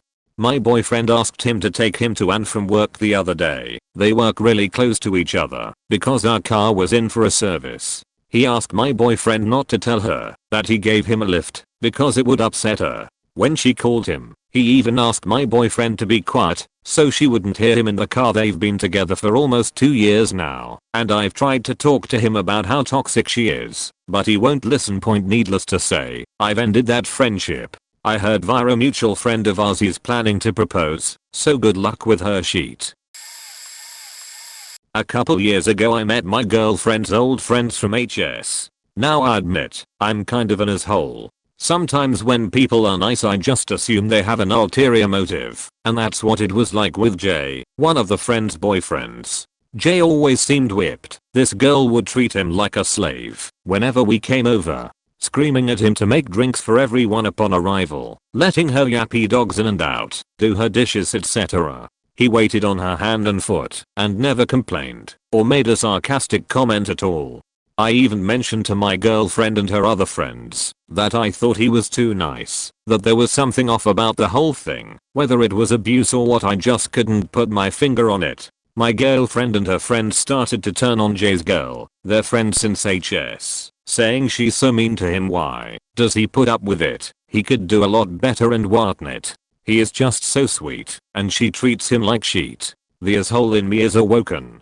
So I started thinking, why would someone tolerate this much belittling unless they were getting something out of it? There must be some redeeming quality to them.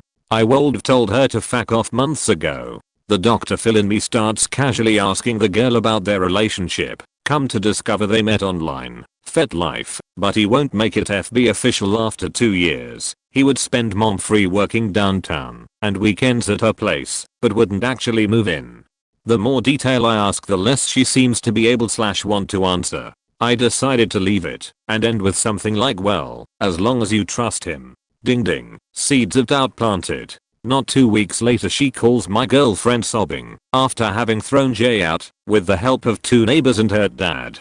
Turns out he had a girlfriend before he even met her, who he was living with during the week, that knew him by a different name and had been dating/hooking up with multiple girls from the same website they met on under different accounts for at least 2/3 of their relationship. She went through his email and found transactions records for all sorts of jewelry and a jet ski and sheet. He broke her door/frame on the way out apparently and then tried to sue her over a power cord. Dude had a whole other life, but slummed it in the weekends in her ghetto apartment. Why in the fuck he dealt with that when he knew he had side girls and clearly plenty of money waiting both confuses and disgusts me to this day. The girl may have been a total twat to him, but nobody deserves to be played like that. TLDR, girlfriend's friend's boyfriend seemed too nice, actually living a double life. It wasn't my friend, so it was my friend. Shortly after he started dating her, he still kept sleeping around and would constantly brag about which ones were squirters and which ones weren't. Every time he was out of town he would hook up. He even hooked up with someone who had been flirting with me. I'm gay, so W/E, cause, I don't know, he could. He honestly doesn't deserve her. And 6 months before they were to get married he called it off because he wasn't ready to stop sleeping around. I don't think she knew about the sleeping around at the time.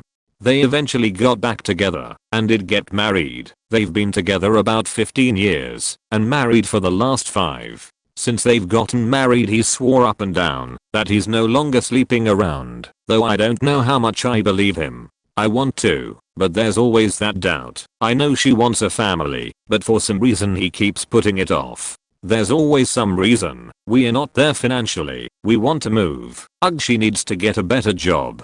And every single faking time she pushes herself for them so they can start a family. She did get a great job that she now lost so they could move for him to get a better job in Seattle. He up and quit his previous job because of reasons, and so she gave up her dream job of being a librarian to go be a marketing editor for some faceless corporation. But he keeps finding another excuse, another reason. I love the man like a brother, but his so is way too good for him.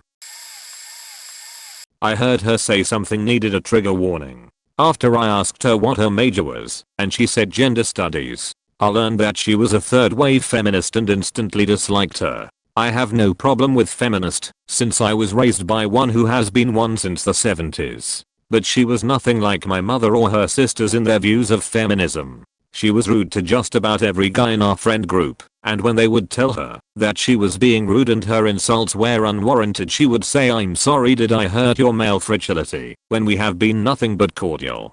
What is worst is my friend is pretty easy to manipulate and saw it happen with his ex, and I see it going on now. When they started dating he lived in Austin and she in Denton, which is a 4-hour drive across Texas. Every weekend one of them would drive to the other.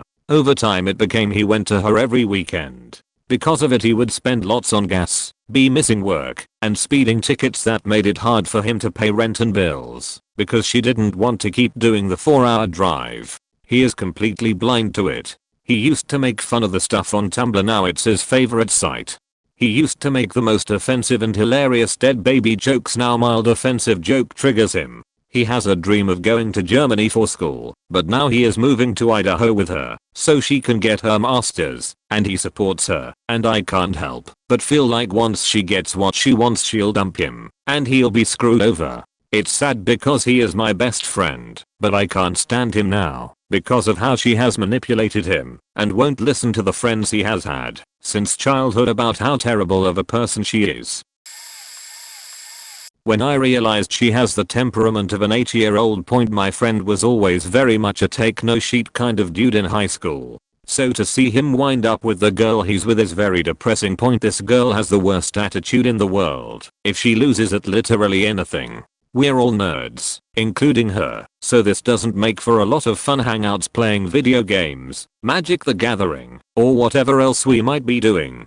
For example, I would go over and hang out so we could play Magic. Buddy and I always had a lot of fun. But if I would play his girlfriend and I won, she would demand a rematch. If I won that too, she would get up and just go into their room, no matter how many other people were there hanging out. Usually after this happened he would get up and go into the room without really saying anything, just leaving me there with his other roommates, who I was also friends with thankfully. Wouldn't see him again the rest of that night.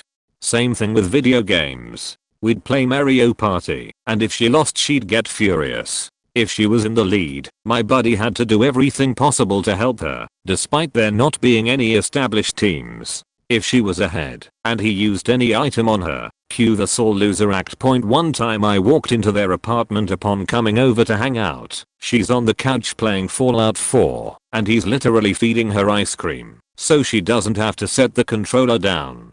Like, he's seriously scooping the ice cream, and she just opens her mouth, and he feeds her the ice cream. The list of the weird overly dependent shit she does is ridiculous. I could go on for days about it. Stopped hanging out with them quite a while ago. They're now married, with no end in sight. Sometimes I miss my friend, but he's so far beyond whip there's no hope of bringing him back. The fact that no matter what, he has to be involved in making plans somehow. Let's have a girls' day. Oh, but boyfriend has work today, and I don't know when he'll be off. How about lunch around noon? Well, boyfriend wants to go out to see a movie around 9 or 10, so I don't know. Want to go shopping with me? I'll ask if boyfriend is doing anything. They got engaged after knowing each other for 3 months and it's only gotten worse.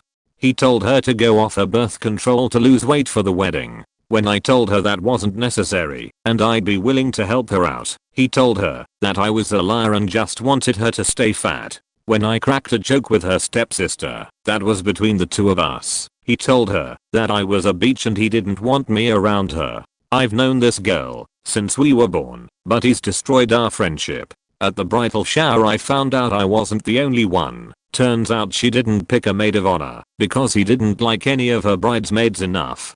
None of us have actually spoken to her one-on-one in the last year. My sister sees them more than I do, and she's confided that apparently he's also a pretty serious Nazi supporter. Extremely white supremacist, pro-slavery, the works.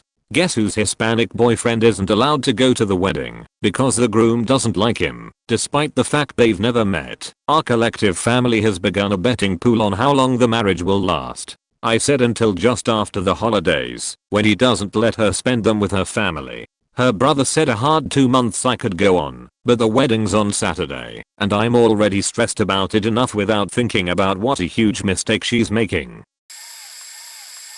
My best friend, who I would just hang out and skate with daily in college, started to become incredibly unavailable once he started seeing this girl. Didn't think much of it. I was guilty of it too once I had a girlfriend. I mean, who isn't right? Year and a half later, he asks me to be a groomsman at their wedding, and they get married. Afterwards he is literally impossible to see or talk to. He is totally devoted to spending all his time with his wife. So I'm kinda bummed, because I feel liked him and after Simba met Nala, but whatever, my boy seems happy, so I'm glad. About a year after the wedding I finally arranged to go snowboarding over Sunday with him. This is the first time we had seen each other since the wedding, because every other time we tried to do something together he had some excuse like oh it's XXXX's brother's kid's birthday party this weekend, or XXX wants me to go somewhere with her. So the morning of we head out to the slopes, and I faking kid you not, starting at around 10 AM he starts getting text messages like hey miss you, wish you were home. Eventually around lunchtime she starts to call him like hey I was bored, so I decided to call you, and about once every hour, after she calls like hey when are you gonna be home? I'm lonely. This eventually escalates into full on crying over the phone by the third call at around 3 PM. We are on the ski lift, and after he hangs up he just looks at me and shakes his head and mutters that he can't even get a single day doing something he loves. He asks me if we can cut the day short as he has to get back to his crying wife. Yeah, that's about the time I knew something was up with her, lol. I haven't been able to spend any more time with him since. This was about 6 years ago, and apart from a call here and there I largely never hear from him. I'm pretty sure his wife banned him from hanging out with me. Her attitude about other people's choices. She told my friend, well, I guess it's okay that you aren't a vegetarian. I won't judge you. I think eating meat makes you kind of like a thief or a murderer, though not exactly a judgment-free zone, am I right? And she wouldn't even let my friend kiss her if there'd been any meat involved in a recent meal. Oh my god, there was a dead animal in your mouth. I can't kiss you. Also, the girlfriend had weird ideas about what other people could eat if they were part of the evil League of Omnivores. Surprise. I can eat things with tofu, even without being vegetarian. She actually asked my friend about it because she couldn't understand the concept of a meat eater that ate tofu. Like, no, I'm not trying to pretend to be a vegetarian or sneak into the good graces of the holy vegetarians by making a show of consuming tofu. There was plenty of other, much more damning stuff. But that was when I started to wonder if there wasn't something a little off about her. I'm fine with people who choose to be vegetarian. I'm less fine with people who decide to treat it like religion and get weird about it. Happy ending for this one. My friend broke up with the crazy girlfriend for several very good reasons and is now happily married to a beautiful lady. Crazy now. XGF presumably has gone on being crazy with somebody else. My friend's wife is omnivorous. I asked, as a joke, when they first started dating. This story is actually in progress as I speak, but it's a strange situation. We're all 18 to 19. Friend B is one of my besties, but he's already began fading from F and I. F is my longest going best friend. B has liked a girl named A for like half her life, and A liked her for the same time frame, but they are both wieners, so they never even considered that the other might like them. 2. Eventually moved away a few years ago, so B was naturally bummed. A few months ago, however, B got the chance to head down to Cali and see A for a few days. They confessed to each other and started dating immediately. Cute story, right? Now, I don't think there's anything wrong with that. They've known each other for years, and I have yet to even meet A, but then they decided that A would come live with B in a few months. This rustles my jimmies because he lives in a 2-story, smushed crappy apartment. It's already filled to the brim with 2 dogs, a crappy stepdad and a disabled mother. Then my friend B had brought in some guy he met barely even a year ago, to live in the same room which was already cramped with B's crap. Now they are going to be all stuffed into one room. Not to mention B has been phasing F and I out of the friend group and some new reckless, immature idiots. He's overwhelming himself to a seriously debilitating extent and then wonders why he's always nursing a headache, a sore body. It's getting tiring and I can't take it. I'm gonna let myself fade away from him. My buddies. It all started on a Vegas trip for a mutual friend of mine and his girlfriend's 21st birthday. She made it a point to invite a bunch of my buddies' other friends who didn't know the birthday girl at all but would lower the cost of our room. She then proceeded to take the only bed with my buddy, and 6 of us slept in the living room of the hotel suite. I then learned that anytime she was involved in something, like a birthday or party, if you didn't do exactly what she wanted to do, she would get pissed. This goes to things as simple as how to get to the party, or where to eat dinner, but the winner was when our mutual friend who we went to Vegas for just stopped being her friend. She was so bossy that she couldn't take it. It wasn't worth getting chewed out for disagreeing with her on where to have dinner for your birthday. My friend ended up marrying her, and I had a falling out with her for staying sober and ruining his birthday a few years back. I still see him twice a year, but it's because we live about 300 miles apart. On a side note, she cut off ties with her mother because she divorced her dad. Ironically, her mom was the one who worked and put her through college, but cheated on her dad when they were separated, and she hasn't spoken to her since. Luckily, my buddy's parents are amazing people and pass information on to her mom, and also the baby pictures of her first grandchild. My theories haven't been proven correct yet, but I'm the only one in my group of friends that thinks our friend's fiancé is a complete fuckbot. I lived with this girl for 4 years, they've been together for 3, and are getting married in November. In the time I've been around her, I've witnessed him publicly belittle her for her outfit choices, a cropped, loose t-shirt and high-waisted jeans, not scandalous, in front of his best friends. Seen him throw somewhat of a temper tantrum for her going to get drinks with me or other girls because he doesn't like her going out without him. Watched him start whining and complaining if she paid more attention to me during any conversation than him. Seen him scream at her and insult her intelligence and capabilities / humiliate her via FaceTime when her mother was standing in the background of the shot, which he could clearly see, and she pointed out to him. What she told me about after moving in with him. When I moved to LA, he told her he'd never seen a woman pee before and would prefer her not to do it while he's in the shower. He takes forever in the bathroom and they have one bathroom in their apartment, so she has no choice first thing in the morning. Plus, what the fuck is wrong him? She's been getting regular bikini waxes forever, but started having painful ingrown hairs, so she decided to let it all grow out for a while to relieve the pain. He complained and told her he wasn't attracted to her with that much hair and couldn't have sex with her because of it. He regularly reminds her of how much he's paying for their wedding. He's a VP of a French bank, so fuck off. So he refuses to pay for anything else, yet expects her to cough up her half of meals, outings etc. Fully aware of that fact, that she's getting her master's at Columbia and is living on student loans. To give some context, he is a 39-year-old Southern Frenchman and she is a 28-year-old Korean-born Atlanta-raised New Yorker. As I said, I currently live in LA and I'm so worried for her. I met my wife's BFF's boyfriend for the first time at our wedding. Despite being very friendly to me and my family, I immediately got a control freak grifter vibe off him. Even my dad came up to me later and remarked on it. They were together for a couple years but broke up. Then all the creepy details came out. He had made her sign a series of contracts at the beginning of their living together spelling out what each other's, but mostly her, duties were for the relationship, including her taking her birth control pills front of him and codifying their sexual relationship. They were to have sex every night after his work unless she was on her period. Then he got a blue job with swallowing instead. She was also required to get cash advances against her credit card because he didn't want any debt on his cards, because he said that would screw up his credit score and adversely affect his security clearance for his government contractor jobs. After a couple years of this, he brought home a girl from his work and announced that they were all now in a polyamorous relationship and produced a set of contracts for her to sign accepting this.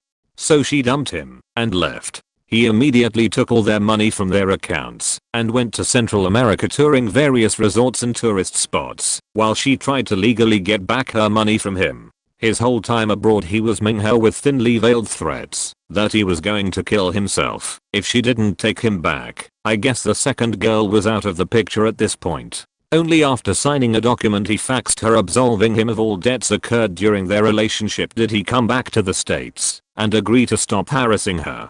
Last I heard he had brought this giant dog to work without permission or a leash. Did I mention he was a crazy as the social contact doesn't apply to me style libertarian, and it actually attacked a co-worker and he lost his job. So now, according to his FB page, he works security at a strip club in Louisiana, but when a mutual friend visited him last year, he was actually the janitor at a grade school. When my brother almost threw himself in the ocean 20 meters after getting married, was the first clue. She, 32 at the time, was older than my brother, 24 at the time, and they worked together. She was particularly nice to me, but she just loved children. What seemed odd right off the bat was that she would tell these really odd things about herself. She even made a point to tell us that her dead father was a higher up at Coca-Cola and that he left her mother because he had a second family no one knew about. Eventually, she isolated my brother from his friends and family. She tried saying our old man grandpa was a terrible person. It took some time, but my big brother finally started thinking with his head and not his dick after being married for almost 2 years and asked for a divorce. Afterwards, he found out that she was a complete sociopath. She would tell him how much she wanted to have children with him, later found out her tubes were tied long before, made them get anything that needed a loan under his name. She owed a former husband money and had filed for bankruptcy, didn't bother to tell my brother this, was sleeping with their boss majority of the time. She faked her degree in accounting. Her father was just a town drunk. Icing on the cake, she withheld sex for 8 months on purpose, before he asked for the divorce. Years have passed, and since they have been divorced, some men have contacted my family wanting to know about her, because she is questionable about her past. We direct them to whisk courts and other similar sites. Saving lives day by day. TLDR brother married a lying cunt, but divorced her as. TLDR. Friend imports wife with Munchausen style desperate for attention behavior, which might be cultural, I've no idea. It gradually tears at our friendship, until I throw up my hands and step back. One of my major regrets in life. My friend's wife, whom we'll call Gondwanaland, moved here to be with him, whom we'll call like the Spike Tyke, from a foreign country, which we'll call the Philippines. When Gondwanaland first moved here, she'd invite herself along on things like the Spike Tyke and I were doing together, bring the kids, hers from a previous marriage. Then once he was born, and complained bitterly about things being boring or inappropriate for the children, until he agreed to take her home. I don't drive, so that ended everything we did. We eventually stopped hanging out 15-ish years ago. I lived with my friend while taking some online college courses. He didn't cuss in for anything, but at the time I had no phone number, and he let me put his house number on the applications. This was before Gondwanaland, but apparently, despite him moving and changing phones, not for this reason, like the Spike Tyke still gets robber calls from scammers. This has caused a lingering fury on the part of Gondwanaland.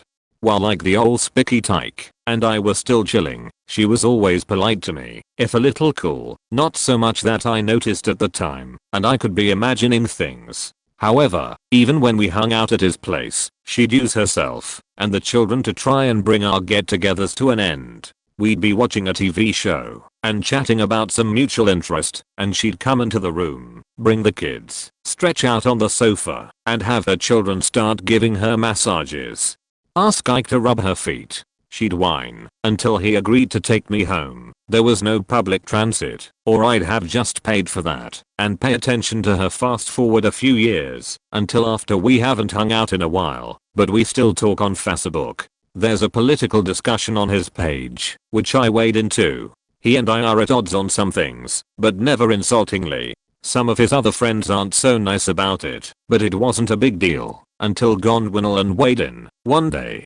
Apparently, she spends the time that they're apart, including while she's at work, constantly monitoring Ike the Spike Tyke on Facebook, and was sick of seeing all the crap from me, meaning anything I'd posted. She's a strong conservative, which I'm not. Next thing you know, she's bringing up everything, me being an ignorant dumbass, me causing big problems because of the robber calls, me being poor, a failure, my past financial problems, etc. At this point, I've known her for at least 5 to 6 years. We argued. I told her to take it to messages because she was embarrassing her husband. She did, furious, then reiterated that I was a failure for having financial problems. I told her that she was a false Catholic. She went silent, except for one last "I'll pray that your new opportunities take off, so you can pay those debts you owe to the scammers she's so distressed about," and that was it. Ironically, this was a day or two after Ike and I had planned to catch a film, the first thing we'd have done together in a couple of years at that point. This curtailed that. I'm afraid I was upset enough to call things off and to tell him I'd be pulling back. I've never had a friend openly express pain at losing my friendship like that before. It was crushing.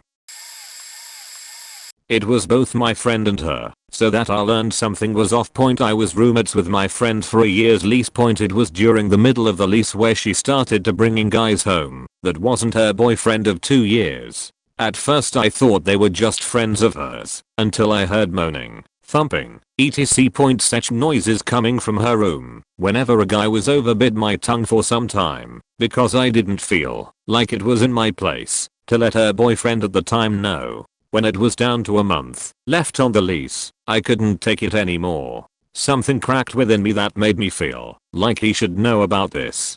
I messaged her boyfriend. They were in an LDR, so I couldn't tell him in person, and told him about it all. I didn't have any proof of what was going on, just my word of mouth.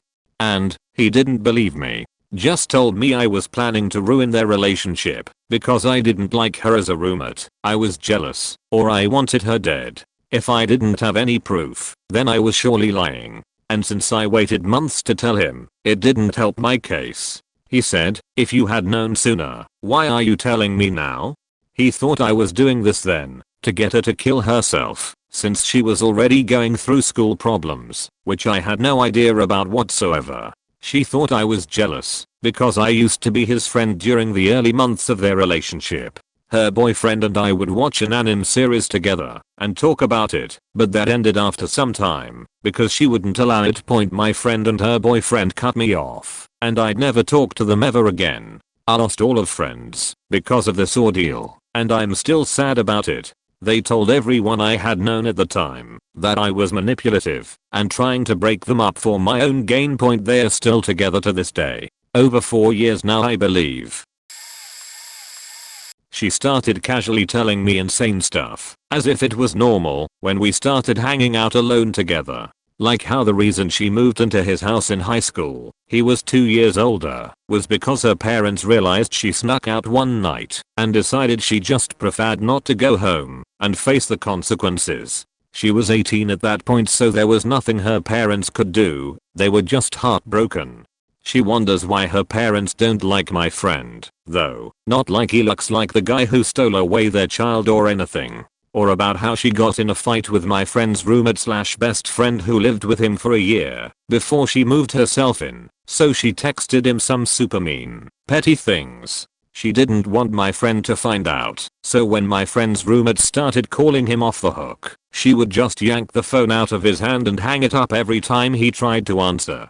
She was generally rude and bossy, and would yell at my friend in group settings, but he wasn't having it anytime someone tried to say something about deserving better treatment. There were a few more really weird crazy stories she used to tell me, and I eventually started to figure that, if he was putting up with it all, I was wasting my breath trying to tell him he deserved better. Eventually I couldn't stand hanging out with her anymore, and because she refused to let my friend go anywhere without her, I stopped seeing him around, because people stopped inviting them out.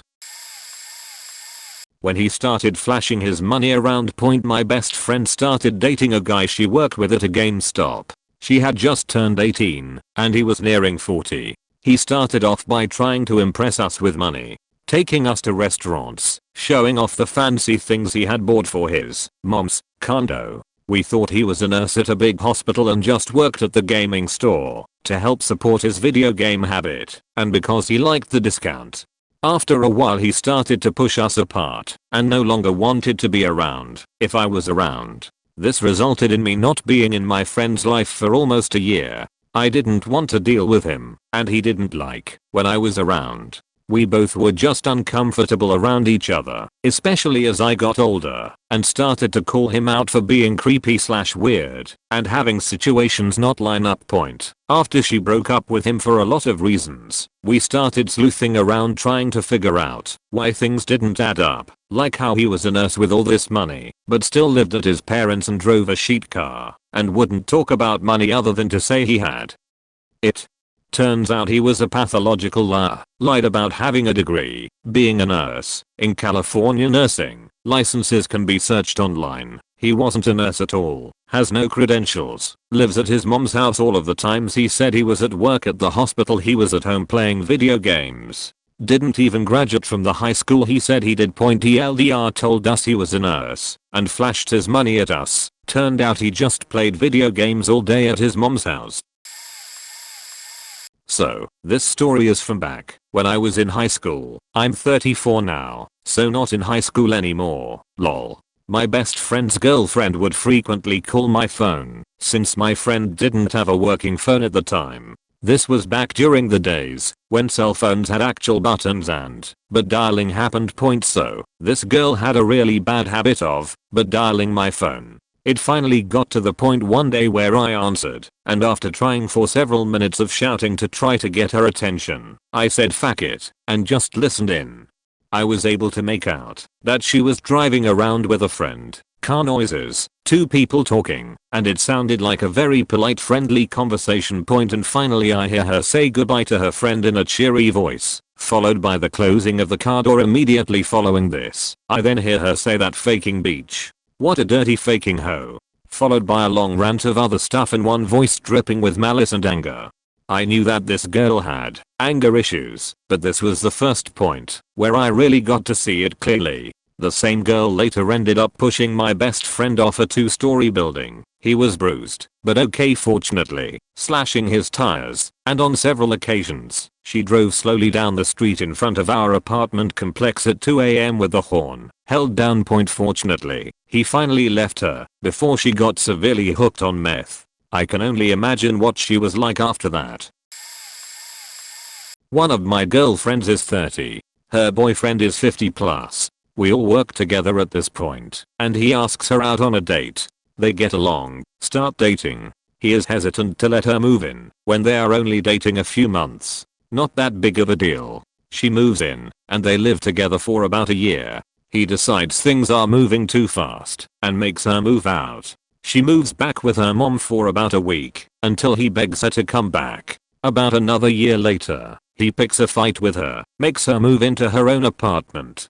Twice he's made her move out in 2 years, if you are keeping score, while never breaking up. I knew there was something wrong with him at this point. I didn't know what yet. He also goes on week-long hunting expeditions hours and states away. She receives Facebook message from a woman she doesn't know that lives in the state he goes hunting in. Do you know where this is headed yet? The message reads that this other woman had no idea my friend existed, and that the other woman is sorry that she's been having a relationship with this man for over 5 years. My friend and him had been together for 3 years at this point. The other woman does the right thing and says she is no longer in contact with the boyfriend after they broke up, and he admitted there was someone else, the someone else being my friend. You'd think this is the end, but a few months go by, they get in a fight. My friend wants to talk it out and goes to his place where she used to live, only to find him entertaining some woman my friend's never met. My friend calls me crying. So he's a pathological liar and serial womanizer. He disgusts me. And my friend knows he disgusts me. I hope eventually she will get the smarts to dump him. Well, here it is. About 5 years ago, I was living in a house with my best friend and one of his other best friends. We all became very close in a very short amount of time. We were a tripod, if you will. Long story short, best friend who owns the house gets brutally murdered in our driveway. We find him there. Obviously this is still a huge deal for us, as we not only lost our best friend, but our living situation and entire lives were upended. Fast forward 2 years. We are attending the murder trial as witnesses. A lot of awful things that we have to relive. The worst being the crime scene photos. Fast forward 1 year from there. He shows his girlfriend, now ex, an article about some guy getting stabbed for being a pedophile. Argument ensues. Her, you know you can't show me stuff like this. Him, why? You hate pedophiles. Her, because I have PTSD. Him, you have PTSD. From what? Her, from the pictures of the crime scene from the murder trial. You know I can't see those things. He didn't continue to argue with her. He instead called me and told me the whole conversation. Whereas his response to me, that should have been said to her, was to think that I don't have PTSD from living through that night. Because I didn't need a picture to describe it to you. Later on, after he broke up with her, we learned that she made the entire situation about herself. My girlfriend's old coworkers now worked with her, and when my girlfriend asked about her, they said something along the lines of, "Oh, her? Yeah, I know her. Her, whose boyfriend's best friend was murdered, and she's so caught up in taking care of him that it makes her so tired, and blah blah blah, feels sorry for me, blah blah blah. I'm so happy that she is out of his life. He still talks to her, but he's no longer afraid to tell her how he feels. She actually moved out of the state. The worst part is that she kept his dog." She was my suitemate in college. It was an adult co-ed dorm, so we had separate rooms with a shared bathroom with no visitation restrictions, and her boyfriend was twice her age, think mid-40s, and creepy as hell. She was from a very conservative and traditional Indian family, and I had a feeling she was dating this guy just to piss her parents off, but it was really backfiring on her. Problem is, anytime he was over, there was screaming and crying, and I could hear him hitting her. I finally got the razz to ban him from the dorms, but I knew when she would sneak him in after hours, She ended up getting removed from the dorm, but I felt hella sorry for her. Even if she was doing it just to piss off her parents, he had her running scared enough that she would constantly beg me not to interfere, not because she wanted to stay with him, but because she was afraid he'd go after me if he thought I was tampering with their relationship. She constantly had bruises. She walked in such a way that I knew the set wasn't just rough, and she went from being a cheerful, outspoken young girl to a broken shell by the end of the semester. And outside of letting the Raz know when he was around so they could keep an eye on things, they didn't want to risk chasing him off and having him retaliate against her, me, them, or the dorms. I couldn't actually do anything for her except let her cry on me when he was gone. I don't know what happened to them, but I really hope she got away from him eventually. Long story, it was only 3 weeks and he would verbally abuse her, even more so when they fought. He said to her once, "I should slap your father for raising such a Russian slut." This is only the beginning. My best friend and I were talking over text, and when she showed me that I told her to leave him. Keep this in mind. Fast forward 2 weeks, and it was me, her, and her ex-boyfriend at a hookah bar. Something set him off, and he gets in his car and drives off in the middle of the night, leaving us stranded to walk back home, 4 miles. I keep insisting this is wrong, red flags all over, but she of course insisted otherwise. Her and I had a mutual guy friend and the 3 of us were hanging out. All of a sudden her ex-boyfriend comes zooming down the block in his car, threatens the guy friend, throws her in his car and speeds off. And as usual during that time I get yet again another phone call of her crying.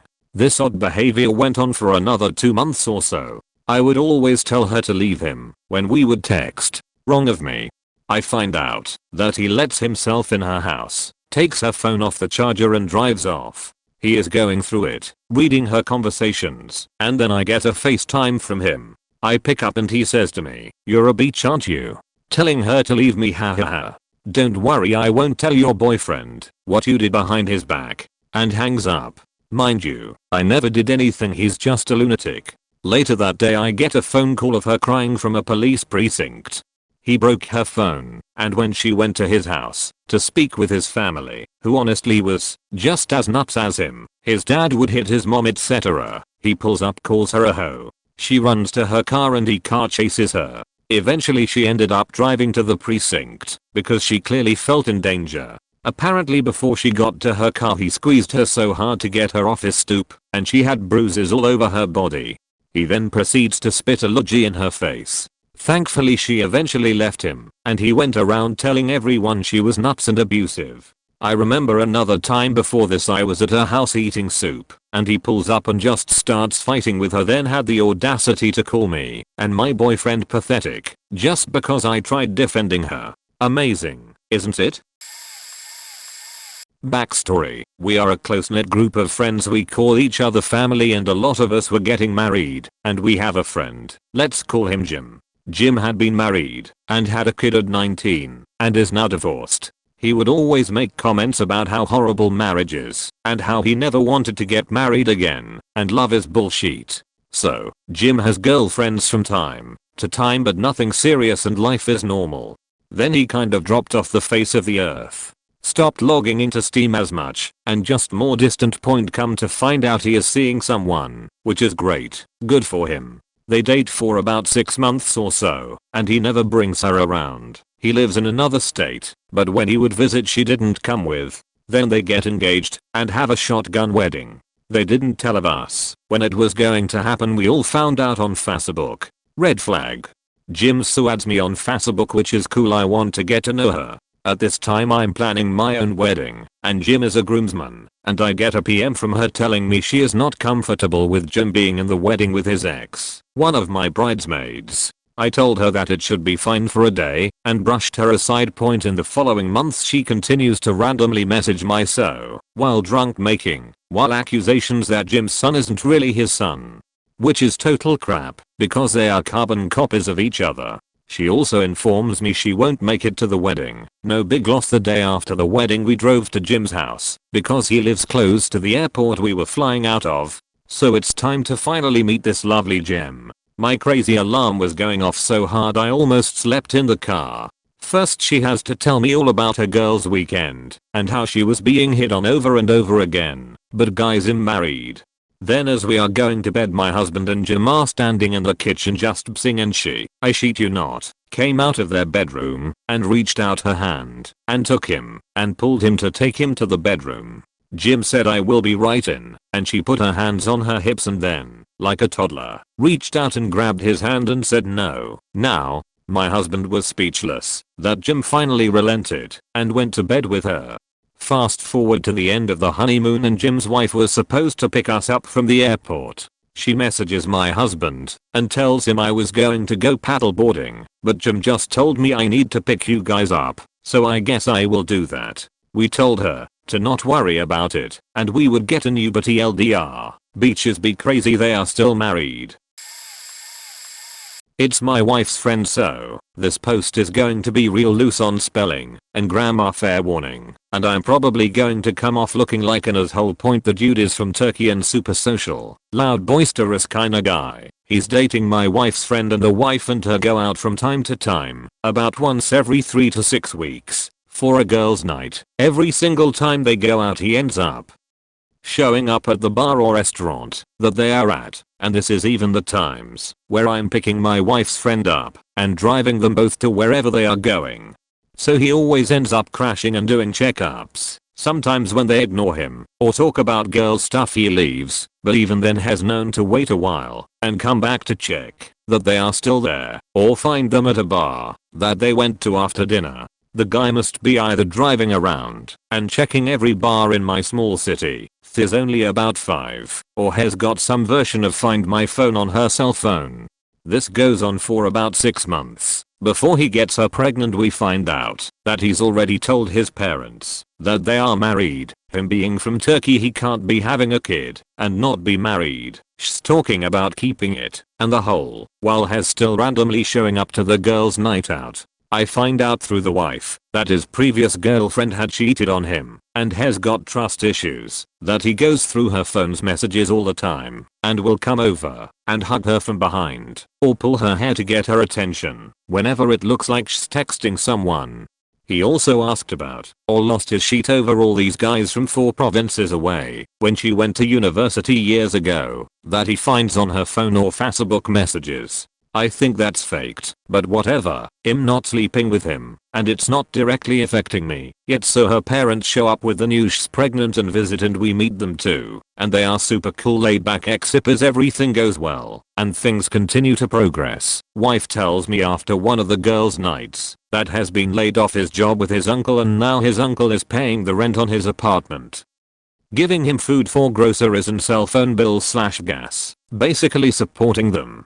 The wife's friend is worried because she doesn't have enough money right now to cover the rent payment coming up. She's short $150 and was wondering if we could give her the cash to make sure she doesn't get kicked out. The wife and I have a fight, and I learn that the guy from Turkey's got an ice coke addiction and basically spends all night of every day drinking and doing coke. That the reason he got laid off was because he was showing up to work hungover or not at all. I've never done coke, but googling the side effects it seems to explain some of his behavior, but I still think has also an asshole. Despite me not being comfortable about giving the money, I end up agreeing. Happy wife, happy life, right? The wife gets on the phone with her friend and the money comes up. My wife overhears him yelling in the background about the fact that I have a nice car and a house and a good job, and why don't I give them more money? Don't they worry about you? Don't they know you're pregnant? In my wife's friend's defense, she's been pretty good about being a buffer for that kind of thing and never did ask us for money again to my knowledge. Either way, I was super happy to hear that kinda shit, so I basically told my wife I do not want them around. I have nothing against my wife's friend, but wherever she goes he crashes and tends to follow. She has the kid and they get for real engaged and are planning a second wedding in Turkey so his family can attend. It's really the only wedding. I tell the wife we can't go when we're invited. When they come back, the wife still does the girls' night, but usually plans them around when I'm at work and when the Turkey guy's also at work. I guess he ended up finding out about them being in the afternoon because he consistently ended up coming home early from work and finding them wherever they were out. He'd then pretty much kidnap my wife, according to her, and they would drive around and do things. Sometimes he would take everybody back to his place. My wife says she would constantly protest saying she wanted to go home, but I can only recall one instance really. When she took a cab home, she would usually wait until someone gave her a ride, her friend and or the guy from Turkey. Once I went and grabbed her from her friend's apartment after like 6 hours had passed and I wanted to get some sleep for work. My wife doesn't drive. If anyone was what? The faking point. This continues on for some time. The kid's pushing 6 months to a year and the wife gets a call in the middle of the night because the guy from Turkey brought a whole bunch of friends home and another girl and are doing lines of coke on his knee level T.V glass table. Has bouncing the kid up and down on his leg like some trashy scene from a movie. She takes the kid and goes to a Super 8 and wanted to talk to my wife in person. Wife goes over and I'm parked in the parking lot thinking how I really don't want to get involved in this kinda shit as I deal with this kinda thing already with my job. She eventually comes out and we go home. Find out the next day that when we left the guy from Turkey showed up and basically talked / forced his way up to her room. He eventually went home. When she promised to come home the next day, a week goes by and we get another phone call. The baby is screaming and has yelling and smashing things in the background. The only thing we can get out of the wife's friend is that has confiscating all the electronics so his buddy can hack them and make sure she's not cheating on him. That has already smashed the laptop and has destroyed a couple things around the house in his anger. This is all relayed rather quickly and then the line goes dead. We call the cops for a wellness check and they go over and separate the two, I guess. While the cops are talking to my wife's friend, he calls my wife and asks her if we called the cops as we were the only ones she contacted and now the cops are involved. My wife just asks about her friend and the baby, if they are okay, but he's just constantly repeating in a paranoid fashion about who called the cops, if it was us or the neighbors. Eventually we get another call from the wife's friend saying thanks and that she knew it was us that called the police and she wouldn't tell her husband. We accidentally let this episode slip to the friend's parents, who then showed up earlier than expected for a month-long visit they had planned. They last 5 days in town and then have a heart-to-heart with my wife's friend. They tell her that they cannot stand watching how her husband treats her at home, pulling her hair when she doesn't pay attention to him, and a bunch of other things that I now wish I could remember a whole bunch of. Sheet that basically conveys possession. 5 days into a month-long trip they go home. We were stunned that she didn't go with them. The wife ends up buying us the cruise tickets and I'm super excited to find out that she also bought 2 tickets for the friend and guy from Turkey. I usually dislike going to concerts to begin with because I don't find them enjoyable. I've been to 3 that I've liked, but those are the exception. This turns out to be a bad show for me. The Trues come up onto the stage wearing scarves and fancy hats. There's no energy and no movement and they just go through all their hits.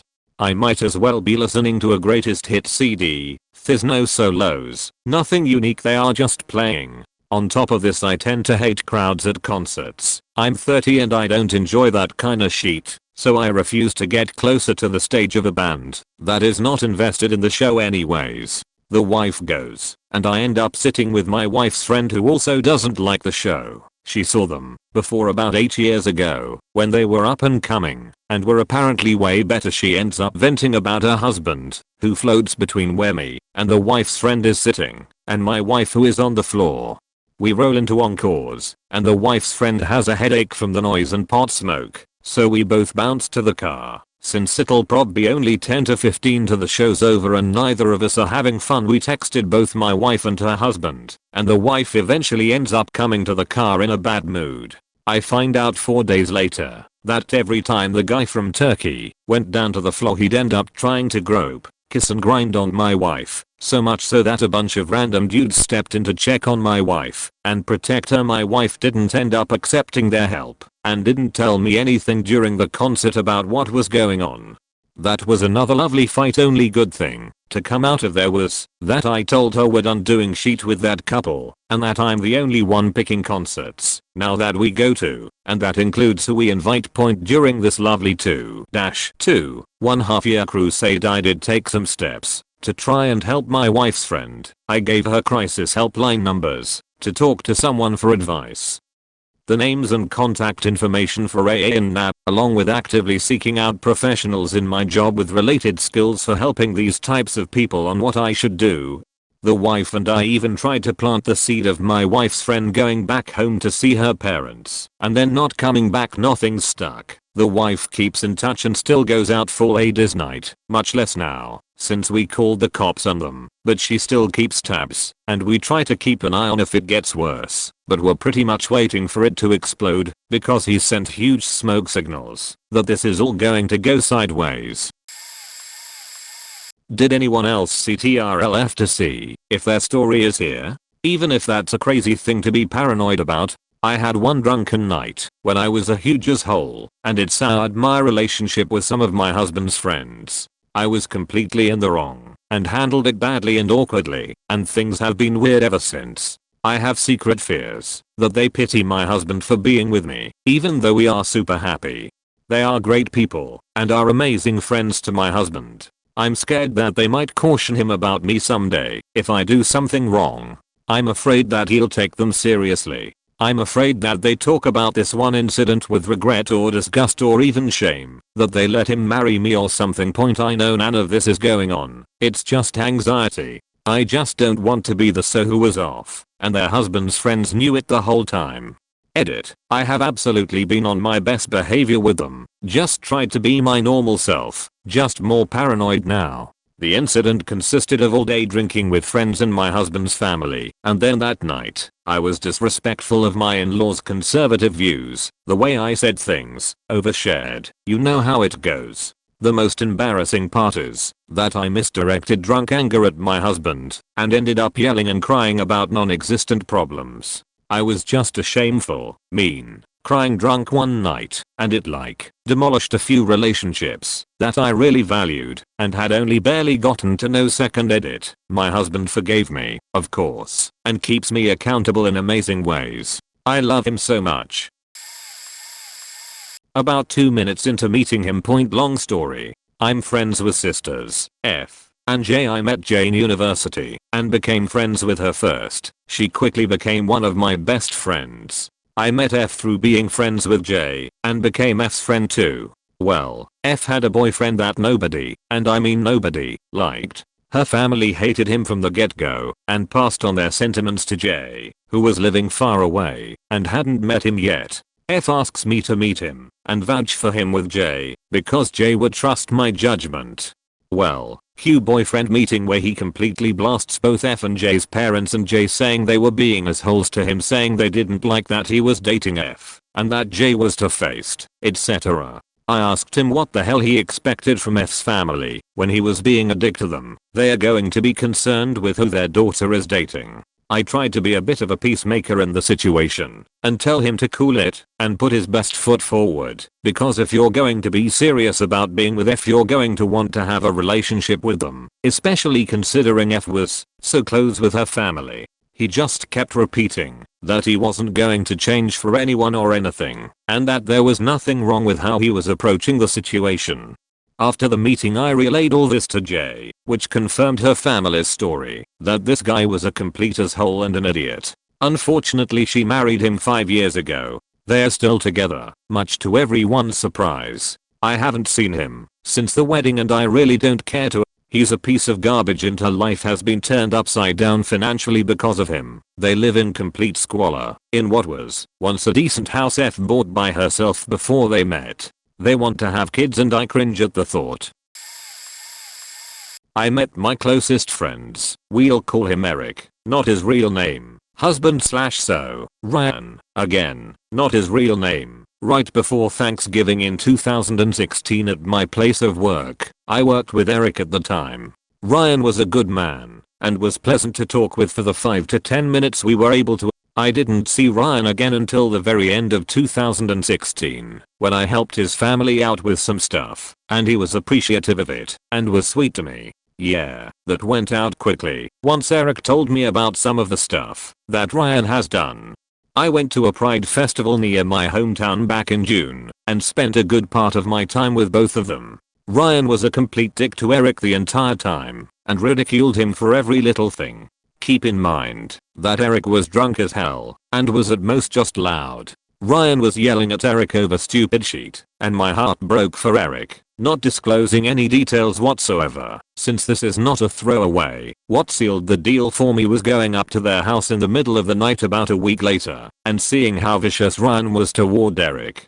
Again, Eric was high and pretty drunk, and he wasn't even doing anything dangerous to either one of us, just shooting the shit more than usual and being a smartass at best. Ryan got physical with Eric at one point, and I finally saw the actual nature of their relationship. I talked to Eric shortly after this and told him that I do not want to be near Ryan anymore, as I'm genuinely afraid that he will lash out at me next, since I'm very close with Eric. Eric is very good at making sure that I don't go near Ryan for my safety, and I have managed to avoid Ryan since the house incident. As for the relationship, they have kids under 18. Oldest is high school age, so they are staying together for that reason. It's shitty if you ask me, but I'm not in the relationship, and it's not my direct problem. I did tell Eric that he needs to do what's best for him and get out if it ever gets extremely physical, regardless of the kid's situation. Well, I think I've shared this story before, but fuck it, I still don't like her. First, I want to admit that they are both idiots. Him more than her. My good friend from high school I went to college with as well. After a series of bad relationships and nearing 30, he meets this girl who he absolutely falls for. And honestly, I was very happy for him, because this would be the first time I genuinely saw it in him, that even he believed it when he would say it. Yeah, he's that person. A couple of months into the relationship it starts to go sour, only because it is confessed that she has mental issues in regards to depression and bipolar. She attempts to commit suicide right after he breaks up with her for reasons that did not involve her depression that was being managed. When she attempted to kill herself, she booked a hotel room near his house and downed an entire bottle of Tylenol. Oh. Her family convinced him to take her back, and he was honestly scared that she would be successful the next time she tried, so he gave in. 1 week into the relationship that he was forced into, she confesses to him that she is in love with some other guy and never really cared about him. 1 week after that, he proposes to her in his backyard, which reeked of dog shit because he never picked it up. After he asked me to be his best man, and I drunkenly agreed to. The wedding gets cancelled first, then rescheduled. I had requested that specific date off for his wedding and lost that date, so took advantage by doing something for me, and I expressed that I wouldn't be able to go to his second wedding date. I also took advantage of that moment and explained that I wouldn't be able to be a part of his life for both of our sakes. I had started to really make his life my own, and he just gave up and had no more ambition. He gave up on a lot of beneficial things for himself and married her so that he could help her with her FAFSA application. That was the purpose behind the marriage. I couldn't stick around that person anymore. I was arguing with him, trying to defend him from him, and it was obvious to me that my involvement was toxic to both. That friendship ended on the 6th of March 16. Their wedding date. Aha, oh boy. Do I have a story to tell? So, my best friend has an atrocious record for dating girls. His first girlfriend was my cousin, who only dated him for his beard. His second was with an emotionally unstable girl who broke up multiple relationships by sleeping with the men. And the third I feel personally responsible for. So number 3, named Caitlin, because I literally gave him the go ahead to date her. After his first 2 attempts, he gave me veto power over his choices because he didn't trust himself. He started getting close to Caitlin. She was a good mutual friend of ours, and she seemed fine in what interactions I had with her. Plus, he's my best friend. Yeah, no, I want him to be happy. Unfortunately, this was a crucial mistake. Caitlin is horribly mentally ill. As in, so anxiety ridden that even being on a 3-drug cocktail, she still freaks out and calls the ambulance because she thinks she's having a heart attack. I knew she had anxiety issues, but I didn't think much of it, because I also have anxiety problems, which medication clears up. I didn't realize the extent of her illness when I gave my permission. Now, anxiety alone, even as bad as hers is, wouldn't normally be a deal breaker for me, but her behavior is completely off-putting. She routinely acts like a child, throwing temper tantrums when she doesn't get her way, storming off in a huff when people don't tell her what she wants to hear, and talking in a baby voice randomly. She's extremely passive aggressive, and since she gets pissed off at minor things like a child, she's constantly pouting and annoying those around her with her antics. At first, I was the only one who noticed how annoying she was and how toxic being around her was. Then my best friend and I got an apartment with our respective girlfriends, and everyone else began to realize how she was, except for my best friend. She's managed to alienate everyone that's met her, including my best friend's family, which is alienating him because no one wants to invite him to anything, since she'll come along. And, to make everything worse, they are getting married next month. In the words of her soon-to-be mother-in-law, I love my son best friend, so I'll support his decision. Oh dear, so my friend used to date this really terrible guy. I think it was her sophomore junior year in high school. Anyways, this guy was just generally an abusive boyfriend. He never hit her or anything, but he emotionally abused her. If she happened to say anything to him that remotely upset him, he would ignore her for hours, while she would message and call and beg and cry the entire time, wondering what she did wrong. My other friends and I tried to convince her that he was a bad guy, but she wouldn't listen. At least once a week she would come to school with red puffy eyes because she had been crying all morning about him. And if he wasn't ignoring her, he was either saying stuff to her to lower her self-esteem even further than it usually was. She was a really skinny girl and her family all made fun of her for it, or sent her ridiculously love-a-dove messages to remind her that he loves her and bringing her gifts. We actually recently met up and smashed a perfume bottle of his on some railroad tracks. Most satisfying thing I've ever seen. He would tell her to do things for him, kisses, BJS, and whatnot, or he would go back to ignoring her. He wasn't even cute. Ugly AF. Dunno what she saw in him in the first place, honestly. I was scrolling through Facebook one day, and you know how Facebook recommends posts based on what your friends like and comment on. So I got a video on my feed of a girl stripping, and he had commented something along the lines of hot. I thought that was kinda sketchy, along with the times when my friend had told me about him messaging other girls flirty stuff, so I sent her a screenshot and warned her that she should keep an eye on him. Within a month of that, she finds out he cheated on her and comes to us crying again. We tell her to drop him, so she messages him that they are done. That should be it, right? I mean, she blocked him, deleted all of the pictures of him, changed all of her passwords, and he was moving a couple of states away soon. He decides to message her through his friends, begging her to come back, having his dad text her that he's been cutting himself and that if he kills himself it's her fault, and just all kinds of bullshit. He eventually got another girlfriend and had another friend message her again asking for her back as he is dating this new girl. She told him to fuck off, and suddenly he got all pissy, calling her a lying cheating hoe and whatnot. She blocked the shit out of him and all of his related contacts. Haven't heard from him since. She wasn't loyal at all. Fortunately she was honest about cheating on him. The worst part is it was a gradual build up wherein he would inquire about why she couldn't hang with him, to which she would give the reason that she was hanging out with her friend. Said friend happened to be another guy who she was suspiciously close with. I, as my best friend's best fucking friend, defended this bitch to make him feel better, like he wasn't dating some skank. He never made the most wise decisions, but he was an intelligible guy who always had it rough in the social department, had never been treated nicely, and never even touched a girl before. For once he was genuinely happy, because someone that wasn't me or his mom loved him. I couldn't let the worst of that relationship be a reality, so I really hammered away at helping my friend to see the silver lining, but the days grew longer for him as she consistently declined being around him. This all led up to her dumping him and moving on to the guy she'd been hanging out with. My friend didn't exact any negative feelings upon me because he knew I meant well. Even I couldn't imagine being faulted for trying to see the good in people, but we were dealing with your typical wealthy, know-it-all, girly girl who frowned upon the lower classes. If anybody is curious to know as to what grounds I had to defend her, she would hang out with my buddy and I, and never outwardly showed signs of being a cunt. It's just stuff that eventually came out.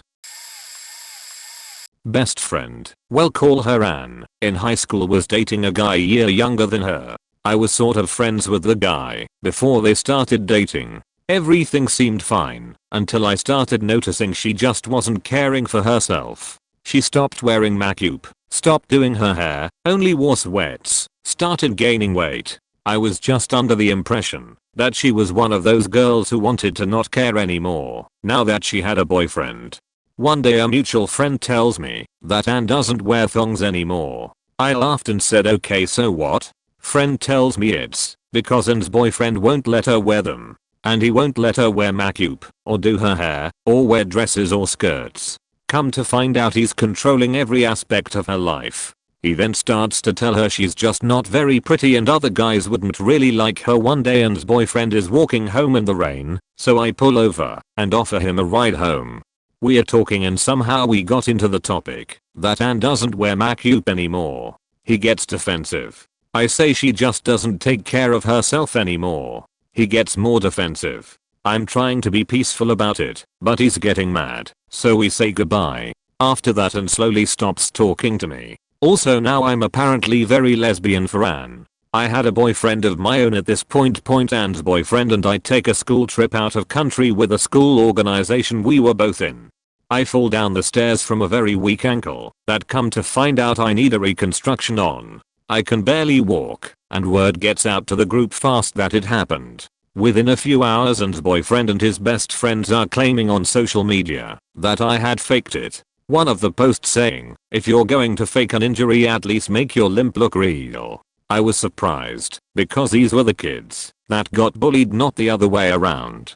I laughed and told my friends, all males who wanted to have sex with me, and we are fighting for it, but still all friends, and I was naive thinking I was one of the guys, but we all are dumb about something at one point in time, right? They all want to be my knight in shining armor, and about 6 of these guys decide to storm their hotel room. I later found out they collected a bunch of other guys in the hallway that just hated Anne's boyfriend and his friends, so about 15 guys just terrorize him and his friends. No physical contact, as I made it very clear I didn't want them doing anything in the first place. After this Anne really stops stalking me, and we don't talk for about a year. Eventually this guy has sex with another girl, and still wants to make it work.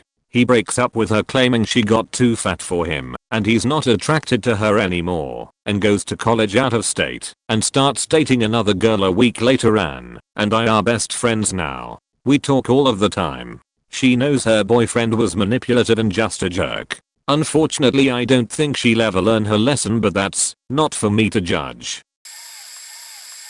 The one time I met her was when a friend and I were on a trip to the city. He suddenly brought up that he had a new G/F and we were going to pick her up on the way. Not on the way, but added an extra hour onto our already 1.5 hour drive. Okay, whatever. The rest of the drive involved her talking about how she once accidentally, she made the quotes, not me, drank gasoline, and once accidentally dumped a gallon of bleach into the washer when her previous boyfriend was doing colored clothes.